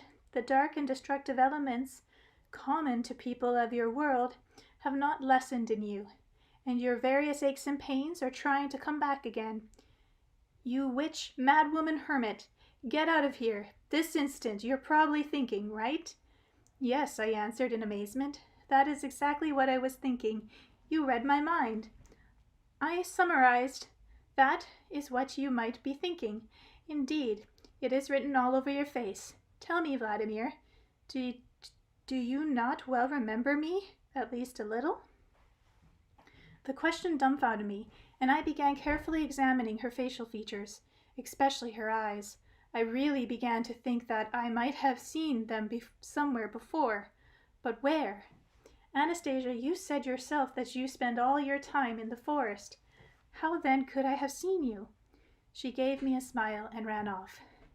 A short while later, Anastasia came up from behind the bushes and dressed in a long skirt, a brown button cardigan, her hair done up in a shawl, but without the quilted jacket in which she had greeted me on the riverbank, and the shawl was tied differently. Her clothes were clean, though not stylish, and her shawl covered her forehead and neck, and I remembered her. Chapter 24. A Strange Girl. The summer before a convoy ship had docked at one of the villages not far from these parts, we needed to buy bulk meat for the restaurant and spend some time in port. 6 kilometers farther on there would be a particularly dangerous section of the river, which meant our ship could not travel through there that night. Certain sections of the river were not equipped with navigation lights. So, as not to waste time, we began announcing over our outdoor speaker system that we will, as a local radio, that we are throwing a party, that everything on board our vessel. Okay. The sleek white ship standing on the dock, glistening with a huge array of light, and alive with the music poured forth from its intervals. Wait, did I read that right? From it inevitably attracted the young people of the village to such occasions. Indeed, in this particular evening, particularly the entire local youth population could be seen making its way to the ship's gangplank. Upon coming aboard, like any first-time visitors, they immediately set about taking a look around the whole ship to see what they could see. After touring the main, middle, and upper decks, they ended up congregating in the restaurant and bar. The female contingents, as a rule, took to dancing, while the male half preferred drinking. The unusual circumstances of being on a ship, plus the music and alcohol, always endangered a state of excitement. Engendered. My goodness. Occasionally making big trouble for the crew. Almost always there was not enough time, and the party-goers made a collective appeal to extend the festivities just a bit longer, say by half an hour, and then more and more into the night. On this particular occasion, I was alone in my cabin, listening to music wafting up from the restaurant and attempting to make modifications to the convoy schedule for a remainder of the trip. All at once, I felt myself being stared at. I turned around and glimpsed her eyes on the other side of the window glass. That was nothing unusual. Visitors often looked into the ship's cabins. I got up and opened the window, and she didn't go away. She continued looking at me. With some embarrassment, I felt I wanted to do something for this woman standing alone on the deck, just outside my cabin. I wondered why she was dancing, why she wasn't dancing with the others. Perhaps she was somehow unhappy. I offered to show her around the ship, and she silently nodded. I took her all over the ship, showed her the main office, which frequently impressed the visitors with its elegant appointments. The rug covered the floor, the soft leather furniture, the computers. Then I invited her into my cabin, which consisted of study, sleeping quarters, and carpeted reception room, equipped with fine furniture, TV, and VCR. I was probably most delighted at the time to impress a poor young country girl with the achievement of our civilized world. I opened in front of her a box of candles and poured 2 glasses of champagne, and thinking to add a finishing touch to the impression. But on the videotape of Vika singing Love and Death, The videotape included a number of other songs performed by my favorite artists. She lightly touched the champagne glass to her lips and looked intently at me and asked, "It's a challenge, eh?" I expected just about any kind of question except that one. The expedition had indeed turned out to be quite a challenge.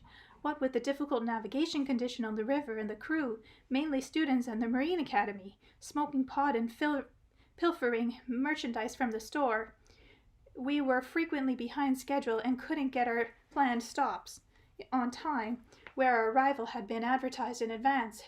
These burdens and other worries often deprived me of the opportunity not only to admire the landscape along the river, but even to get a normal sleep.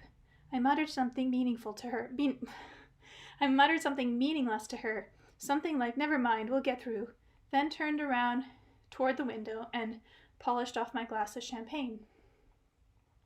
We went on talking about this, that or the other, listening to the videotape in the background.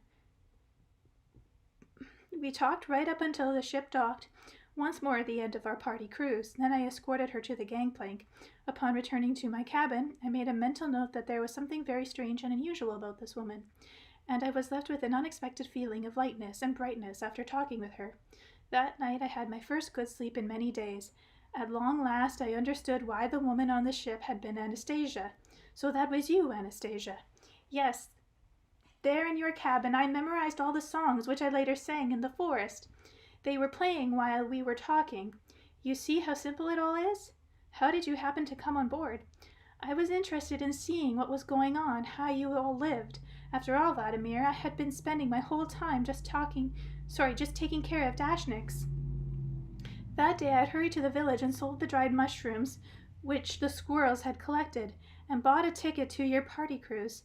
Now I know a lot more about the class of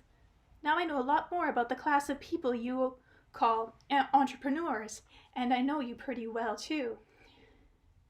I feel I owe you a huge apology. I didn't know how things could turn out, that it would be so drastically alter your future. Only I can no longer do anything about it, since they have seen to the fulfillment of this plan, and they are unanswerable only to God. For a time now, you and your family will have great difficulties and challenges to overcome, but then that will pass."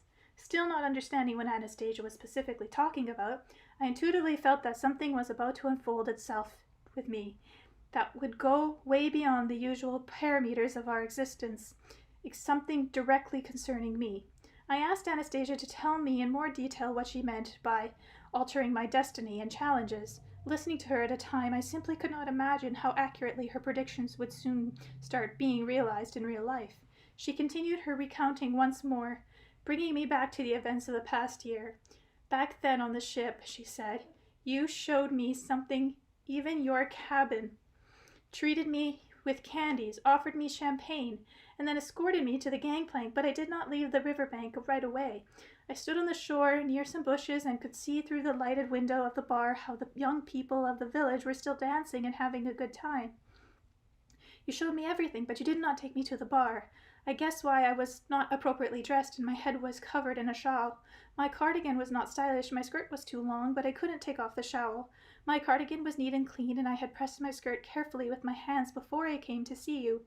I really hadn't taken Anastasia to the bar that evening on account of her strange clothing, beneath which, as it is now clear, what this young girl had been hiding her remarkable beauty, something that immediately set her apart from everyone else.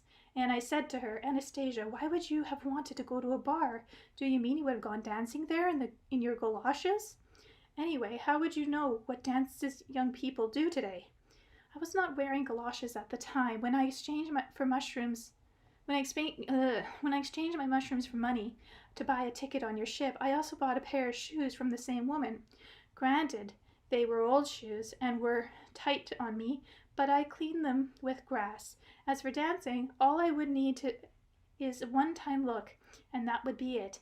And what a dance I'd be. You were, I suppose, offended at me that night." "I was not offended, but if you had taken me to the bar, I do not know whether that would have been good or bad thing, but events might have turned out differently, and all this might have happened, but I do not know." Oh my gosh. But I do not now regret that things happened the way they did. So, what happened? What happened that night that was so terrible? After you escorted me off the ship and did not return right away to your cabin, first you dropped off to see the captain, and then the two of you headed to the bar. For you, that was a normal thing to do. The moment you entered, both made an impression on the public. The captain looked prim and proper in his uniform. You were very elegant and gave a most respectful appearance. You were known to many in this village, the famous Megre, the owner of convoy ships, unique in these parts, and you fully realized that you were making an impression. You sat down at the table with the young country girls. You were only 18 years old, just out of school. The waiters immediately brought a champagne, candies, and new wine glasses to your table, prettier than the ones that were there before. You took one of the girls by the hand, bent over, and started whispering something in her ear. Compliments, I understand they are called. Then you danced with her several times, and the conversation continued. The girl's eyes were radiant, as if she were in another world, a fairy tale world. You took the girl out on the deck and gave her the tour of the ship, just as you had me. You took her into your cabin and treated her to champagne and candies, just like me, but there was something a little different in the way you behaved with this young girl. You were in a cheerful mood. With me you were more serious and even remorse. But with her you were cheerful. I could see all that very well through the lighted window of your cabin, and possibly I felt a little as though I wanted to be there in the place of that girl. You don't mean to tell me you were jealous, Anastasia? I do not know if it was somehow an unfamiliar feeling for me. I recalled that evening and those country girls who were trying so hard to look older and more modern. The next morning, Captain and I once again had a laugh at the night-time antics on the dock. Then in my cabin I realized that this girl was in such a state that she was ready to go to any lengths, but I hadn't any thoughts about wanting to possess her. I told Anastasia about this, and she replied, "Still, you had stolen her heart." The two of you went out on the dock. It was dazzling, and you threw your jacket over the girl's shoulders. Then you took her back to the bar. Where were you? What were you doing, Anastasia? Standing the whole time in the bushes in the rain?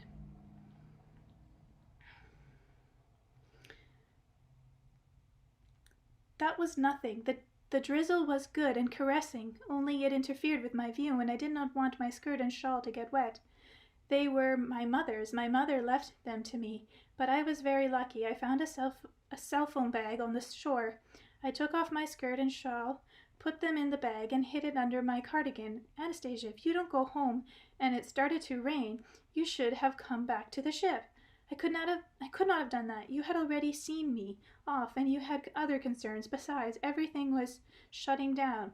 When the party came to an end, and the ship was due to depart at the girl's request, especially the girl who was with you in your cabin, you delayed the departure. At that point, everything was in your power, including their hearts, and you were intoxicated with this power. The young people of the village were grateful to the girls, and the girls, too, felt imbued with a sense of power through you. They completely forgot about the young girls who were with them in the bar, guys they had been friends with in school. You and the captain escorted them to the gangplank.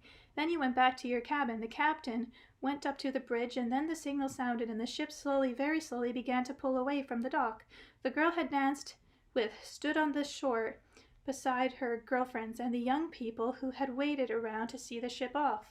Her heart was beating so strong it was almost trying to leap out of her breast and fly away. Her thoughts and feelings were all mixed up. Behind her back could be seen the outlines of the village house with the darkened window, while in front of her the sleek white steamship was departing, forever illuminated with a host of lights, still abundantly pouring forth its music across the water and the nighttime riverbank. The sleek white ship was where you were, after saying so many marvelous things to her she had never heard before, so charming and alluring, and all that was slowly distancing itself from her forever. Then she decided to do something in the sight of everyone. She squeezed her fingers into a fist and began shouting desperately, "I love you, Vladimir," and she did it again and again. Did you hear her shouting? Yes, I replied. You could not help hearing her, and the members of the crew heard too. Some of them went on to the dock and began laughing at the girl. I did not want them to laugh at the girl. Then they stopped laughing as if they had suddenly come to their senses. But you did not come out of the dock, and the ship continued slowly moving away. She thought you could hear her, and she continued stubbornly crying out, "I love you, Vladimir." Then some of her girlfriends joined in, and they all cried out together. I wondered what the feeling was like, love, which makes people lose control of themselves, or perhaps I wanted to help that girl, and so I shouted with them, "I love you, Vladimir." It seemed as though I had forgotten at that moment that it was not enough just to simply utter words. There definitely had to be behind them feelings of awareness and trustworthiness of natural information. Now I know how strong the feeling is, and it's hardly subject to reason. The country girls later began to go in a slump and take to the bottle, and it was a challenge for me to help her. Now she is married and burdened down with everyday cares, and I have had to add her love to mine. The story of the girl threw me a little off balance. Anastasia's encounter managed to resurrect the evening in my memory in full detail and everything that had happened. Just as she said, it was very real. Anastasia's unique declaration of love did not make any impression on me. After seeing her lifestyle and getting to know how she looked at the world, I saw her more and more as some unreal person.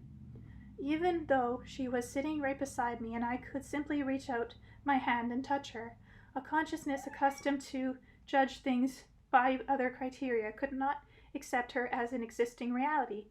And while at the beginning of our encounter I had been attracted to her, she no longer aroused in me the same emotions I once had. I asked, "So, you think these new feelings appear to you just by chance?" "They are desirable, they are important," replied Anastasia. "They are pleasant, even. But I wanted you to love me too.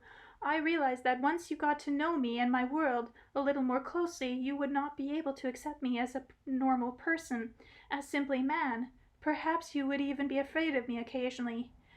And that is exactly what happened. I myself am to blame. I have made many mistakes. I was anxious for some reason all the time. I was in a hurry, and I did not have the time to explain everything to you as I should.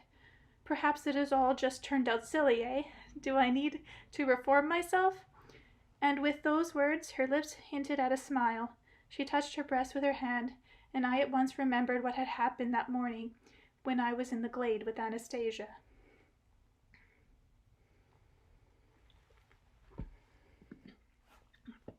Chapter 25. Bugs. That day I had decided to join in Anastasia's morning routine. Everything went fine at first. I stood under the tree and touched various little shoots. She told me about different herbs, and then I lay down beside her on the grass. We were both completely naked, but even I wasn't cold. That might have been, of course, due to my running through the forest with her. I was in a splendid mood. I felt a sense of lightheartedness, and not just physically, but inside me as well. It just felt really light. It all started when I felt a pinching sensation in my thigh.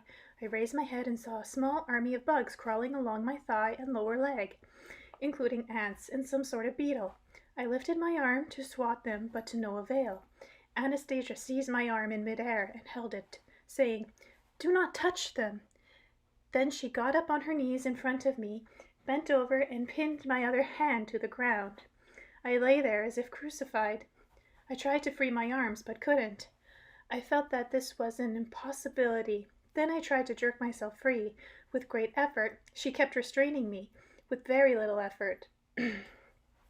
Her smile never fading from her face, and still my body felt more and more crawling things, all tickling, biting, pinching, and I came to the conclusion that they were starting to eat me alive. I was in her hands, both literally and figuratively. Taking stock on the situation, I realized that nobody knew where I was.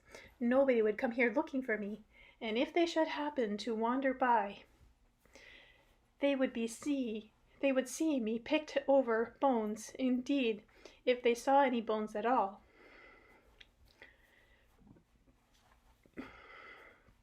And all sorts of things flashed through my head at that moment, and this was no doubt the reason my instinct for self-preservation kicked in, dictating the only feasible course of action in this situation. In desperation, I sunk my teeth with all my might into Anastasia's bare breast. at the same time jerking my head from side to side. Upon hearing her scream, I immediately loosened my grip on her breast. Anastasia loosened her hold, jumped up, one hand holding her breast, the other stretching upward, waving. She tried to smile. I too jumped up and shouted at her, feverishly brushing the crawling things off my leg. You wanted to feed me to those vermin, you forest witch! Well, I don't give in that easily. She continued waving and responding with a forced smile to the elements of nature around her, which had begun reacting warily to her situation. Anastasia looked at me and slowly, not with her usual spirited gait, walked towards the lake, her head bowed. I kept standing at the same spot for some time, thinking what I should do next. Return to the river bank? But how would I find the way? Follow Anastasia? But what would be the point? Nevertheless, I headed for the lake shore. Anastasia was sitting on the shore, rubbing tufts of grass between the palms of her hand and dabbing its juice on that part of her breast where a huge bruise left by my bite was clearly visible. It was probably very painful for her, but what had been her thought in attempting to restrain me? I hovered around her for a little while before asking, "Does it hurt?" Without turning her head, she replied, "It hurts more inside," and she silently continued rubbing the juice from the tufts of grass. "What were you thinking, playing tricks on me? I was trying to be helpful. The pores on your skin are all plugged up, and they cannot breathe. The little bugs would have cleaned them out. It's not that painful. In fact, it's rather pleasant. And the snake I saw, wouldn't it have stung me on the leg? It was not doing you any harm. Even if it released its venom, it would have been only on the surface, and I would have rubbed it at once. The skin and the muscle on your heels are deteriorating." There's on account of a car accident. That's on account of a car accident, I said. For a time neither of us spoke. The whole situation felt rather silly. Not really knowing what to say, I asked her, "What happened? Why did not that invisible someone help you again as before when I lost consciousness?" "The reason he did not help was that I was smiling, and when you began biting me, I tried to smile." I began to feel uncomfortable in her presence. Picking up a tuft of grass, I rubbed it between my hands as hard as I could, then knelt down in front of her and began dabbing her bruises with my moistened palms.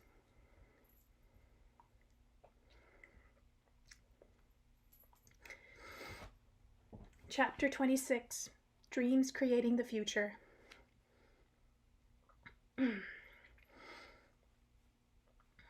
Now that I had learned more about Anastasia's feelings about her desire to show, in spite of all her extraordinary traits, that she is still a man, a normal, natural human being, I realized what mental anguish I had caused her that morning. Once again I apologized to her. Anastasia responded that she wasn't angry, but now, after what she had done, she was afraid of me. "What could you have possibly done that could be so frightful?" I asked, and once again I heard, for the umpteenth time, a story nobody should put forward seriously if they expect to be considered as normal. As all the other people in our society, nobody talks that way about themselves. When the ship left, Anastasia went on. The young people headed back to the village. I stood for a while all by myself on the river bank, and I felt good. Then I ran off to my forest. The day passed as usual, but in the evening, when the stars had already come out, I lay down on the grass and began dreaming, and then worked out this plan. What kind of plan? You see, the things that I know are partially known by various people of the world you live in. Collectively they know practically everything, only they do not fully understand how it works. Then I went and I fancied how you will go to large cities and tell many people about me and my explanations. You will do this using the same methods by which you usually spread any kind of information. You will write a book. Great many people will read it, and truth will unfold to them. They will have fewer ailments, they will change their attitude towards children, and work out a whole new way of educating them. People will become more loving, and the earth will begin to emit more radiant energy. Artists will paint my portraits, and each portrait will be their very best masterpiece. I will try to inspire them, and they will make what you call a movie. and it will be the grandest film ever made. You will look at all this and remember me. You will meet wise people who will understand and appreciate what I told you, and they will explain a lot of things to you. You will trust their word more than mine, and realize that I am not a witch, but actually man, a human being. It was just that I have more information inside me than other people. What you write will be of tremendous interest, and you will become rich. You will have money in the banks of the 19 countries, and you will visit holy places and cleanse yourself of all the darkness that is in you. You will remember me and begin to love me. You will have the desire to see me again and see your son. You will desire to become worthy of my son, of our son. My dreams was so clear, but possibly a bit pleading too. That is probably why everything happened the way it did. They took it as a plan of action and decided to carry people through the dark forces window of time. That is permitted if the plan is formulated in detail on the earth. In the heart and mind of an individual man, an earth dweller, no doubt they took this as a grandiose plan. Perhaps they added something themselves, and this is why the forces of darkness have been hard at work of late. They have never been this active before. I realize this from the ringing cedar. Its ray has become a lot more powerful lately, and the ringing has got louder, and the cedar is hurrying to give back its light and its energy. As I listened to Anastasia, I began thinking more and more about that was utterly crazy, that maybe she had long ago escaped from some asylum and was living here in the forest, and here I had gone and slept with her, and now she might have a child. What a tale indeed. Still seeing how serious and concerned she was as she talked with me, I tried to calm her down. Don't you worry, Anastasia. Your plan is obviously unreasonable, and so there's no need for forces of darkness and light to fight each other. You don't have a detailed enough knowledge about our everyday life, its laws and conventions, the things that an awful lot of books are being published right now. But for some reason, even the works of well-known authors aren't selling. I'm no writer, and so I don't have either the talent or ability or education to write anything. That is correct. You did not have things earlier. You did not have these things earlier, but now you do, she declared in response. Okay, I kept trying to assuage her fears. But even if I tried, nobody would print it or believe in any existence. Would believe in your existence.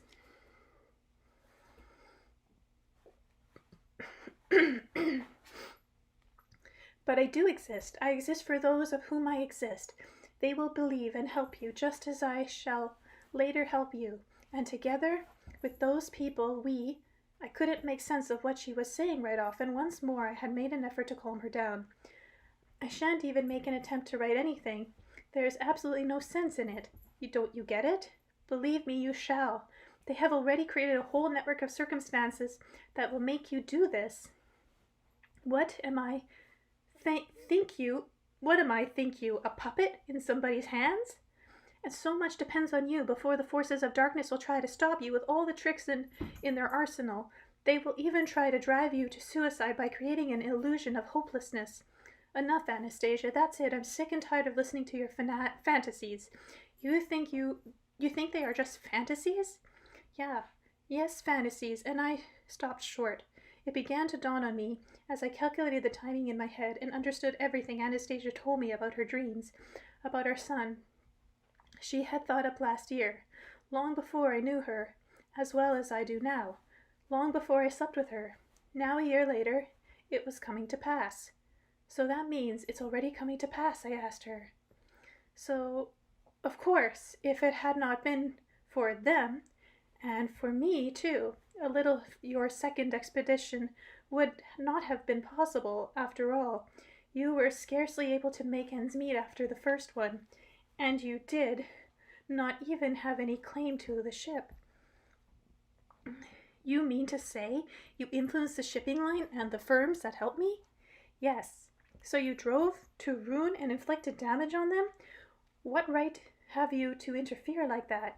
And here I've left the ship behind, and I'm sitting here with you.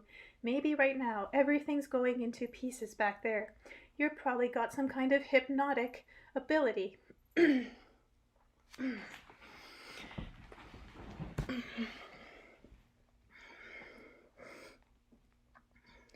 No worse than that. You're a witch, and that's it. Or crazy hermit. You don't have anything, not even a house. And here you go philosophizing in front of me, you sorcerer.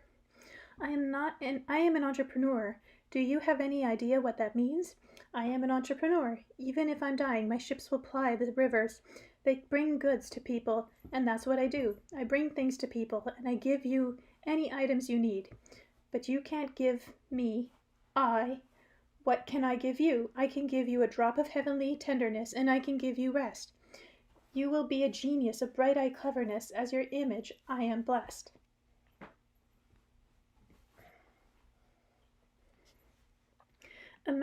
Image. Who needs your image? What sense can that express? It will help you write your books for people. Oh, please, there you go again, doing goodness knows what with your mysticism of yours. So you can't just live like a normal person, are you sure? I have never done anything bad to anyone, and I never can. I am a human being. I am man. If you are so concerned about earthly goods and money, just wait a little. It'll all come back to you. I do owe you an apology for dreaming like that, dreaming that you will have a time of troubles, but for some reason I could think of no alternative back then. You do not see the logic. You need to be compelled to see it through the help of circumstances in your world. Excuse me, I couldn't hold out any longer. What's this about being compelled?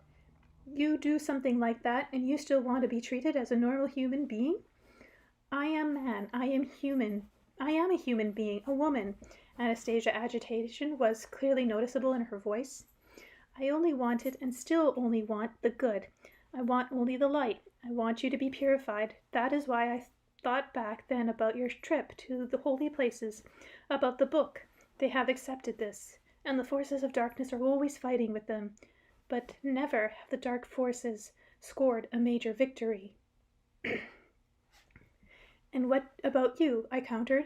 With all your intelligence, information, and energy, are you just going to stand and watch on the sidelines? In a confrontation on the scale between two great principles, my own effort count for precious little. Help is going to be needed from many others in your world. I shall seek them out and find them. Just as I did that time when you were in the hospital, only you needed to develop a little more of that conscious awareness. You needed to overcome the bad within yourself. I'd like to know just what's so bad within myself. What did I do wrong when I was in hospital, and how could you have treated me when you weren't there beside me? Back then you simply did not feel my presence, but I was right there with you. When you were in the ship, I brought you a little branch of the ringing cedar, which Mama had broken off before she died. I left it in your cabin when you invited me in. You were ill even then. I could feel it. Do you remember the branch? Yes, I replied. In fact, that branch hung on the wall of my cabin for some time. Many of my crew noticed it and brought it back to Novasburg, but I didn't pay any attention to it. You simply threw it out. But I had no idea. You had no idea. You threw it out, and Mama's branch did not succeed in overcoming your illness. Then you went into hospital. When you get back, take a closer look at the history of your illness. If you check the chart, you will see that in spite of taking the very best medicine available, there was no improvement. But then they gave you some cedar nut oil. Now, according to strict prescription regulations, the doctor was not supposed to do that, but she did it, in spite of the fact that there was not a single mention of it in your medical prescription guide, and nothing of the sort had been done before. Do you remember? Yes. You were being treated by a woman who was a sector head of one of the best clinics in your city, but this sector had nothing to do with your particular illness. She left you there even though just one floor up there was another sector specifically corresponding to your illness, right? Yes.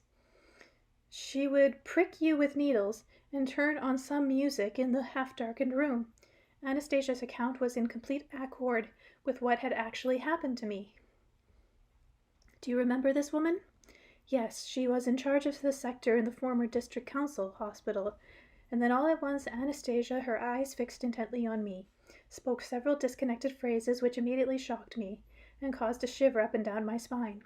What kind of music do you like? Fine, like that. Not too loud. And she spoke these phrases in exactly the voice and with the intonation used by the sector's head who treated me. Anastasia, I explained. She didn't let me finish. Keep listening. Do not be shocked. For God's sake, do try. Try to make sense of everything I'm telling you.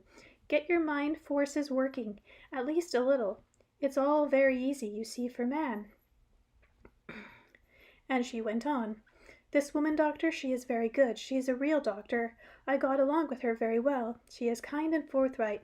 It was I who did not want you to be transferred to the other sector. That sector would have corresponded to your particular illness, but hers did not.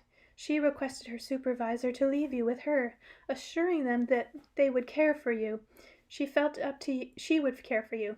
She felt up to it. She knew your pains were simple, the result of something else, and she tried to counteract that something else. She is a doctor." "And how did you behave? You kept on smoking and drinking to your heart's content, eating salty and spicy foods, and that in spite of your serious ulcer. You did not deny yourself anything in the way of pleasure. Somehow your subconscious got a message, even though you were not aware of it, that there was nothing terribly wrong with you, that nothing would happen to you." "I did not accomplish anything good. Rather, I did not accomplish anything good. Rather, the opposite. The darkness in your consciousness did not lessen, nor did your will or sense of awareness improve.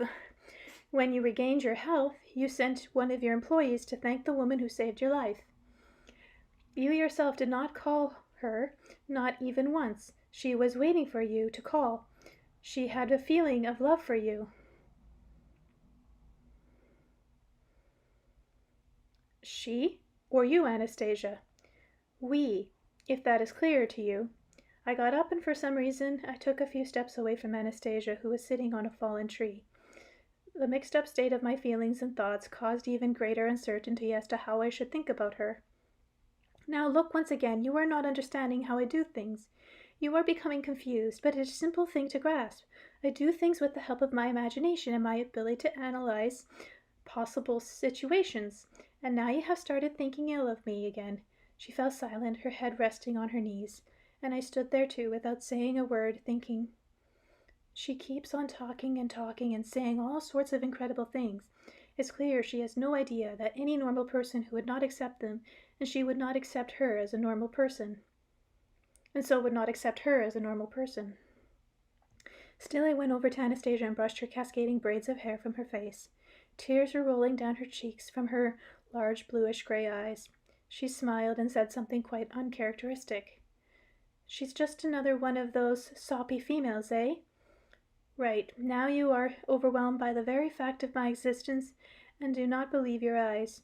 You do not fully believe, and you cannot even make sense of my sitting here talking to you. You find both my existence and my abilities amazing. You have completely ceased accepting me as a normal human being, as man, but believe me, I am a human being and not a witch. And you consider my way of life amazing, though why does not a certain something else seem just as amazing, even paradoxical to you? Why do people admit that the earth is a celestial body, the greatest creation of the Supreme Mind, with each system component as his greatest achievement, and then go tear the system apart and devote so much effort to its destruction?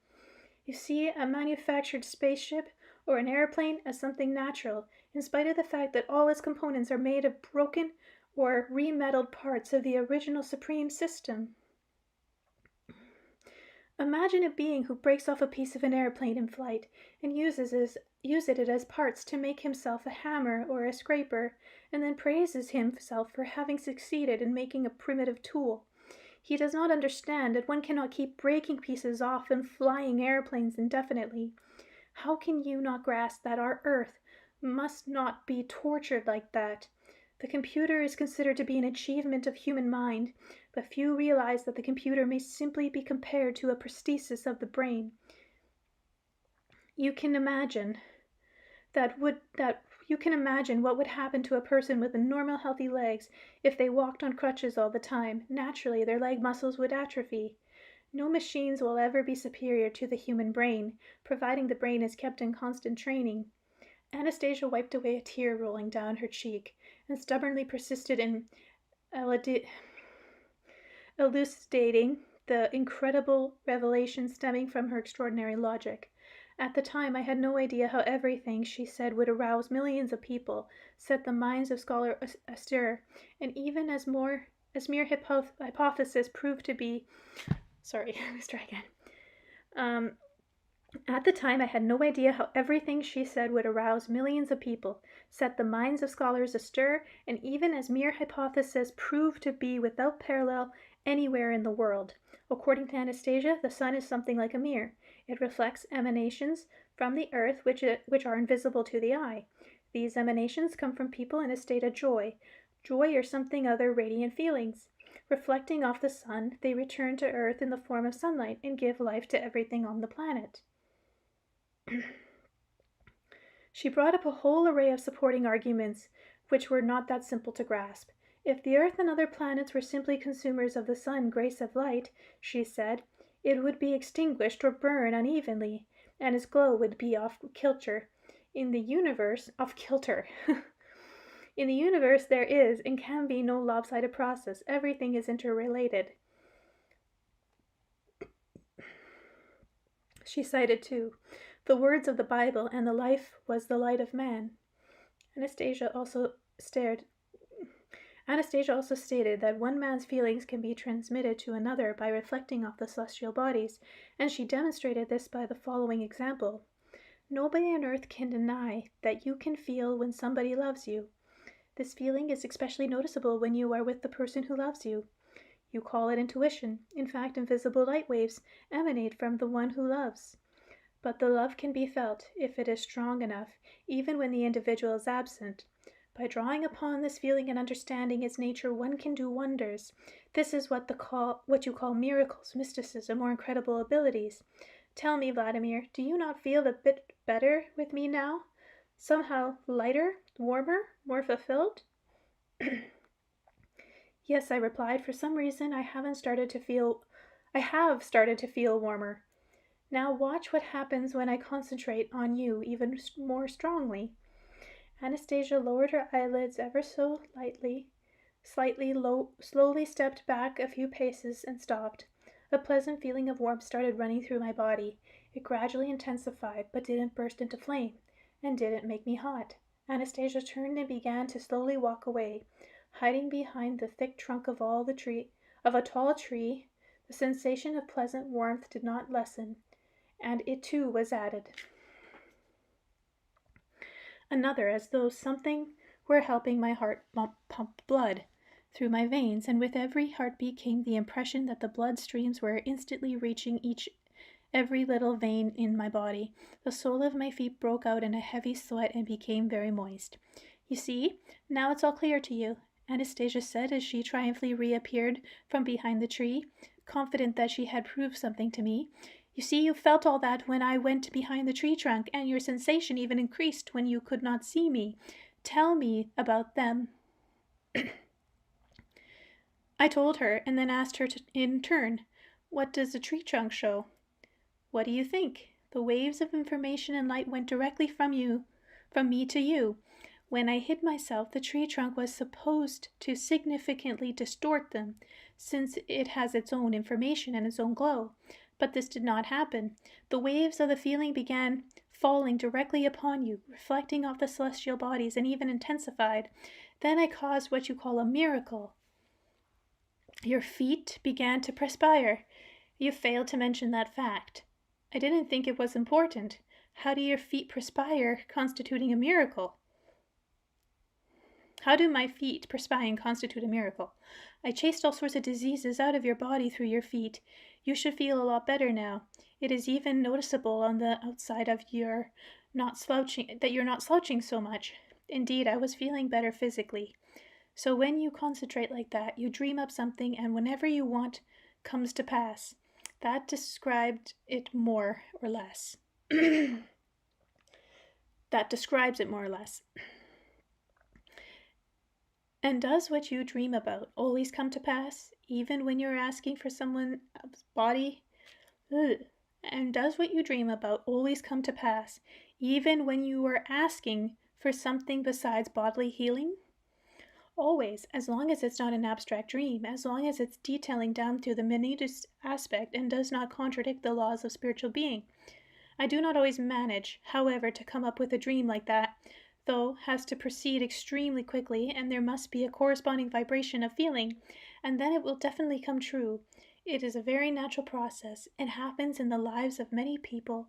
Ask around among your acquaintances.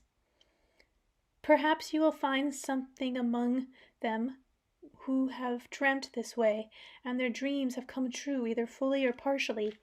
Detailed thinking proceeding extremely quickly. Tell me, when you were dreaming about the poets and the artists and the book, was that all in detail too? Did your thoughts proceed quickly then? Extraordinarily quickly, and everything was so specific down to the finest detail. So now you think it's going to come true. Yes, it will. There wasn't anything else you dream about at the time. You've told me everything about your dreams. Not everything. Then tell me everything. Do you really want to hear it, Vladimir? Really? Yes. Anastasia's face brightened as though illuminated by a flash of light. It was with inspiration and excitement that she continued her incredible monologue.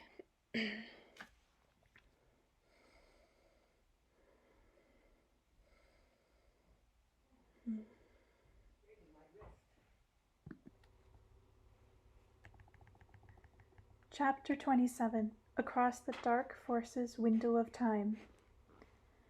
During that night of my dreams, I thought of how to transport people across this window of time of the dark forces. My plan and conscious awareness were precise and realistic, and I accepted them. In the book you are going to write, there will be unabrasive combination formulations made up of letters, and they will arouse in the majority of people good and radiant feelings. These feelings are capable of overcoming ailments of body and soul, and will facilitate the birth of new awareness inherent in people of the future. Believe me, Vladimir, this is not mysticism. It is in accord of the laws of the universe. It is very simple. You will write this book, guided only by feelings and your heart. You will not be able to do otherwise, since you have not mastered the technique of writing, but through your feelings you can do anything. These feelings are already within you, but mine and yours, they are not something you can comprehend just yet, but they will be understandable to many. When they are embodied in signs and patterns, they will be stronger than Zoroaster's fire. Do not hide anything that has happened to you, even your most intimate experiences. Free yourself from any sense of shame, and do not be afraid of appearing ridiculous. Humble your pride. I have opened my whole being to you, my body and my soul. Though I want to open myself to everyone, now I am permitted to do this. I know that what a terrible mass of dark forces will descend upon me. They will try to counteract my dream, but I am not afraid of them. I am stronger, and I will succeed in seeing my plan.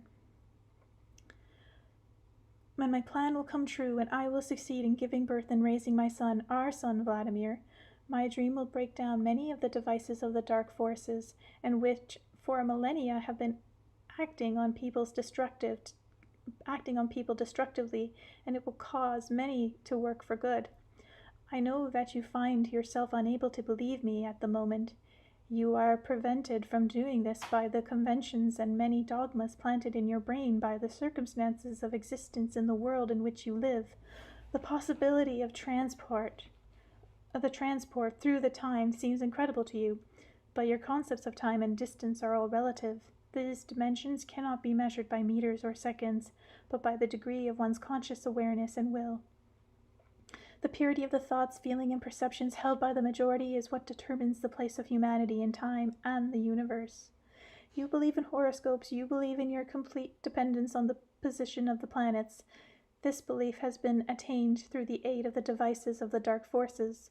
This belief is slowing down the movement of the channel of light, allowing its dark counterparts in it to advance and increase in size. This belief is leading you away from your conscious awareness of the truth, the essence of your earthly being. Analyze this question very carefully. Think about how God created man in his image and likeness. Man has been granted great freedom, the freedom to choose between the darkness and the light. Man has been given a soul. The whole visible world is subject to man, and man is free, even when it comes to his relationship to God, to love him or not to love him. Nobody and nothing can control man apart from his whole will. Apart from his own will. God wants man's love in return for his love, but God wants the love of a free man, perfect in his likeness. God has created everything we can see, including the planets. They serve to guarantee the order and harmony of all life. Not only plants and animals, they also help human flesh, but there is no way they have power over man's heart and mind. It's not they who control man, but man controls their movements through his subconscious.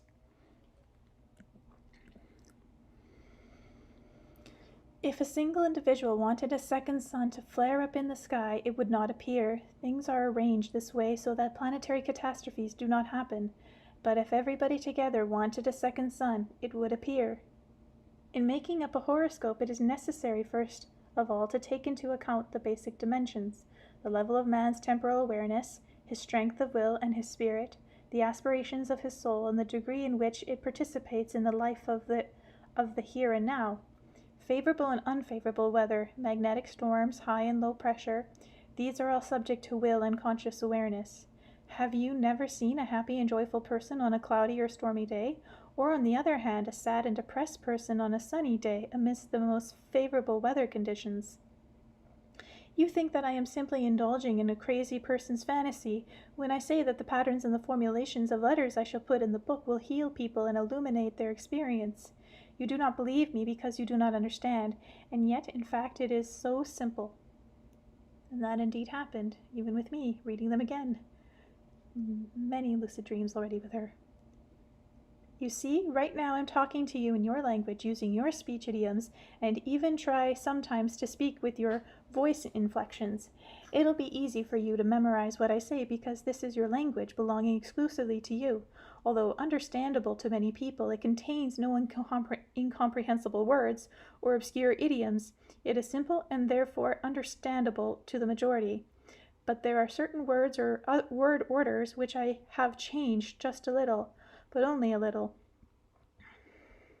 Right now you are in an excited state, and therefore when you recall this state, you will recall everything I have told you, and you will write down what I have said.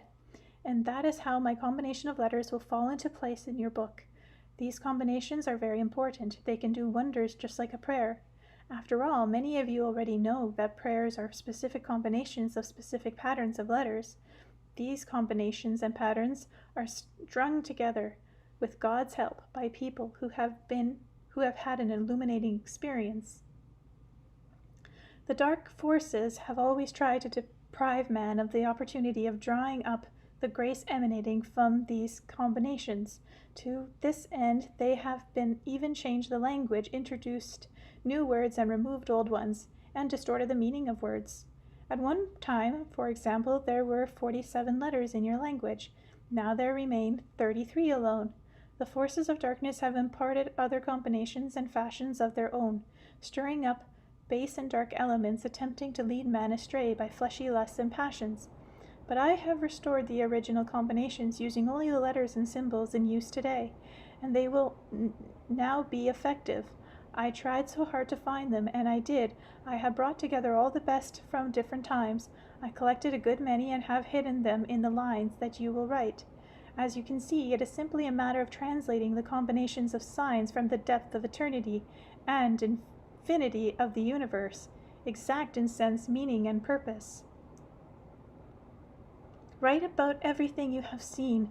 Hold back nothing, neither the bad nor the good, nor even the intimate or absurd, and then they will be preserved. You yourself will be convinced of this. Please believe me, Vladimir, you will become convinced once it is written down. In many who read what has been written, feeling and emotions will be found, which they are not able to fully understand or make sense of.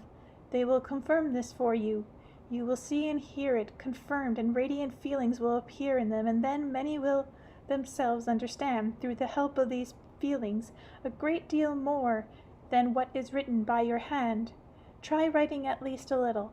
When you are convinced that people feel these combinations, when a dozen or 100 or 1,000 people confirm it for you, you will then believe and write down everything. Only believe. Believe in yourself. Believe in me. Later I can tell you the things even more significant, and people will understand and feel them too.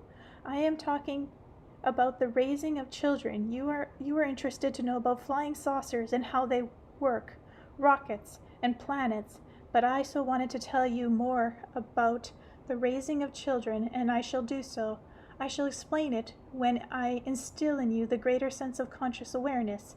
However, all this needs to be read when there is no interference from sounds or manufactured artificial devices around. Such sounds are harmful and lead man away from the truth. Let only the sounds of God created nature Let only sounds of the God-created natural world be heard. They carry within themselves a truthful information and grace, and increase one's conscious awareness. Then the healing effect will be significantly more powerful. Once again, of course, you have your doubts when you think of me, and do not believe in the healing power of words. But there is no mysticism here, no mere fantasy or contradiction in the laws of spiritual being. When these radiant feelings appear in man, they cannot help but exert a beneficial influence on literally every organ of his body. It is these radiant feelings that are the most powerful and effective remedy against any kind of bodily complaint. God has healed through the help of such feelings, as did the biblical prophets and saints. Read the Old Testament and see for yourself. Certain people in your world are healing through the help of these feelings. Many of your doctors know about this. Ask them if they do not believe me. After all, it is easier for you to believe them. The stronger and brighter the feeling, the greater effect it has on the person in need of healing. I have always been able to heal with my ray. Great-grandfather taught me and explained everything when I was still a child. I have done this many times with my dashniks. Now my ray is many times more powerful than grandfather and great-grandfather's. That is because they say there has arisen in me another feeling, the one called love. This feeling is so great, so pleasant, and a little fiery too. I want to share it with everyone and with you. As for me, I want things to be good for everyone and everything, just as God wanted them to be. Anastasia spoke her monologue with extraordinary inspiration and confidence, as though aiming it across space and time, and then she fell silent. I looked at Anastasia, amazed at her uncharacteristic fever and confidence, and then asked, Anastasia, is that it? Are there no further nuances in your plans or dreams? The rest, Vladimir, is just a trifle, nothing of great significance. I merely included them, little things as simple as ABC. As I was formulating the plan, there was just one sticking point concerning you, but I managed to resolve it. Well, please go on into a bit more detail here. What kind of sticking point was it that concerns me?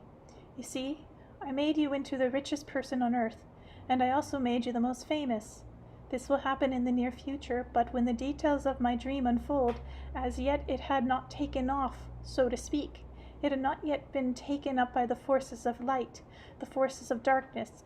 They are always trying to inject their own harmful input, like all sorts of side effects, exerting a destructive influence on the person at the center of the dream and on other people too.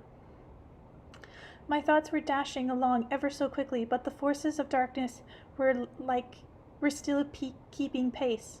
They had left many of their other earthly affairs in their attempt to concentrate their devices on my dream. But then I came up with something. I outwitted them, and I caused all their devices to turn about and work for the good. The forces of darkness lost their bearing for less than a split second, but that was enough for my dream to be snatched up by the forces of light and transported into radiant infinity well beyond their sight and reach. And just what did you come up with, Anastasia?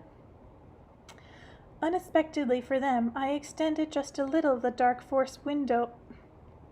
I extended just a little the dark force window of time, the time we'll need to meet the various challenges. In doing so, I deprived myself of the possibility of using my ray to help you. They were confounded, failing to see any logic on my part, and during this moment I very quickly shone my light on the people who will be in touch with you in the future. And what does all this mean? People will help you. People will realize my dream. They will do this with little rays of their own, which will be almost uncontrollable, but there will be a lot of them, and together you will make the dream come true in physical reality. You will be carried across the dark forces window of time, and you will carry others with you, which is happening now. The fall of the cabal. And becoming rich and famous will not make you greedy or arrogant, because you will understand that money is not the point. It will never buy you the warmth of a genuine compassion of the human soul. You will understand this when you make your way across that window of time, when you see and get to know these people, and they too will understand. And for the deep knee bends, this kind of relationship with the banks is something I also thought of, because you are together negligent in taking care of your body. At least you will be getting some exercise whenever you withdraw money from your account. Some of the bank officials will do it too, besides. And never mind if it looks a little funny. It means you will find yourself free from the sin of pride.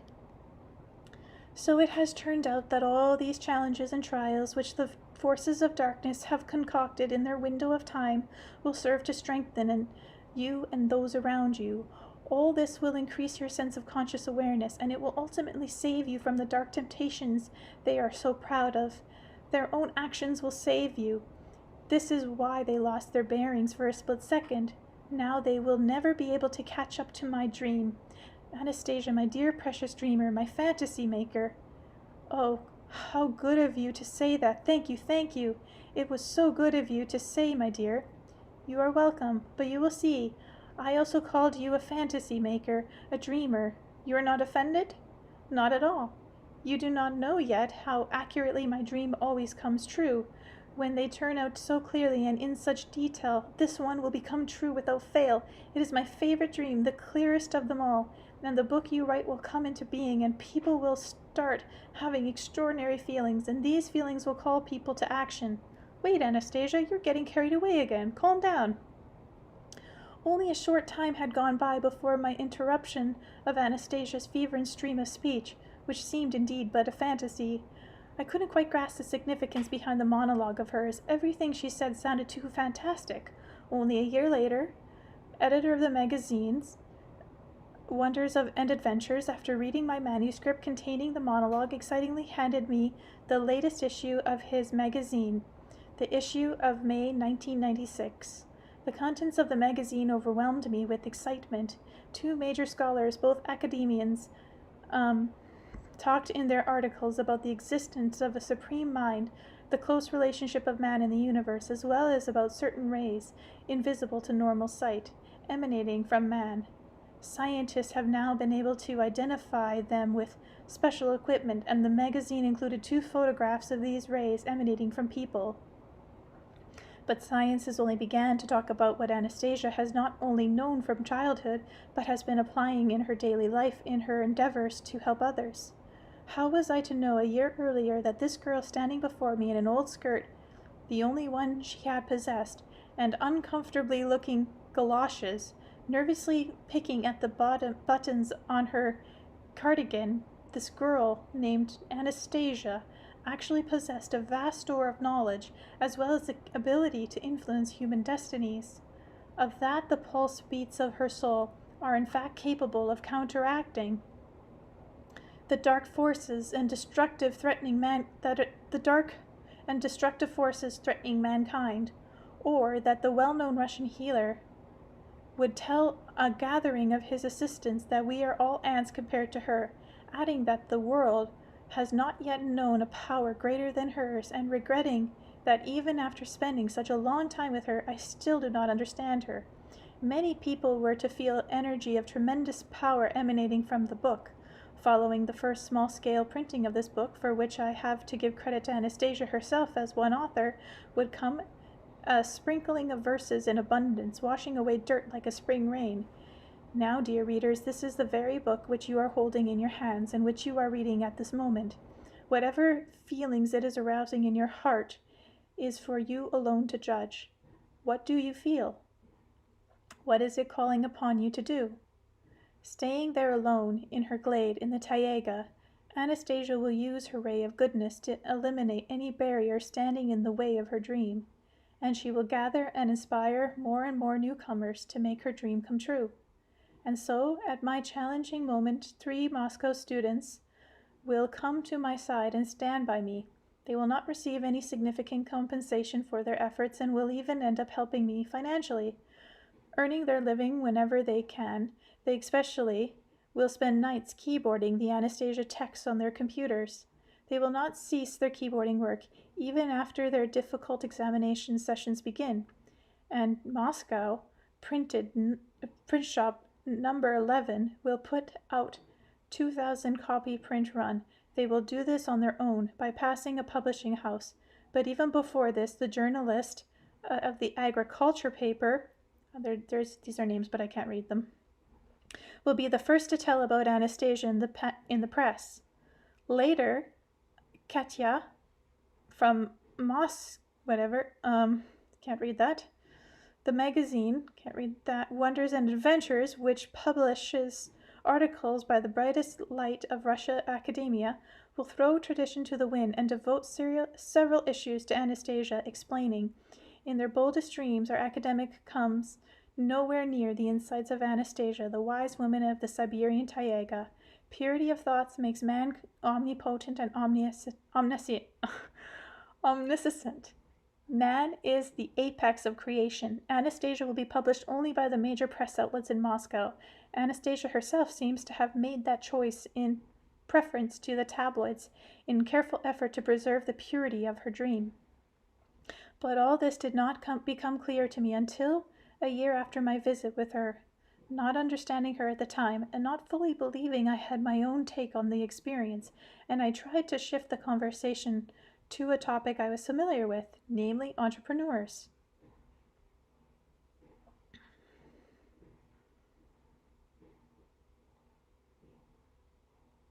Sorry, just a sec, I'm just seeing how long the chapter is. I think I'll try it. It's a bit long, but I'll do it. Chapter 28, Strong People. The highest evaluation of your personality comes from those around you. Anastasia talked a lot about the people we call entrepreneurs, about their influence on public spirituality, and then took a twig and drew a circle on the ground. Inside it she drew many little circles, and with a dot in the middle of each one, off to the side there were more circles. It was like a map of the planets around the earth, and she kept adding still many more little circles inside, and said, "The large circles is the earth, the planet inhabited by people. The little circles are small groups of people linked together into collectives. The dots are the people in charge of these collectives.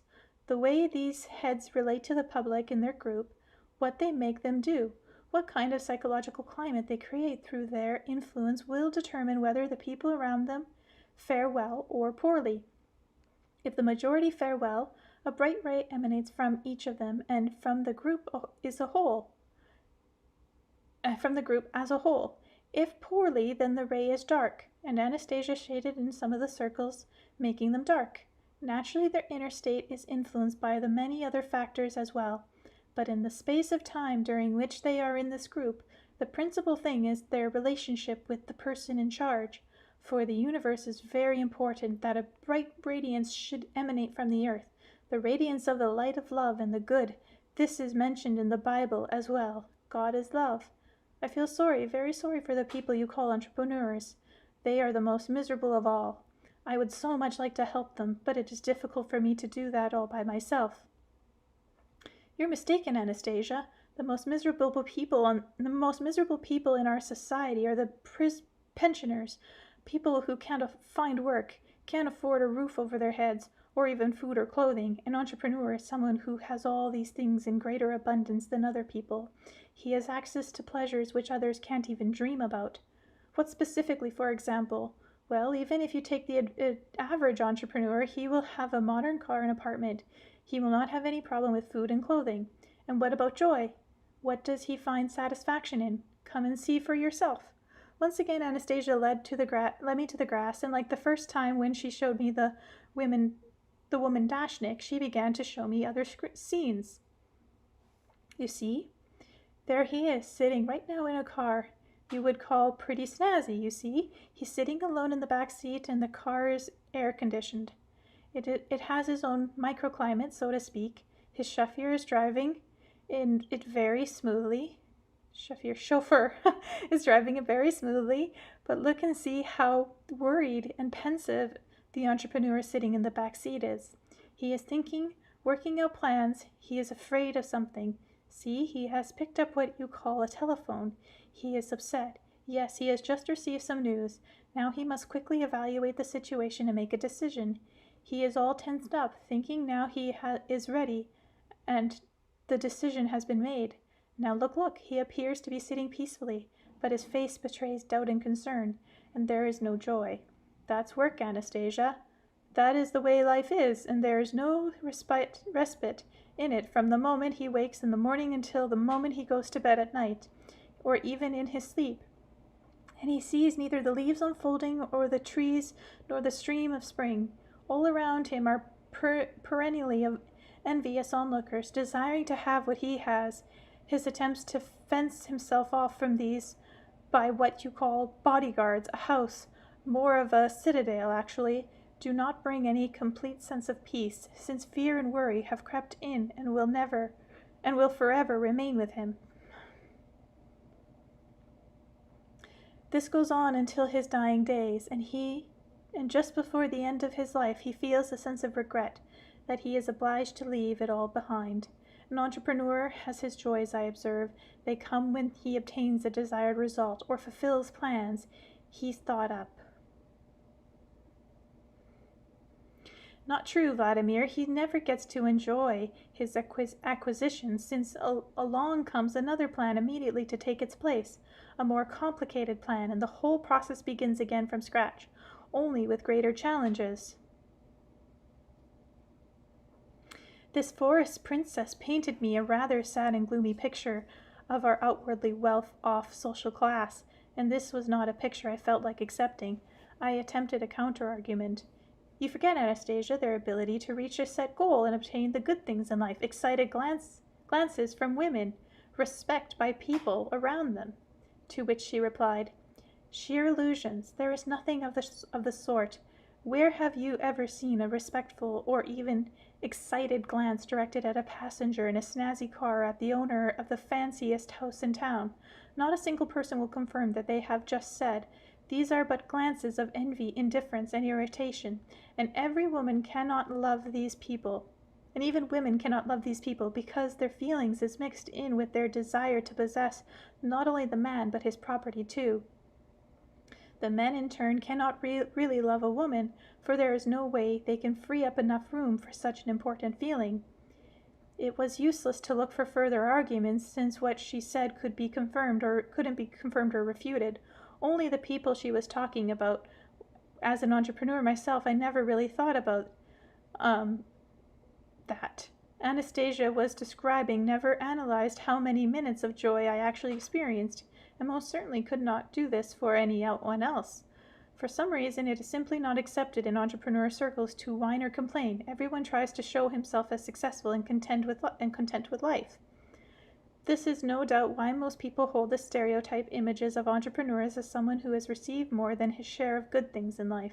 Anastasia was perceiving not the external expressed feelings, but those which are more delicate and hidden in the inner recesses of one's heart.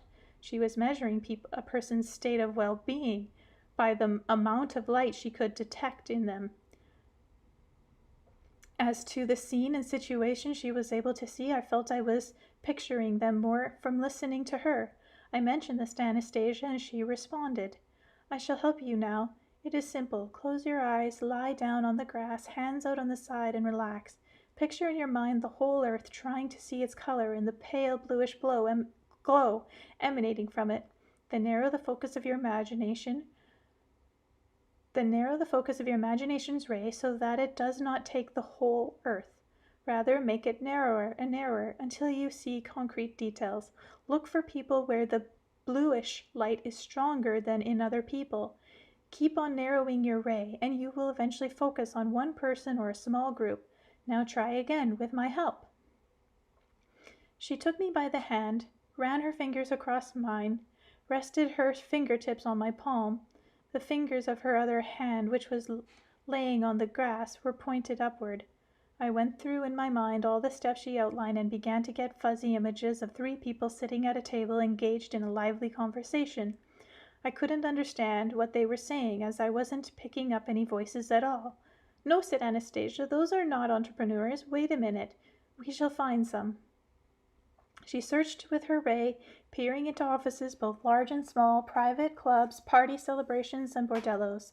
The bluish glow was either very weak or not there at all. Look, it was a nighttime here already, and this entrepreneur is sitting alone in a smoky office. Something is not right, but look at that one, how content he looks in the swimming pool, surrounded by pretty girls. He is tipsy, but there is no glow. He is simply trying to run away from something. His feelings of self-satisfaction is artificial. This one is at home. There is his wife, and his little one is asking him something.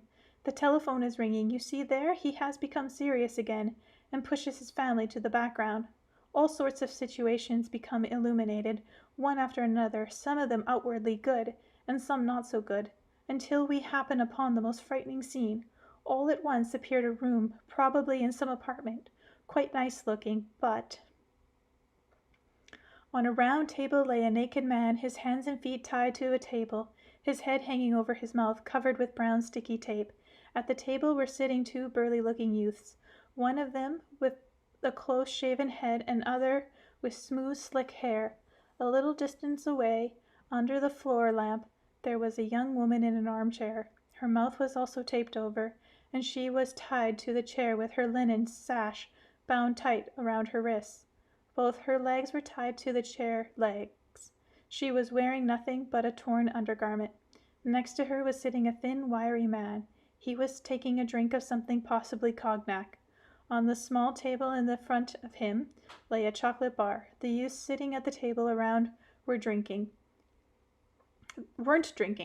I could see them pouring some kind of liquid over the chest of the man laying on the table, vodka or pure alcohol, and set it alight. A break-in, I summarized. Anastasia shifted her way away from the scene, but I cried out, "Go back! Do something!" She went back to the scene and replied, "I cannot. It has already happened. This cannot be stopped now. It should have been stopped earlier, but now it's too late."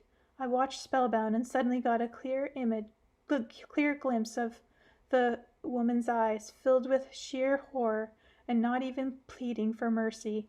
"Do something," I cried to Anastasia. "If you have any heart at all, do at least something." "It's not within my power. Everything has been, so to speak, programmed in advance, but not by me. I cannot interfere directly. They have the upper hand right now." "But where's that goodness of yours, your powers?" Anastasia didn't say a word. The horrifying scene began to blur a little. Then the older men, who had been drinking the cognac, suddenly disappeared. All at once I felt a weakness through my body. I could also feel the arm Anastasia was touching start to grow numb. I could hear her somewhat weakened voice say, with evident difficulty in getting out the words, "Take your hand away, Vlad." She couldn't even finish saying my name. I stood up and drew my hand away. My arm just hung there as if it were paralyzed, as happens sometimes when you get tingling sensation in your arms or legs, and went completely white. Then I wiggled my fingers a little, and numbness began to go away. I looked at Anastasia in shock. Her eyes were closed. The blush had drained from her cheeks, and it seemed as though there was not a drop of blood left under the skin of her hand and face. She did not even seem to be breathing as she lay there. The grass for about 3 meters all around her had also become white and bent over. I realized something terrible had happened, and I cried out, "Anastasia, what's happening to you? Anastasia!" But there was not even the slightest response to my cry. Then I grabbed her by the shoulder and shook her body, which was no longer supple, but had somehow gone limp. There was no response. Her complete white, bloodless lips remained silent. "Can you hear me, Anastasia?" She opened her eyelids ever so slightly and looked at me through her dimmed eyes, which had lost all their characteristic expression. I grabbed a flask of water, lifted up Anastasia's head, and tried to give her something to drink, but she was unable to swallow. I looked at her feverishly, wondering what to do. At long last she managed to move her lips just a tiny bit and to whisper, "Carry me over there, to the tree." I lifted her limp body and carried it out to the circle of whitened grass and laid it down by the nearest cedar tree. In a little while she started to come around, and I asked, "What happened to you, Anastasia?" I tried to fulfill your request, she quietly said, and a moment later added, I think I succeeded. But you look so bad. You almost died. I violated the natural laws. I interfered in something I should not have. That required all my strength and energy. I am surprised that they held out at all. Why did you take such a risk if you knew it was dangerous? I had no choice. After all, you wanted me to do something. I was afraid that if I did not fulfill your request, you would lose all respect for me. You would think that all I could do is talk, that I am all words, and that I could not do anything in real life. Her eyes looked at me inquiringly and pleadingly. Her soft voice trembled a little as she spoke. But I cannot explain to you how to do it, how this natural system works. I feel it, but I cannot explain to you in a way you could understand, and your scholars probably will not be able to explain it either. She bowed her head, fell silent for a while, as though mustering her strength. Then she looked at me once more with pleading eyes and said, Now you are going to be even more persuaded that I am abnormal or a witch. All at once I felt a tremendous urge to do something good for her. But what? I wanted to tell her that I did consider her a normal human being, a beautiful and intelligent woman, but in all honesty I didn't feel about her the way I usually felt about women, and she, with that intuition of hers, would not believe me. And then I suddenly recalled her story about how her great-grandfather customarily greeted her as a child, about how this old gray-haired fellow would stand on one knee before the little Anastasia and kiss her hand. I got down on one knee before Anastasia, grasped hold of her still pale and slightly cold hand, and kissed it, and said, If you are indeed abnormal, then you are the best, the kindest and cleverest and most beautiful of all abnormal people ever. At long last a smile once more aligned upon Anastasia's lips, and her eyes looked at me in gratitude. A rosy blush was coming back to her cheeks. Anastasia, that was quite a depressing scene. Did you choose it deliberately? I was looking for something good, just as an example, but I could not find anything. They are all held in the grip of their worries and cares. They are constantly facing their problems all alone. They have practically no spiritual communication. So what can be done? What can you suggest apart from pitying them? And I should tell you, these are strong people, these entrepreneurs. Very strong, she agreed, and most interesting. It is as though they are living two lives in one. One life is known only to them, and not even their family, while the other is an outward life, which people around them see. They can only be helped through increasing their sincere spiritual communication with each other. They need to strive with complete sincerity for purity of thought. Anastasia, in all probability, I shall try to do what you have asked, and I shall try to write a book and establish an organization of entrepreneurs with pure thoughts, but only in a way that I can understand. It'll be difficult for you. I shall not be able to offer you sufficient help. I have little strength left. It will take a long time for my strength to recover. For a time, I shall not be able to see at a distance with my ray. I am having difficulty seeing you right now with my ordinary eyesight. Don't tell me you're going blind, Anastasia. I think it will get better, only it's a pity that for some time I shall not be able to help you. You don't need to help me, Anastasia. Just try to keep yourself, your son, and help other people. I need to leave to catch up on my ship. After waiting until she had started to regain her small, normal appearance, I got into the motorboat. Anastasia took hold of the bow with her hand and pushed the boat away from the shore. The boat was swept up and began floating downstream with the current. Anastasia stood in the water almost up to her knees. The hem of her long skirt got wet and flapped about in the waves. I gave the starting cord a tug. The motor roared into life, breaking the silence I had grown accustomed to over the past 3 days. The boat gave a jerk forward, picking up more and more speed, and soon began to distance itself from the diminutive figure of the Taiga, recluse, standing all alone in the shallow water near the riverbank. All at once Anastasia rushed out of the water and started running along the bank after the boat. Her long hair trailing behind her from the headwind looked like a comet's tail. She tried to run very fast, probably using up all her remaining strength in an effort to do the impossible, catch up with the speeding motorboat. But even she wasn't up to that. The distance between us gradually increased. I started feeling sorry for her fruitless efforts. Wanting to shorten the difficult moments of parting, I pushed down on the gas lever with all my might. Then the thought flashed through my head that Anastasia might think that I had taken fright once more and was running away. The motorboat, now roaring in bursts, lifted the boat's bow out of the water, making it speed forward faster and faster, increasing the distance between us even more.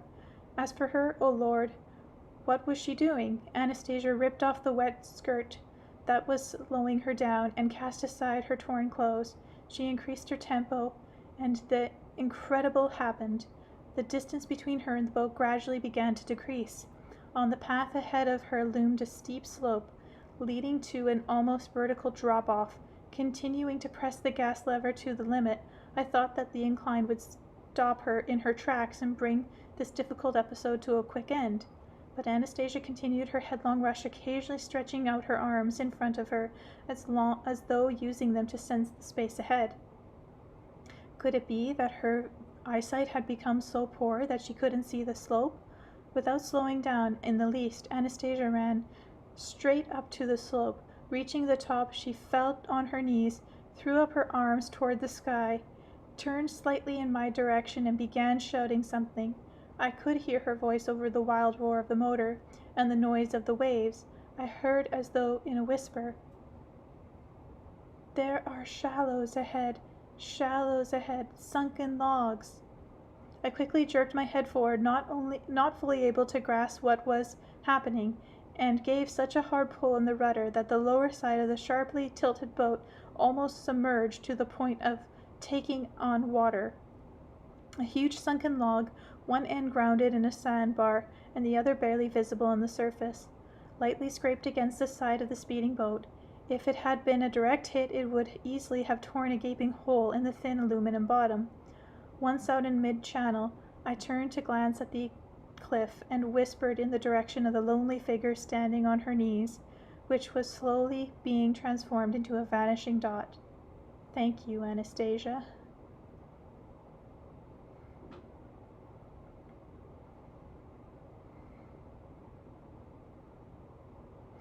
Chapter 29. Who are you, Anastasia? The ship was waiting for me at Surgut.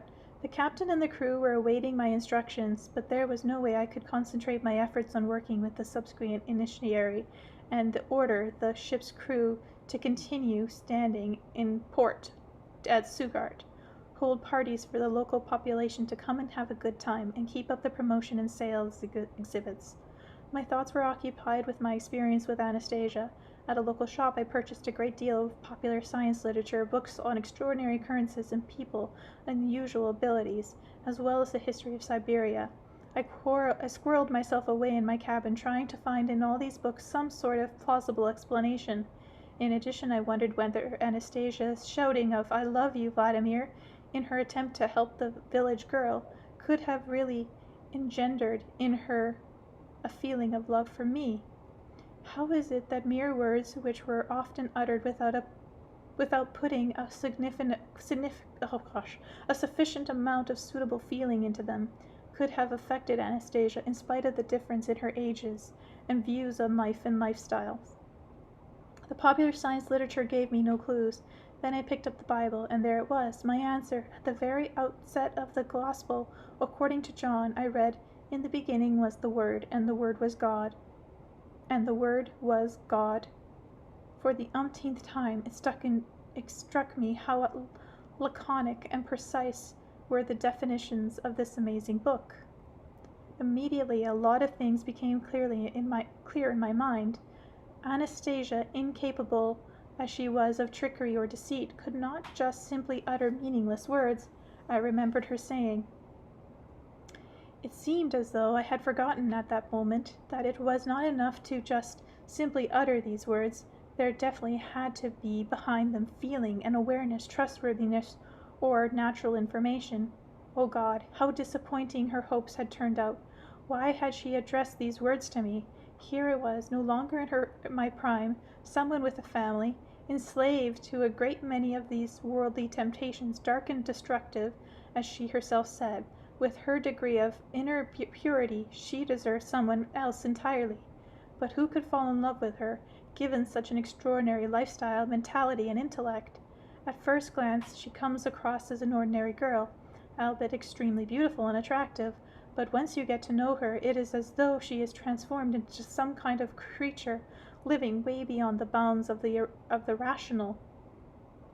It may very well be that this impression of mine is due to my imperfect knowledge of things, my insufficient understanding of what constitutes our being. Others might have an entirely different perspective on her. I recalled that even at our parting I did not feel any particular desire to kiss or embrace her. I don't know whether she would have wanted me or not. Anyway, what exactly did she want? I recalled her telling me of her dreams. What a strange philosophical bent her love had. Organize a fellowship of entrepreneurs to help them. Write a book, passing along her advice to people. Carry people across the dark forces window of time. And she believed it all. She is convinced that that's how it will all turn out. Oh, I was a good one. I promised I would try and organize a fellowship of entrepreneurs and write a book. Now she'll probably be having even more fantastic dreams about that. She might have thought up something simpler, more realistic. An inexplicable sense of pity for Anastasia rose in my heart. I could imagine her sitting there in her forest, waiting and dreaming that everything would work out that way in broad daylight. Fine if she were simply content to wait and dream, but who knows, she may go beyond that and start taking steps on her own, focusing that ray of goodness of hers, expending the colossal energy of her heart, and believing in the impossible. And even though she showed me what she could do with her ray and attempt to explain to me how it works, somehow my consciousness still can't accept it as something real. Judge for yourself, dear readers. In her own words, she aims her ray at a person, illuminates this person, this man, with an invisible light, and imparts on him her feelings and aspirations toward goodness and light. No. Not just think that I am interfering with a person's mental makeup, that I am violating his heart and mind. I remember her telling me, man is free, people are free to accept or reject my advice, only to the degree that they themselves find it to their liking, something close to their heart. They will be able to accept these feelings as their own. Then they will become lighter and brighter in their appearance too, and your diseases will leave them either partially or completely.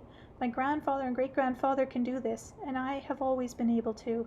Great-grandfather taught me when he played with me in my childhood, but now my ray has become many times stronger than grandfather's and great-grandfather's, because in me has been born that extraordinary feeling called love. It is so bright and clear and even a little fiery that there is such a lot of it, and I want to share it. With whom, Anastasia? I had asked. With you, with others, with anyone who can accept it. I want everyone to experience good. When you begin to do that, what I have dreamt of, I shall bring many of these people to see you, and together you remembering all this, picturing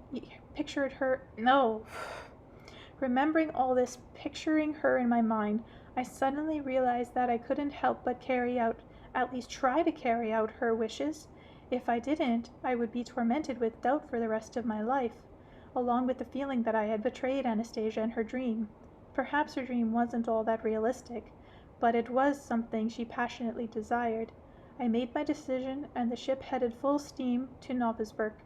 The unloading and disassembling of the exhibit equipment I left to my firm's executive director. After somehow managing to explain the situation to my wife, I set out to Moscow. To make, or at least try to make, Anastasia's dreams come true. To be continued.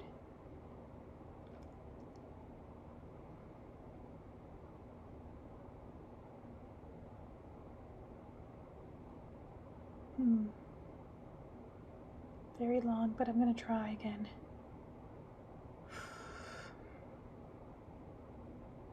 Just a moment. My voice is totally going worse. Chapter 30. Author's Message to the Readers.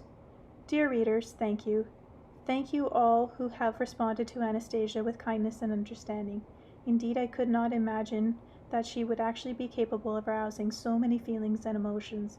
I would like to answer all your letters individually, but for the first time, being at least this is physically impossible, the last lines of this book were penned in the Caucasus, where I have joined local archaeologists and enthusiasts in investigating the dolmens Anastasia spoke about, and we found them, saw them with our own eyes, took pictures. These are ancient stone constructions 10,000 years old. They have functional significance even for people living today. They are located in the south in the mountain of Caucasus, not far from the city of Novosibirsk.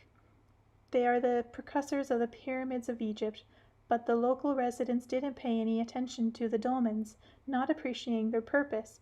Even though the dolmens were classified as historic monuments, they were ransacked by the local population. Their huge stones were carted off and even used to build a church in the settlements of Bergavovo, whatever. She didn't actually mention dolmens in this book. It's another book, which to me is nothing short of sheer blasphemy. Perhaps it was for this reason that 40 priests were cruelly tortured to death in the Kuban religion during the revolutionary period of Russian history, or the priest for each dolmen stone. People carried these stones off, not fully appreciating their significance. Now that Anastasia has spoken about them, all this will change. It is amazing, but a fact. Much of what she has said has already confirmed, and even the fluctuations she talked about and the backward radiation of the earth fluctuating near the dolmens have been detected and reported on by local health officials. Out of all the things Anastasia told or showed to me, I have decided to publish only what has been directly or indirectly corroborated by scientific experiments, material objects, or historical facts, though I am starting to think that we'd better simply listen some more with our hearts. It would be quicker that way. The other method of confirmation, taken up an awful lot of time, as with the dolmens, for example.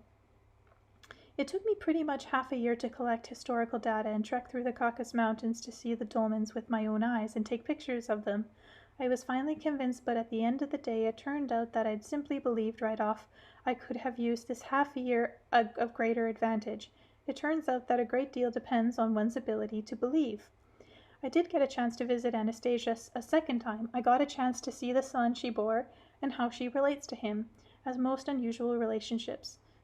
In addition, I had the opportunity of finding out from the people who ferried me to the spot of the riverbank about the various attempts on part of both individuals and groups to penetrate Anastasia's domain and find her dwelling place for themselves. Many no doubt wished to see and talk with her out of well-meaning motives. But the people who ferried me also told me about a group of scoundrels who set up a camp in the riverbank, sent out helicopters to take pictures of the area, tried to capture her. She was obliged to emerge from the taiga to talk with them, and then send them packing, despite their attempt to restrain her physically. I shall tell you all about that in the second book. I only ask people not to touch her, to leave her alone. Now, after the experience with these routers, local hunters have taken it upon themselves to shoot strangers on sight. That's bad, of course, but I say, let them shoot. It turns out the local hunters knew about her existence long before I came along, only they never told anyone, and they never encroached upon her territory themselves. The locals talked with her only when she came out to them. I started having pangs of conscience for having told about her without hiding the location, especially in the first edition of the book, and for not changing the names of people I mentioned, or even the names of the ship. Anastasia calmed my fears a little when she said, "Never mind, after all, I was the one who wanted to reveal myself to everybody. But I'm wiser now. I shouldn't have mentioned specific names, and in future I shall try to be more circumspect. But I still want to emphasize, please don't disturb her. She herself will tell everybody she feels is necessary to reveal. We must not do to her what we have done already to one Siberian family, the Lykovs. Dead end of the taiga. As far as I know, the only member of this family remaining in Agafia who is dying of cancer, left helpless, taken out the taiga. A real tragedy how things have turned out. The Laika family lived in the taiga for many years but died out after contact with our enlightened civilization, which way of life then is the real dead end. I can understand why so many people want to contact Anastasia, but it is impossible for her to meet and talk with everyone. And after all, Anastasia does have a young child. There is an Anastasia Club or community organization operating in Gelsenhik, headed by Valentina, an ethnographer of 30 years' experience. She has organized a group of local ethnographers along with people from a variety of professions who are sensitive to the spiritual legacy of their journey and its ecological problems. This was not one of the first clubs to be organized by the readers of the Anastasia book. The members of the Galsnik Club have made what is to my mind a remarkable discovery on the basis of information provided by Anastasia. They have restored to Russia, and quite possibly to the world, the forgotten shrines of our ancestors, and are now receiving people wishing to visit them and conducting tours to the places Anastasia mentioned. About Galsnik, for example, Anastasia had this to say: "This city could have been richer than Jerusalem or Rome, but because of its rulers' neglect of its primal origins, this city is dying." I believe this, and the other cities and settlements will be restored, not by the rulers of the world, but by the hearts of the ordinary people aroused by Anastasia.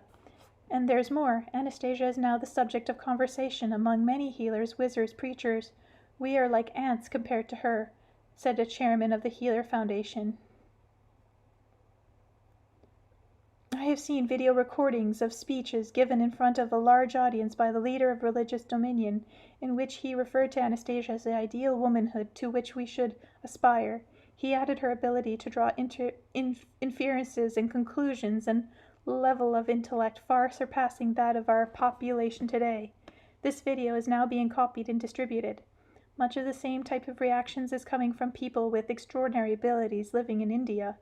Still another religious leader said that Anastasia is currently studying our life. She has not yet managed, unfortunately, to meet up with a real man. Later I was told that there is one chap very much like Anastasia living in Australia, and that the two should meet. I, of course, do not have any pretensions to being a real man, far from it, even in my thinking, but perhaps it is still premature to think in terms of arranged marriage, and that isn't right to idolize her in such an extent. It is this idealism of Anastasia that has prevented a timely recognition of what she has done. Just think calmly and rationally about what has happened. A child had been born, and I have held him in my arms. I have heard his little heart beating. There is a child. He is growing up. But he has no official birth certificate. He will grow up and want to go somewhere. Maybe abroad, for instance. Maybe he'll want to see the world. Who will issue him a passport to travel abroad? What country is he a citizen of? What shall we tell him then? Oh, well. Somehow we haven't thought about any documents for you. You just stay here in the taiga. I checked with the legal firm on the question of the birth certificate. The lawyer said Anastasia would have had to give birth in a hospital. Even if she didn't have a medical record, they could have at least issued her a memo regarding the birth, which she could have used to obtain a proper birth certificate. The other alternative, said the lawyer, would be for her to abandon her child to an orphanage. They would also issue him a document there. Orphanages can do that, and then have him adopted. But somehow this alternative was not at all appealing, and I doubt that Anastasia would ever agree. So what to do? When I talked with her about a birth certificate, she responded, "Of course it would be fine if he had one, just like everyone else. I suppose I let this slip by without really thinking about it, but do not be concerned. Everything will work out." Note how she said, "I suppose I let that slip by without really thinking about it." I wonder how many other things she let slip by, things which could be taken care of at a future stage.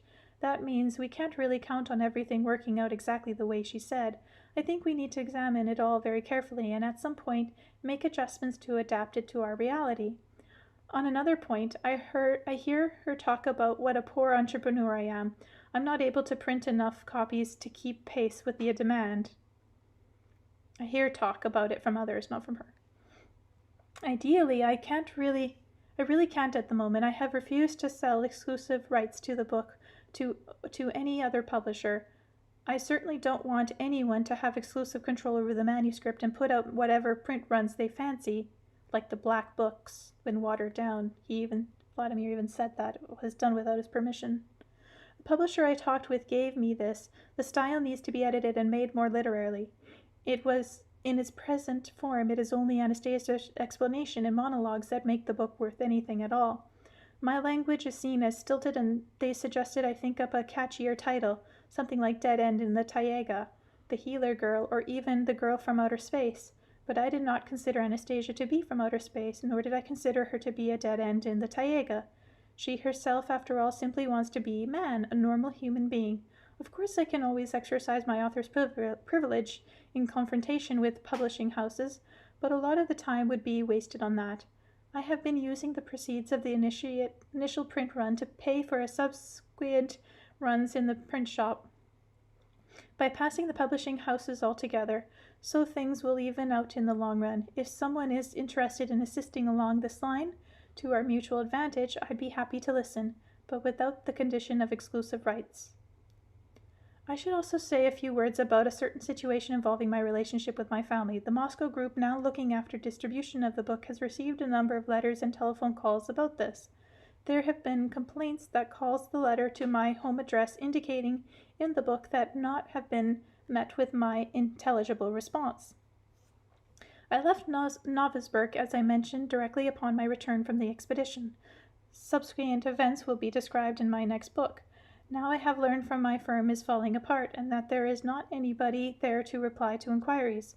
I'll see to it and bring it back to life once I finish my writing. And as for my wife, I have only spoken to her on the telephone. It was a deeply personal conversation. However, I beg my correspondent's forgiveness for not responding right off, and for my delay in sending out copies of the books. At present, my daughter Polina is there. I have met with her. She will fix everything up, and in the future there should be no repetition of the trouble. I have had long talks with my daughter, and she understands everything a little. Later, I plan to get a mobile telephone, and then I shall be able to chat with her more personally. I shall definitely respond to all the letters coming in, and maybe even publish them of some of them. They are worth publishing. There are letters about Russia, about love, about bright aspirations. They show the same energy Elena talks about in her book, Living Ethics. Thank you for these letters. But one letter in particular, the letter from a 13-year-old girl from Kolomna named Nastasia, deserves to be answered right here and now, along with other girls who have written and will be writing. Here is her letter. Dear Vladimir, my name is Nastia, from the city of Kolomna. I am 13 years old, and I am in grade 7 at school. I read your books, The Ringing Cedar. Anastasia, I really, really liked it. Not just liked, that's not the best word here. It sounds too dry. After reading the book, I got a warm and happy feeling in my heart. They told me a lot about it in the hospital. I've got a really serious illness, and I have to go to the hospital every 2 months, and I really want to get well, and your book was like a ray of light amidst all these darkness and vulgarity. I really want to meet with you, especially with Anastasia. Could you help me? Right now, you're probably thinking how brash and impolite she is, but that's not true. You see, that's the way we all are. Until we see with our own eyes, we don't believe anyone. I don't even know whether to believe or not. Mama doesn't believe, and no one around here believes. It is so fantastic, and yet why not? To be honest, I believe I really did but all my friends kept saying, fairy tale, fairy tale. I'm confused. Please help me. I think you are a very brave man. You have written the truth.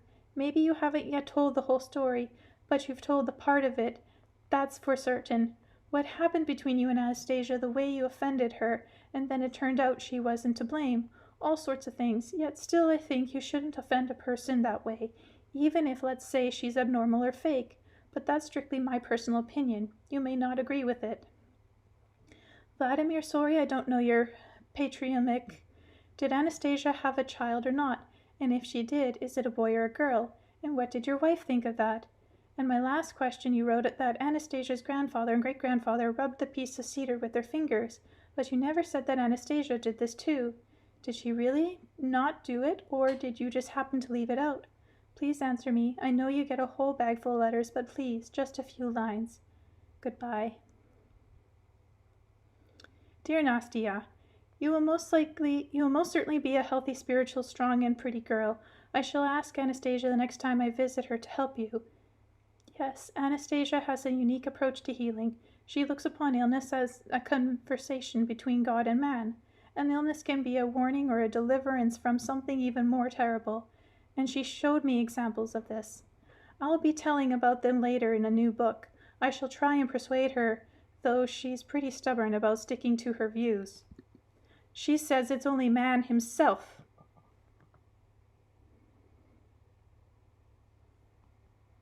Sorry, I got lost.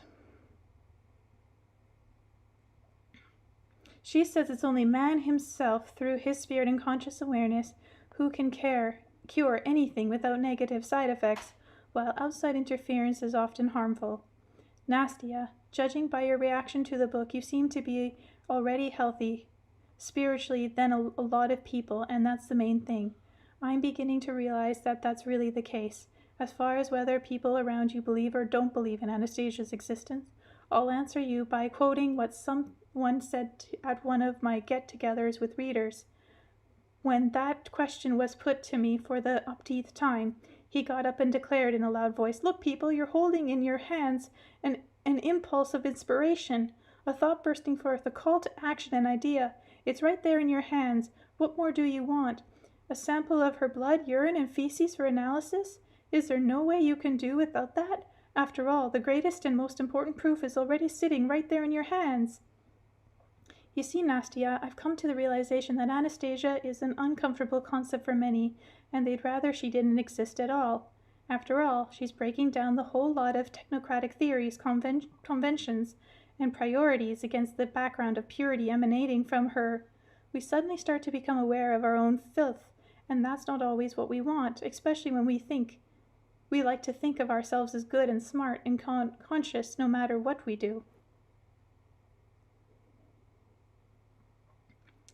Anastasia said I exist for those of whom I exist. I didn't think there was anything special hidden in this statement. Anyone who wants to believe can believe. If they don't want to believe, they don't have to. However, I was mistaken. Some people read and nothing happens with them. Others, they find a great feeling of love and kindness and inspiration welling up in their hearts. And like a shower of spring rain, the world feels this grand poetry of love, poetry of the heart, which is capable of perceiving the light, magnifying, and sharing it with others. These are the people who feel her and know that she does exist. As for my wife, Nastia, she reacted the way most women probably would. We've only spoken on the telephone, but my daughter Polina is ready to help me. She understands everything and brings me letters. She was the one who brought me yours. You say it was wrong on my part to offend Anastasia that way. Of course it's wrong. I would never do anything like that again. The same people can be different at different times, you know. Our son was born. He's such a strong lad. Smiles all the time, and Anastasia is happy and enjoying her life. My best to you and to your mama. I wish you joy and happiness in your life. You deserve it. You are a strong girl, and you could make friends happier too, more consciously aware of things.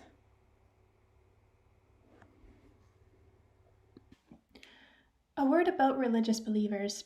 Their inquiries and questions. I have spoken about Anastasia with members of the clergy from our Russian Orthodox Church, as well as with representatives of various denominations. Some of them are quite favorably disposed to her. Others say with some apprehension that she's most likely a heathen. She could break down people's faith in religious doctrine or resurrect idolatry or something nobody knows about yet. And it's wrong for her to not be baptized. Her attitude to religion will be discussed in greater detail in the second book, and it is really quite extraordinary. I'll just mention a few points here. You see, she told me it's a good thing that there are already talking about a soul, about the good and the light. Who is the most worthy? I am unable to say. But what about the sects? I countered. The sects that have been banned. Now everyone says they took the wrong path, their actions were wrong. Do you think so? Then think of this. A group of soldiers is out on patrol. One of them in the lead has broken off or gone to one side and gets blown up by a mine. Yes, you can say he took the wrong path. His actions were wrong. But you can also say that these same actions saved other people's lives. In any case, Anastasia with religion, do you think it's closest to you, the one most comprehensible? Vladimir, let us say you had never seen my parents or talked with them. You would probably be happy to hear anyone talk about them, even if they each talked about them a little differently. Where the truth lies, you can judge for yourself after reflecting on everything inside you. After all, you are their offspring. You are your parents' child. As for me, though, I do not need any intermediaries. Well, okay, that's enough about doubts. There are some rather pleasant phenomena that Anastasia has somehow managed to bring about in our reality. I was especially skeptical that she would actually be able to infuse something in the text of the book. These are her own combinations and rhythms, as she has said, coming from the depth of eternity. But after the first edition came out, in a run for only 4,000 copies, something incredible happened. Many people were so moved by feelings and emotions that poetic verses began flooding in all by themselves. There are a whole lot of them now. These are just ordinary people, not professional poets, who have been writing. There are enough poems to date to put out a whole separate volume of them. I even wrote a bunch of poems after first reading this book. In the Moscow groups devoted to studying Anastasia's phenomena, they say that nowhere in the world, in the past or present, has there been a person or figure capable of provoking such a huge poetic outpouring in so short a time. Another surprising thing is that while in the first book there is almost nothing said about faith or Russia, the majority of readers' poems speak directly about faith and Russia and bright aspirations. And it seems to me they do this most inspiringly. And this had a calming effect on my thoughts about Anastasia's influence. After all, the Bible tells us how to distinguish the bad from the good, the false prophet from the bearer of truth. It says, "By their fruit ye shall know them." And if Anastasia's aspiration and her combinations bring forth such radiant poetic feelings, those are undoubtedly good fruits. And I even thought, if this goes on much longer, she's going to turn half the population of Russia into poets, enamored of their motherland, the earth, and all nature around them. I sorted the poems in several categories: anonymous poems, signed poems, poems by soldiers, poems by government officials. And do you know what this kind of sorting shows? It shows that there is absolutely no point in dividing society up the way we sometimes do, and blaming our trouble on certain categories of people. Like entrepreneurs and military government officials, their hearts all beat in exactly the same way, and across all these categories there are people sincerely striving for the light, for the good. As for our troubles, there's something we probably all produce by ourselves. In this edition of the book, I have decided to publish one poem from each category. Anastasia's Ray.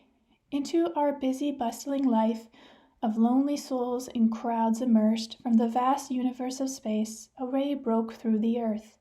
It glistened brighter than the light of the sun, or of gold of purest hue.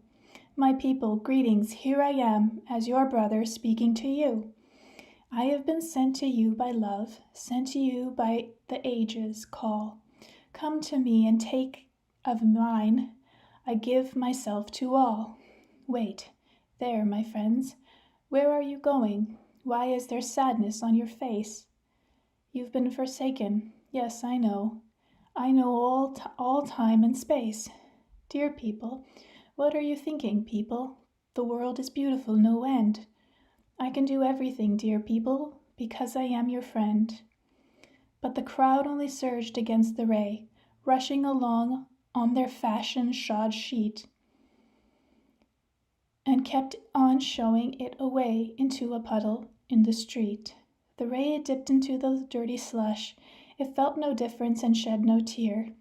But all at once the slush burst forth in a water spring crystal clear.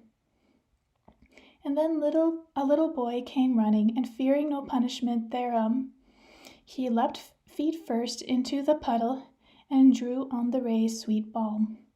"Hi, mamma." Whoop. His mamma got angry with despair and wildly waved her arms in dread.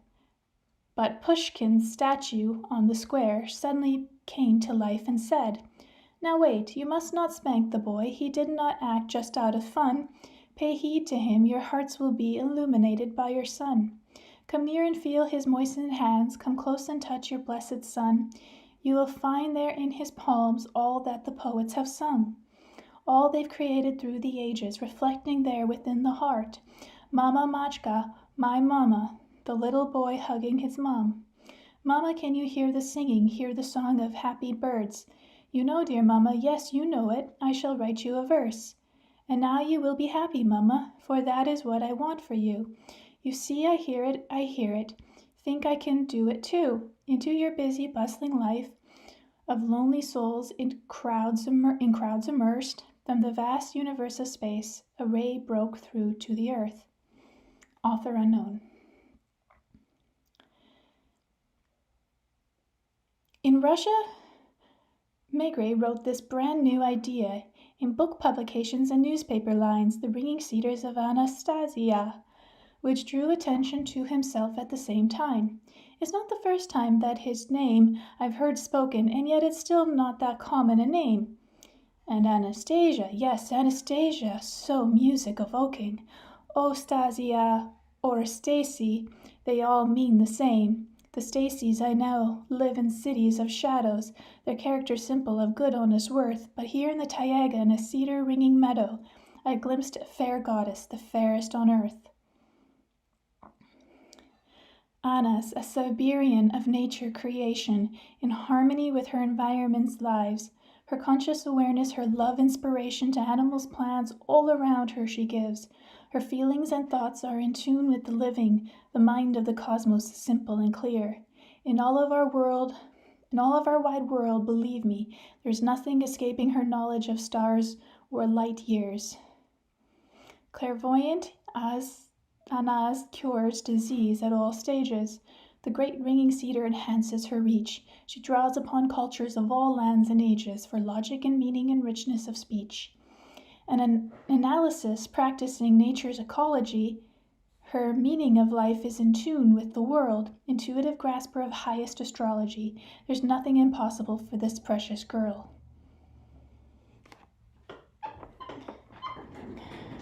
Got to adjust, got a squeaky chair.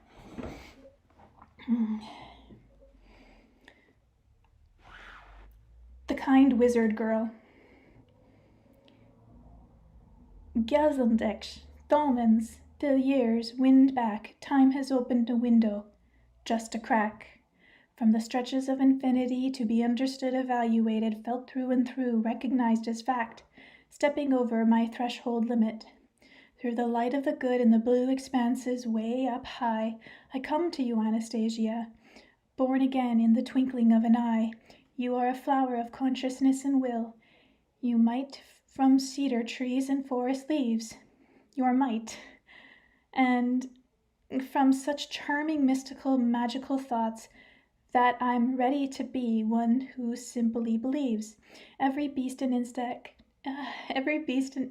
raven and jays, every serpent blade of grass and hay. You wizard girl, kind maven of the way, so many roused by what you have to say. Your thoughts, ideas, even stronger now today, shed light on all the earth, and with their bright ray. Poem number 4, Anastasia's Love. To the woman of my beloved. I shall pray for you are loved, the woman of my own beloved. As his heart's desire, you will be blessed. You will be blessed as I wish for you the best. Keep him safe when he is strong or weak or brave. Keep him safe when he may irrationally behave. Keep my beloved safe and sweet. My days, it seems, have flashed by in a beat. Their crazy dance has burnt me with its heat. My years have started passing all too fleet. My son has started walking on his feet. Your papa is the very best, my son the very best. It is I who do not manage to open up to him. In life, my son, that can happen on a whim. Another woman takes his fancy and steps in. You are both caressed by the gentle breeze of spring, which tells me in the whisper of the leaves how he feels the warmth, how he feels the joy. Both from your hands and from your lips I shall not dare distract him from the warmth and tenderness of your eyes. But should that not be enough, I shall send you a ray of sunlight to relieve you of your grief. The years will fly past just like a stormy night. Life will seem to you like an empty room. I, as a fading star falling on earth from above, shall chase from your soul the nighttime gloom, and I shall be able to pray, please do believe, so that you, by the light ray illumed, need feel no withering love. I shall be able to pray for you for love. I shall be able to pray for you are loved, the woman of my own beloved. Poem 5, to Anastasia. To woman I dedicate this verse. I write as an Air Force flyer. A poet I could never be, but my heart flared true. My breast with fire did burst. Anastasia, do not think me brash. I can't stop loving you. Your image, a touching pulse for good, pulsing louder than any engine ever could. My engine failed, visibly nil, an explosion in the twinkling of an eye. But then your ray of light, your image flashed and blessed. On fragile wings it kept me in flight. A single moment it took. Only one, I wished as I looked until my landing gear touched safely down. There I were, a blade of grass upon the ground, by your fingers tenderly caressed. Poem number 6, Cedar Forest, Rings and Chimes, by Vladimir Megre. Ah, the fragrance of Siberian cedars, the smell of resin very strong, the taiga vast, almost half a globe sweeping, stretching to one grand endless song. The cedars keep peace, seem time of old, maintaining the energy of the earth to brighten the pulse beat of the soul. They ring for all mankind these words. Here dwells among us Anastasia, in spiritual purity's forest art. She watches over Mother Russia through people's holiness of heart. She sends out thoughts and calls to action to the highest leading to heavenly light. The essence of Els, Krishna, Rama, Shiva, Buddha, Allah, Christ. These holy thoughts, the star bright logos, old Russian purity through their theme, are flying like snowstorms calling the ages to penetrate on the heart of the dream. With me are force of light, unchanging. I exist for all who walk and plod. I give to all a bright awakening, whom do not turn their back on God. Bow before holy Russia's leading. Bow to her gods, our creators above, in the never-ceasing ring of the cedars, which defy the light as love. So Russian turn, and with your soul pay heed to all that heaven gives. On the river of Lena, Yana, and Ob, God's temple of all Russia lives. Step out on the upward road to the light, the cosmic self-proclaiming path discern. The cosmic self-programming path discern. We look to our goals as the answer aright, so Russia may to her gods return. Preserver of the cosmic energy of nature, the ringing cedars waits for the one who loves his Russia as God the Savior, whose hardest course for others has run. Then live in peace and love for nature, brook no dishonesty, live aright. Draw wisdom's radiance from the people's favor, and show to others the path to light. Such people are called by Anastasia to accept my energy's gentle load, so that the bright force's attentive idea may help those climbing up the road. The cedars call everyone to hope for the prize, on the path to divinity of beauty's gleam. Awaken, my people, open your eyes, reach out to others, to the heart of the dream. The cosmic expanse open wide its door to awaken pilgrim on their climb. To those united on their upward course, the whole cedar forest rings and chimes. Poem 7, The Goddess. Two Goddesses. Do not come here to see my shame, or think with mute reproach to bless. Nor hand nor secret stared can claim to lift the cross from my poor chest. No earthbound cry will scare away the soul of heavenly confusion. It will not blight the holy ray of mind and feelings interfusion. The world is full of sun and storm, a finger snaps and love's fired too. Her ashes, flame, blood, tears are born, where mind is false but feeling true. Wild honey becomes bitter surely, no sweetness from the wormwood's bloom. Pretenders will not grasp the worldly, the afterlife the wise will doom. All stories, letters, poems, flowers will awaken the heavenly blue. I see two goddesses, two powers, these are my poetry and you. Verse should not be debased as phantom. It will not see a final breath. You are immortal, you are random, in poems just like birth and death. Chapter 31, Author's Message to Entrepreneurs, which isn't really a chapter, but, I'm funny like that. Especially misreading chapter titles. How many times?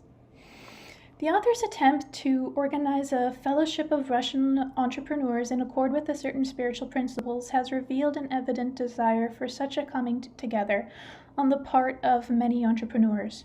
Notice were sent out all over Moscow. A wider distribution throughout Russia would have entailed a substantial expenditure. The lack of funding and consequently the ultimate failure of the project led to nowhere. Anastasia's plan began to seem unreasonable.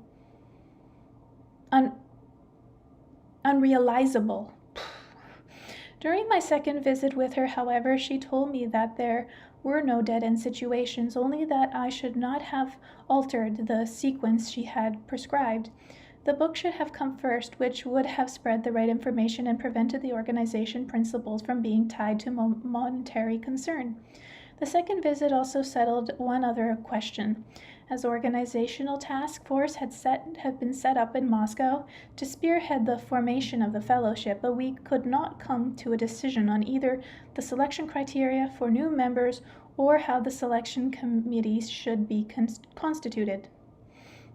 Anastasia stated the following: one's heartfelt impulsion and one's aspiration to strive for such a fellowship are the principal criteria for eligibility. Nobody has the right to refuse access to anyone's manifesting such qualities. One must record it's irrelevant, for the one who must worthy yesterday may well turn out to be the least worthy today, and vice versa. Subsequently, when you get together to determine the eligibility criteria according to the impulse of your hearts, you will also be able to work out the specific term in which applications are accepted into the fellowship. The blame for altering the sequence prescribed by Anastasia's fails, of course, on me. To all those Moscow entrepreneurs who wanted to join the fellowship, I hereby offer my sincere apologies. First, for postponing the initial conference to a later date, and secondly, for the consequent drain on your time and finances. The task force was indeed made up by dedicated entrepreneurs. Many of you had limited time to devote to the project, but you found the time to stole it from something else. You worked on drafting documents and principles for the future society. The Secretariat, too, similarly made up Moscovites, was fueled by enthusiasm. In addition, Moscow students put together a magnificent computer version of the future society catalogs. It made it all the more painful for me to look back on once I realized my mistake and see the hopelessness of the situation. The only way out was to muster the strength needed to correct the mistakes and write the book.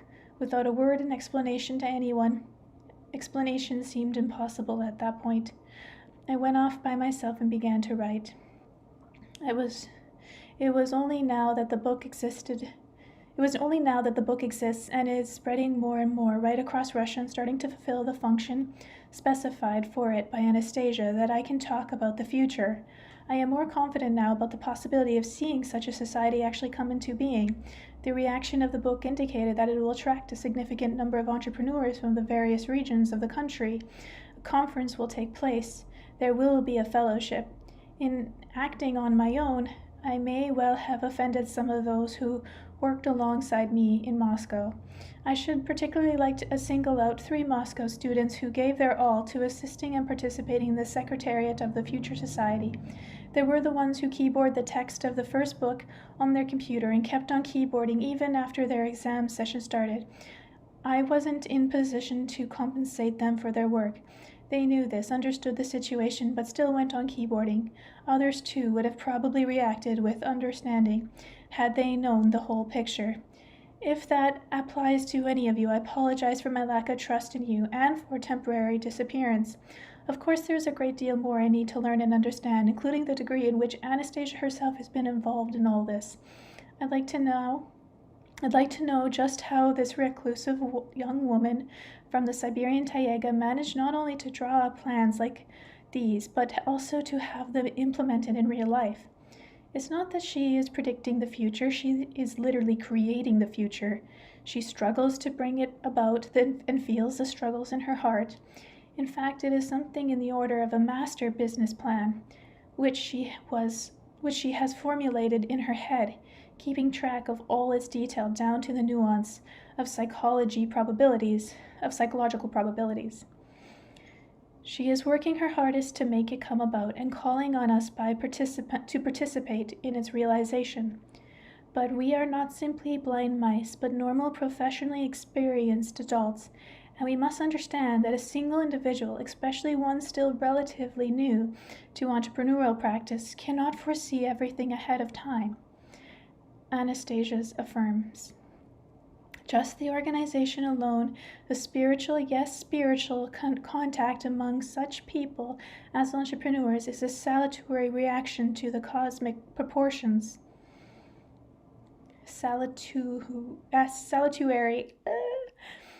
Reaction to the cosmic proportions. There is no need to dictate what will happen next. What will happen next will point out its own path and set its priorities to the occurrence of daily life. What kind of reaction is this? What path is she alluding to? Even though her aspirations to the light can be felt intuitively, nevertheless, we must make sense of everything ourselves and work out the detail. I wish you all the happiness and success. Oh, my nose is running suddenly.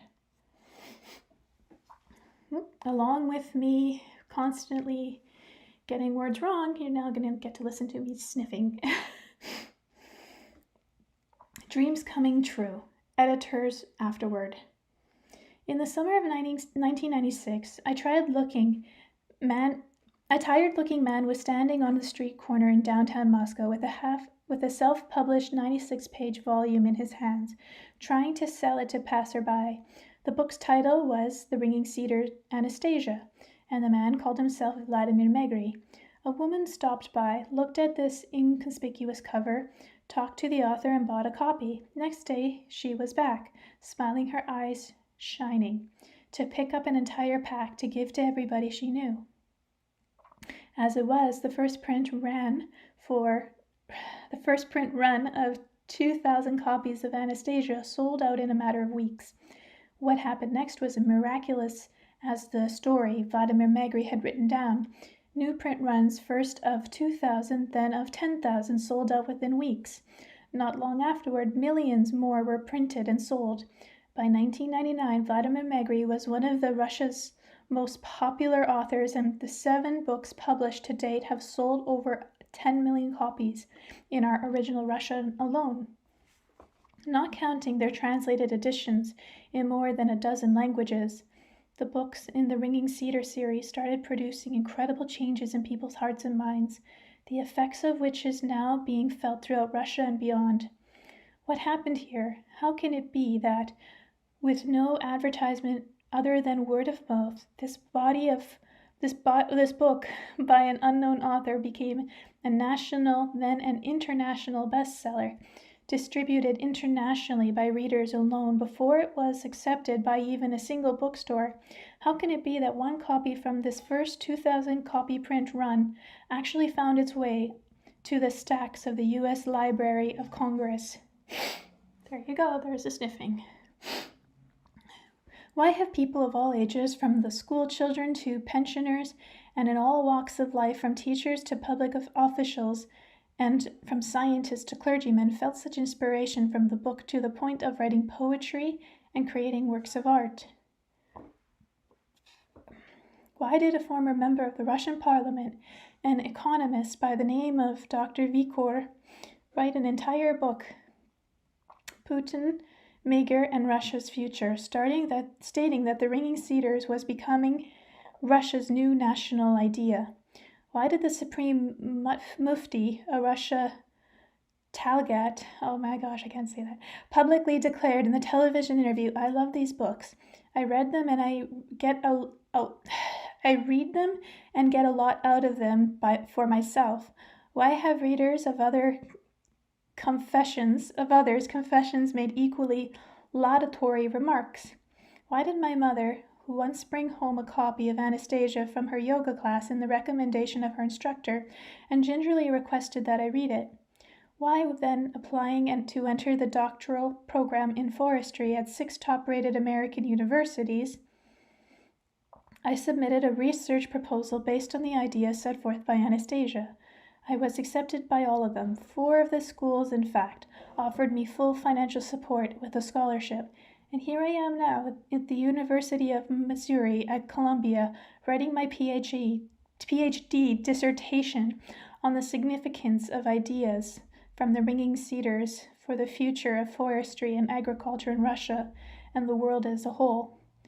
But here comes the most striking part. How can it all be that all these developments, from the wild popularity of the Ringing Cedar series to the outpouring of readers' poetry and art, had been described in the very first book before coming to pass? As it is true to what Anastasia said in the first volume, millions of people have been moved by her words, and many thousands have planted trees, written poetry and songs, or created works of art. Sorry, I'm suddenly crying. All inspired by the book. Readers' Club have proliferated throughout Russia and abroad. Numerous readers' conferences throughout Russia and Europe have brought together thousands of people asking questions they have never even thought of before. In just the scant few years since the book's initial publication, Russia has witnessed the birth of a powerful eco-village movement, inspiring thousands of people to leave their jobs in large cities and, despite formidable obstacles, move to one of the many eco-settlements now sprouting all over the country. Russian immigrants to Germany, Americans, and Canadians have been flocking back to their homeland to establish new self-sufficient homesteads on their ancestors' land. In the eco-village where my family now owns a plot of land, our neighbors include economists, singers, entrepreneurs, engineers, writers, mechanics, managers, and executive artists, peasants, young families, single mothers, pensioners, and even school children coming from all over Russia and other countries, once part of the Soviet Union, from Moscow to Irkutsk, and from Ivanovo to Kazakhstan to Tajikistan, whence come all the inspiration. The answer is simple. Anastasia resonates so strongly in tune with people's hearts that one cannot fail to inwardly recognize the truth emanating from it. How many times have I heard personal examples of this instant recognition? People have been searching for years or decades for meaningful answers to questions on the purpose of life, on man's place in nature, have finally found them in this book. Oh my gosh. Sorry, I need a moment.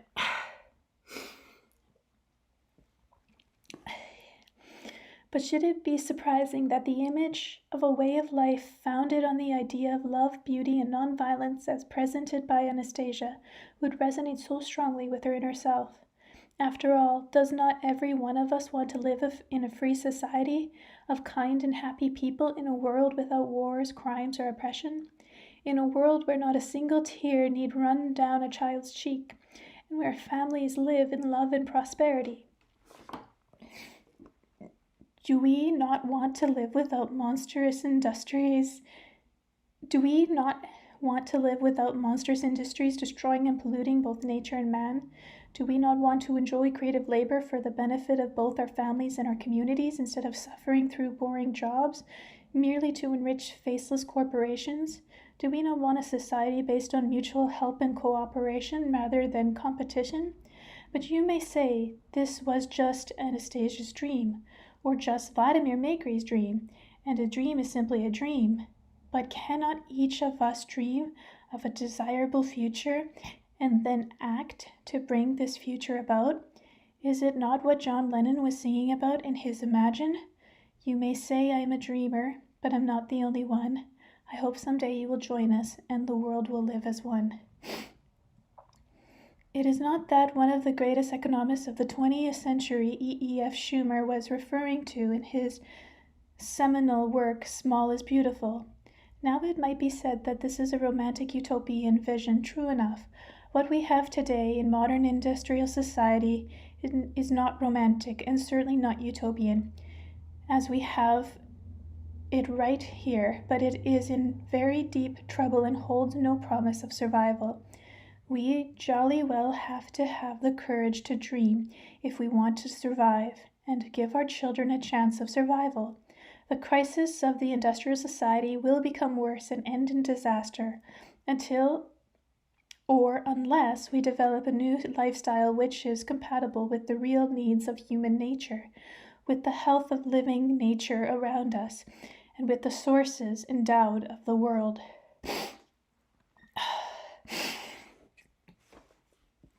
Fortunately, the disaster may still be averted, as more and more people in Russia and throughout the world, drawing their inspiration from the ringing cedars, acquire the courage to dream and create an image of radiant reality for themselves and for their children, and to get down to work in this direction.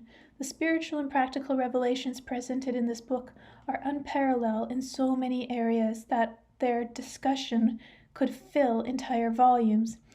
Let me but mention Anastasia's beloved dashniks, a discovery of exceptional significance.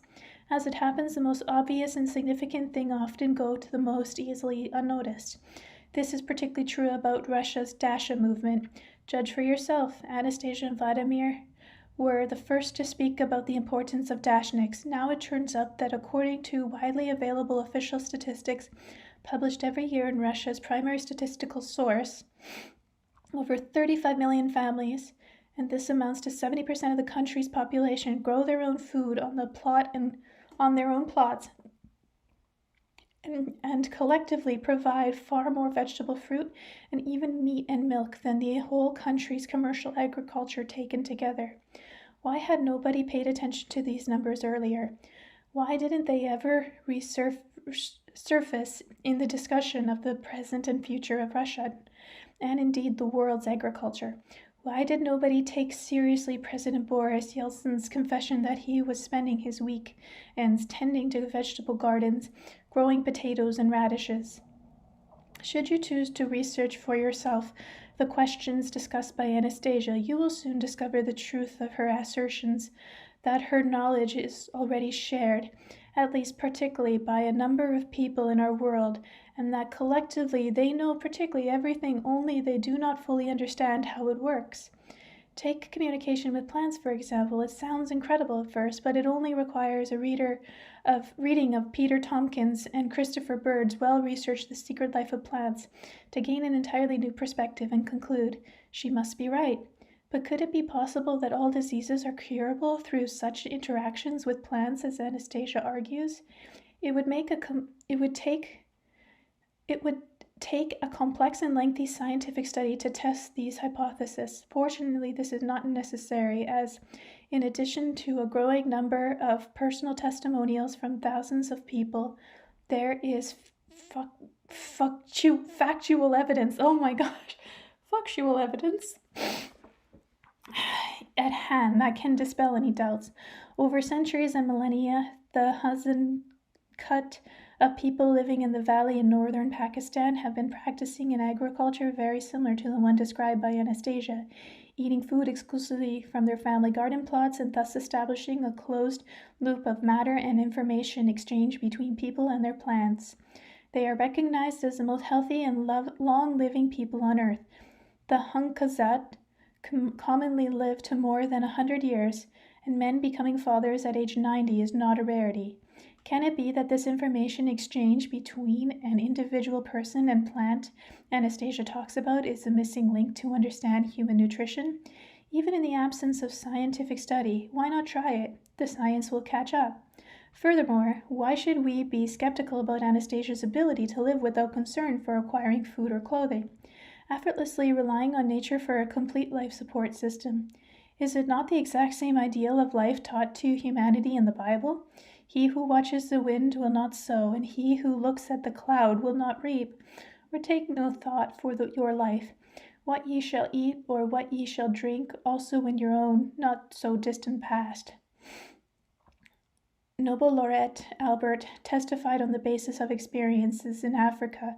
In return for very little work, nature supplies the natives with nearly everything that he requires for his support. Looking around, should one doubt that truly happy children can only be raised in nature? Jean Lidoff, who spent 2.5 years in society living in close relationship with nature, and consequently knowing no such thing as crying children, crime, or depression, speaks about this in her book, The Continuum Concept, with very much the same conclusion as Anastasia.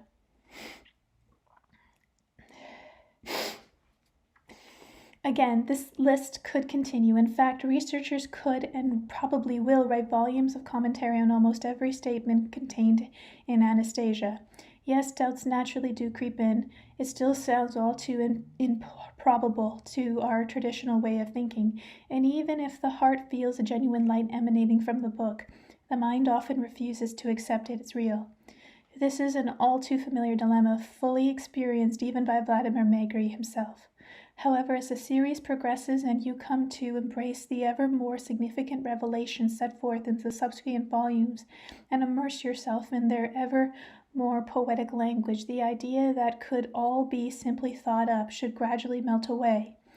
You hold in your hands a flower which will unfold its petals to reveal the most remarkable masterpiece unique in all of Russia's literature, and possibly the world as well. Indeed, its significance goes far beyond literature. This book possesses tremendous, unprecedented potential to change life on our whole planet for the better. Do you know of any other book that in a matter of just a few years has succeeded in not only stirring the hearts and minds of millions of people, but also arousing the same people to extraordinary acts of creation in their everyday lives, developing new models of expression in all the arts, taking on embracing nonviolent initiatives to preserve and enhance life on this planet as we know it? Every day, more and more people are joining in. Now that The Ringing Cedars is globally available in English, the realization of Anastasia's dream is certain to take on planetary proportions. I have no doubt about it. In the winter of 2003, at my office in downtown Moscow, just 1 block away from the street corner outside the Tangaskaya metro station where Vladimir Megre had been selling the first copies of his book only 6 years earlier, Igor Vladimirov, head of the Anastasia Ringing Cedars Club in St. Petersburg, mused one day, looking at the snowflakes dancing outside the window. Wouldn't it be wonderful to have Anastasia published in English? It would, I agreed. You are a professional project manager. You speak English fluently. Isn't that true? Yes, more or less. Then why are you sitting here? We laughed. A subsequent chain of circumstances and events led me to certain people, including Vladimir Megre himself, who became instrumental in carrying out the English translation project. The story of the unusual coincidence and struggle behind this edition could easily form the stuff of a suspense thriller, which I shall probably write one day. In the meantime, I take comfort in the fact that you are now holding a masterfully translated volume in your hands. This alone is a good indication that dreams really do come true. Leonard Sharskin, 2005, Columbia, Missouri. I met him in Australia, actually, where I met Carrie Cassidy. Okay, this is Series at a Glance. This is a little bit about each of the books, and I will read that as well.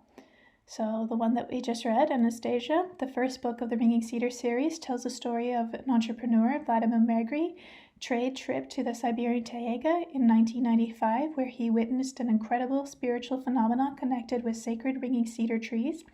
He spent 3 days with a woman named Anastasia, who shared with him her unique outlook on subjects as diverse as gardening, child-rearing, healing, nature's sexuality, religion, and more. The wilderness experience transformed Vladimir so deeply that he abandoned his commercial plans and, penniless, went to Moscow to fulfill Anastasia's request and write a book about the spiritual insights she so generously shared with him. True to her promise, this life-changing book, once written, has become an international bestseller and has touched hearts of millions of people worldwide. Book 2, which I'm on the fence if I will read out loud as well. I don't know if you guys will want to hear my voice and me messing up all the time. The second book of the series, in addition to avoiding fascinating behind-the-scenes look at the story of how Anastasia came to be published, offers a deeper exploration in the universal concepts so dramatically revealed in Book 1. It takes readers on a journey through the vast expanse of space, time, and spirit, from the paradise-like glade in the Siberian taiga to the rough urban depths of Russia's capital city, with the ancient mysteries of our forebears to a vision of humanity's radiant future. Book 3, The Space of Love, one of my favorite ones. The third book of the series describes author's second visit to Anastasia, rich with new revelations on natural child-rearing and alternative education, on the spiritual significance of breastfeeding and the meaning of ancient megaliths. It shows how each person's thoughts can influence the destiny of the entire earth and describe practical ways of putting Anastasia's vision of happiness into practice.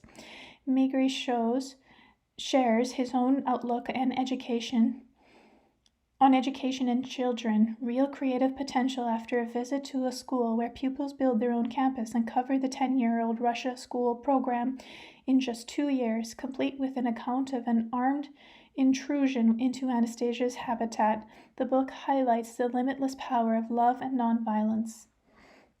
If you read these, you make sure you get the green ones. Don't get the black ones. Vladimir didn't write those or produce those or sell those. He shows the ones that he's done, they're always green covered.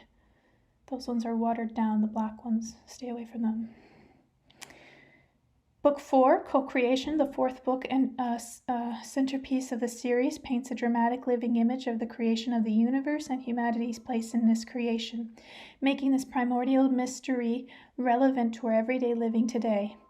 Deeply metaphysical, yet at the same time down-to-earth practical, this poetic, heartfelt volume helps us uncover answers to the most significant questions about the essence and meaning of the universe and the nature and purpose of our existence. It also shows how and why the knowledge of these answers innate in every human being has become obscured and forgotten, and points the way towards reclaiming this wisdom and, in partnership with nature, manifesting the energy of love through our lives.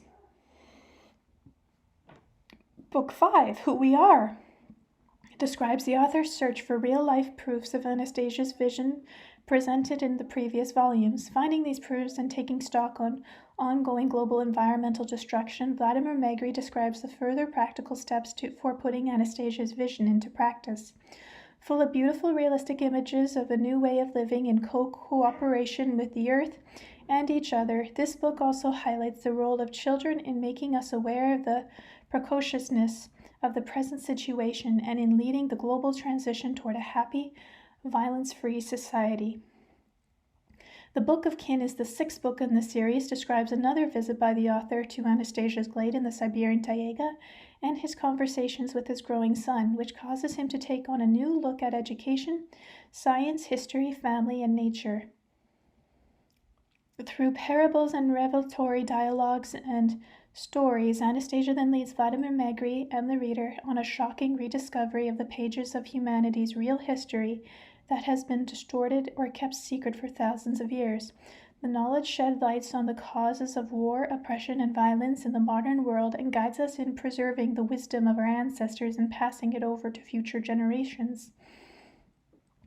The Energy of Life, Book 7 in the series, reasserts the power of human thought and the influence in our thinking and in our lives, and the destiny of the entire planet and the universe. It also brings forth a practical understanding of ways you so consciously controlled and build up the power of our creative thought. The book sheds still further light on the forgotten pages of humanity's history on religion, on the roots of interracial and interreligious conflict, on ideal nutrition, and shows how a new way of thinking and lifestyle in true harmony with nature can lead to happiness and solve the personal and societal problems of crime, corruption, misery, conflict, war, and violence. I didn't breathe there. I did it all in one breath. The New Civilization is the 8th book in the series, is not yet complete. The first part of the book, already published as a separate volume, describes yet another visit by Vladimir Megre to Anastasia and their son, and offers new insights into the practical cooperation with nature, showing in ever greater detail how Anastasia's lifestyle applies to our lives, describing how the visions presented in previous volumes have already taken beautiful form in real life and produced massive changes in Russia and beyond. The author discerns the birth of a new civilization. The book also paints a vivid image of America's radiant future, in which the conflict between the powerful and the helpless, the rich and the poor, the city and the country can be transcended and thereby led to transformation in both the individual and society. Rights of Love, Book 8, published as a separate volume, contrast today's mainstream attitudes to sex, family, childbirth, and education with our forebears' lifestyles, which reflected their deep spiritual understanding of the significance of conception, pregnancy, home birth, and upbringing of the young in an atmosphere of love. In powerful poetic prose, Megre describes their ancient way of life, grounded in love and nonviolence, and shows the participality of this same approach today. Through the life story of one family, he portrays the radiant world of the ancient Russian Vedic civilization and drama of its destruction and its rebirth millennia later in our present time. There's also a book 9 and 10 since then. Reader's Review. Yes, at last, truth that has not been distorted by dogma or someone's ego. I might explode from emotion if I read any more. I had a hard time getting myself to just stand still. I was jumping all over my garden saying hello to all my trees. I've always talked to my trees, but I didn't know they were listening. I then ran off and bought loads of seeds and spent days putting whole packets of them in my mouth, only to get very sick indeed, for little did I know that seeds bought in a supermarket are covered in rat poison. Have we gone mad? I've got the strange reputation of a person who lives in a pink world, a dreamer, believing in an unrealistic utopia of happiness. A witch, a mad woman? Well, thank you, Anastasia. Finally, I can take my place as just a normal man, a woman. I am so excited, fancy me, not knowing that there was a whole bunch of pink worlders just around the corner. Vladimir is a true hero. He went all the way to the bottom of despair, and he used his suffering to change. Merit and achievement, success and glory belong to those who have managed to change the most of their lives. Hannah from Portugal. In 1996, I spent a day in Australian bush with an Aboriginal woman. This was my first encounter of what I called a natural human. Her connectedness with nature blew me away, and I wanted that for myself and all mankind. Likewise, Anastasia is in total harmony with nature and gives practical steps to rekindle in us that which is our true essence. I cannot even begin to describe the depth of the effect Anastasia has had on me, and I have only read book 1. For the first time in my life, I feel affirmed on a very deep level and feel free to be me. I'm so excited to have discovered these books, and am fully committed to doing what I can to help spread their message. Mary from New Zealand. I truly found lots of inspiration in the book. I have a lovely garden plot which I have worked on for over 40 years in the suburban Denver area. And while I have tried to work with nature consciously for probably 20 years, I feel I fall quite short of anything that resembles the connection that Anastasia has. I am determined this next spring to do exactly as she recommended. To do exactly as she recommends, because I do feel that humanity's healing will only come about with a reconnection to nature. I am hopeful of many people also wanting to read the message of hope and rediscover the potential that awaits man as he claims his divine inheritance through right action and right use of will attuned to spirit. Arilla, Colorado, USA. Anastasia and subsequent volumes tell the story of a return of mankind to a state of grace through love, actualized real love, to everything around us and keeping our thoughts, hearts, minds in the place of love, touching with love and earth, the celebration, the God's creation, through loving it and caring for it. I think the most important lesson for us is to move back to the work of the Creator and away from ways which destroy it. That is what I take from this series and find myself inspired to work harder in being joyful, thankful, and loving. In my own life, my family works towards goals that aren't measured in dollars, which is much richer life than working for material wealth. We have a certified organic wild crop farm, so I am very receptive to the medicine of the earth and see the importance of principles interacting in a healing way with God's creation. The earth. In a very humble way, our work with native plants on our farm could be seen as a demonstration of a way people can take some of the ringing cedars ideas and put them to work. I think if people find a larger purpose for their lives than collecting material goods, everyone will be happier rediscovering the scope of humanity's tools from the Creator.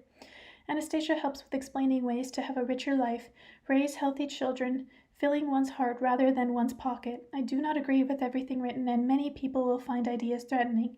Yet, if we don't discover new ways of being human beings and put them to work, if we don't have a spirit rich enough to live with love and respect for God's creation, we have no future.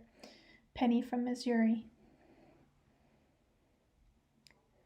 There has been a very significant change taking place within me since reading the series. It has been a casting off of the selfish elements within me and walking into a vast chasm of blessings. What is possible, I do not yet know, only that an awareness and consciousness is possible in this life. My life is hopeful now. Allen, Wisconsin. At work I walked by a book lying face down in a messy table and it called me. I picked up the book, flipped it over and the cover clicked. I sat down and started reading. That night I took the book home, and over the next few days I found a piece of life, of spiritual cosmos, which I knew had been missing. In my disgust and shame at Vladimir Megre's reaction to Anastasia, I saw reflections of my own attitude towards concepts I was uncomfortable with. Although Anastasia herself was a little odd, I had no difficulty believing in her presence or existence after reading the book. I slept under the stars near some currant bushes, but some opossums woke me in the middle of the night. I then did some Reiki and sent the energy to Anastasia and felt myself floating in cedar branches, softly brushing me with bright yet soft balls of radiant light shining back upon me. In a tarot read, I asked about Anastasia and drew the guardian card. 3 years ago, my family moved to the country, Arundasha. I now look forward to the next spring, encoding the seeds and creating a space of love for both my garden and my family. Dietrich, Missouri. Anastasia's message throughout the Ringing Cedar series have further illuminated the divine work of birthing, caring for, and parenting children. I am a doula, a home birthing mama, a dancer-singer who has been inspired by Anastasia, a reminder that we are all born to know and share our light. I feel like the book's message have found a natural home in my being. Anastasia is a being who I know lives, and she desperately wants us to feel how alive we are and how alive the earth is. We belong to the earth, and we must find our happiness so that the earth will feel her happiness as well. Elise, Missouri. My acquaintance who paid a visit to the Altea several years ago received a few tiny scraps of cedarwood from a local woman. She told me to wear it on his body. He would need it. It would protect him. This summer he did some major house cleaning, sorting things he didn't want around anymore. He stumbled on a matchbox with these silvers of cedar wood, and thought, is this true or mere suspicion? Shall I finally do away with them? The next day, by coincidence, his friend offered him the Anastasia book as a present. He read, gasped, and made a pendant out of the pieces. A few weeks later, he showed me the pendant, and it was breathtaking. I really gasped for breath, even though at that point he hadn't yet told me his story. My guess would be that he received some shivers of a ringing cedar. It was so moving to many more stirrings over here. Really trust that this will be worldwide. Dickey, Netherlands. As a 75-year-old American who finished the third Anastasia book by Vladimir Megre, The Space of Love, I'm in the process of digesting its substance. The American must pick up and go to a place that Vladimir Megre shows him. Megre shows him wonders, but those expecting wonders to be valid only if found on American soil will be taken aback to learn they are in a land that rarely thinks of the New World. Anastasia's Siberian taiga is a land that measures history in millennia instead of decades. There, Vladimir meets those who have a mystical affection for their country and culture. He finds values resting in rock-solid Christian principles, not bearing Christian labels. They are values descending from ancient insights approved by generations faithful to the soil of the forebears. Their love for Mother Russia is a love that not understood even by the most patriotic American. Christians will recognize much from the Old Testament as well as from the New, especially Isaiah chapter 11. This is not to say that Anastasia's series promotes or detracts from that teaching. Instead, it parallels and edifies.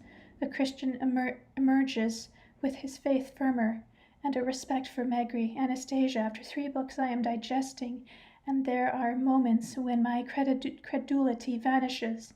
Then lines appear that can have been written only to me. Then my unbelief is overturned. It is like the story of Lazarus. I believe, but help my unbelief. Coincidences are endless.